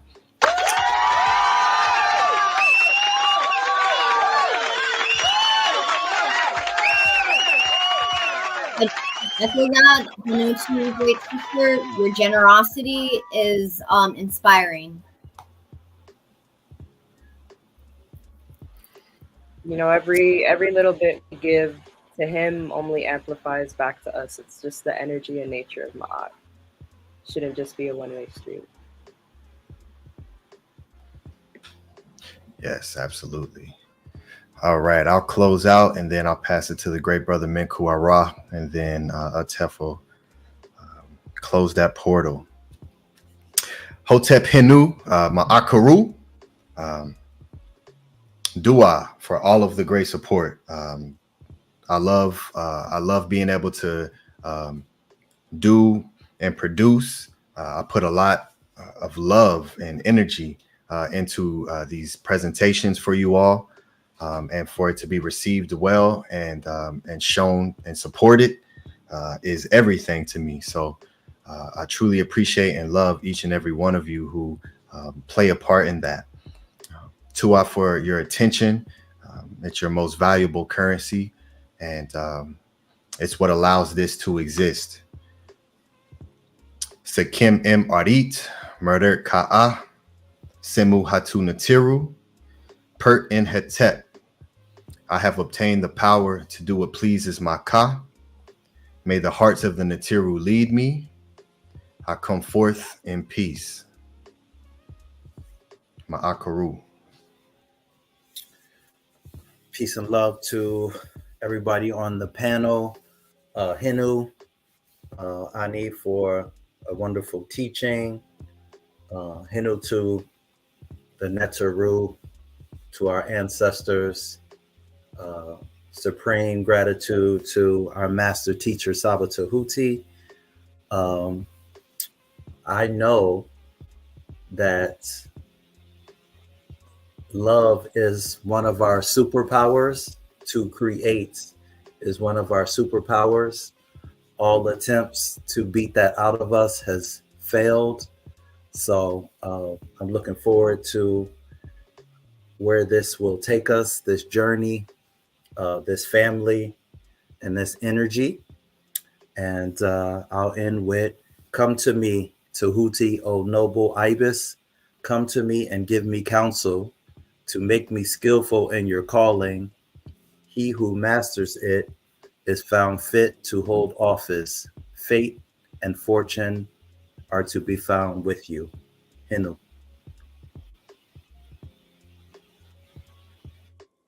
Hotep, my peace and love, everybody. This was a wonderful class. 4 hours and 32 minutes. We counting down. This is excellent. Pure knowledge. No isfet. All love. It's just a great place to be. A wonderful time to be doing it. What better time than us? Henu to the netter.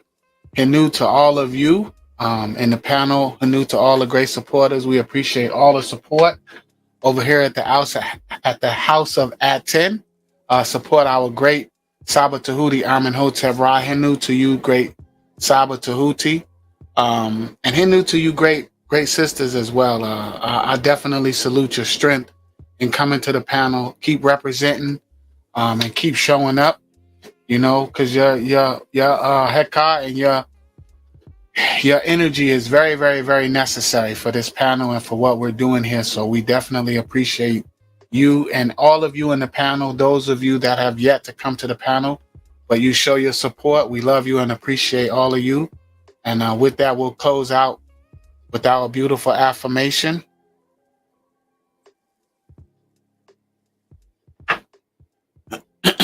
From today's teachings, from the Papyrus of HUNEFER, Nuk Tehuti and AFFIRMATION, Al Neb Ib, Terbut Tut and Maat, Batu F Asfet, Makna RF Nabotecher, Neb Hepu Erta, Metu Ter F Ker In, Matet F, Tau Nuk Tehuti Neb Maat. I am Tehuti, scribe, able, pure of two lands, Lord of libations, destroyer of civil things, scribe of right and truth, an abomination to him are sins. Behold, me his writing read, Nebuchadnezzar, the Lord of laws, given the word he destroyeth, possess his words. The two lands I am Tehuti, Lord of Maat, Unki and Maat, Un and S, Nintet or Set and Maat, Menhepapet and Maat, Per in Hu Kui, Per Ikut. I live for Maat. I exist within her. I do not speak in the place of Maat. Every day I advance towards Maat. My being is surrounded in darkness. I come forth as conscious light.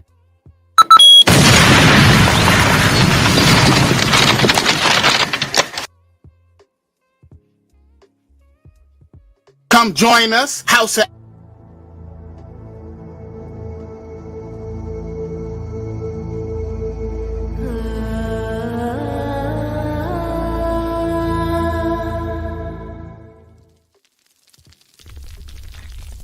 Yo, let's go.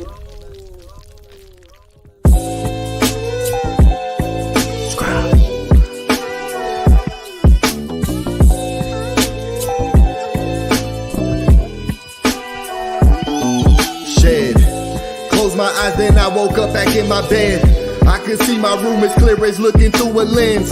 See, I thought I was awake, so then I tried to move.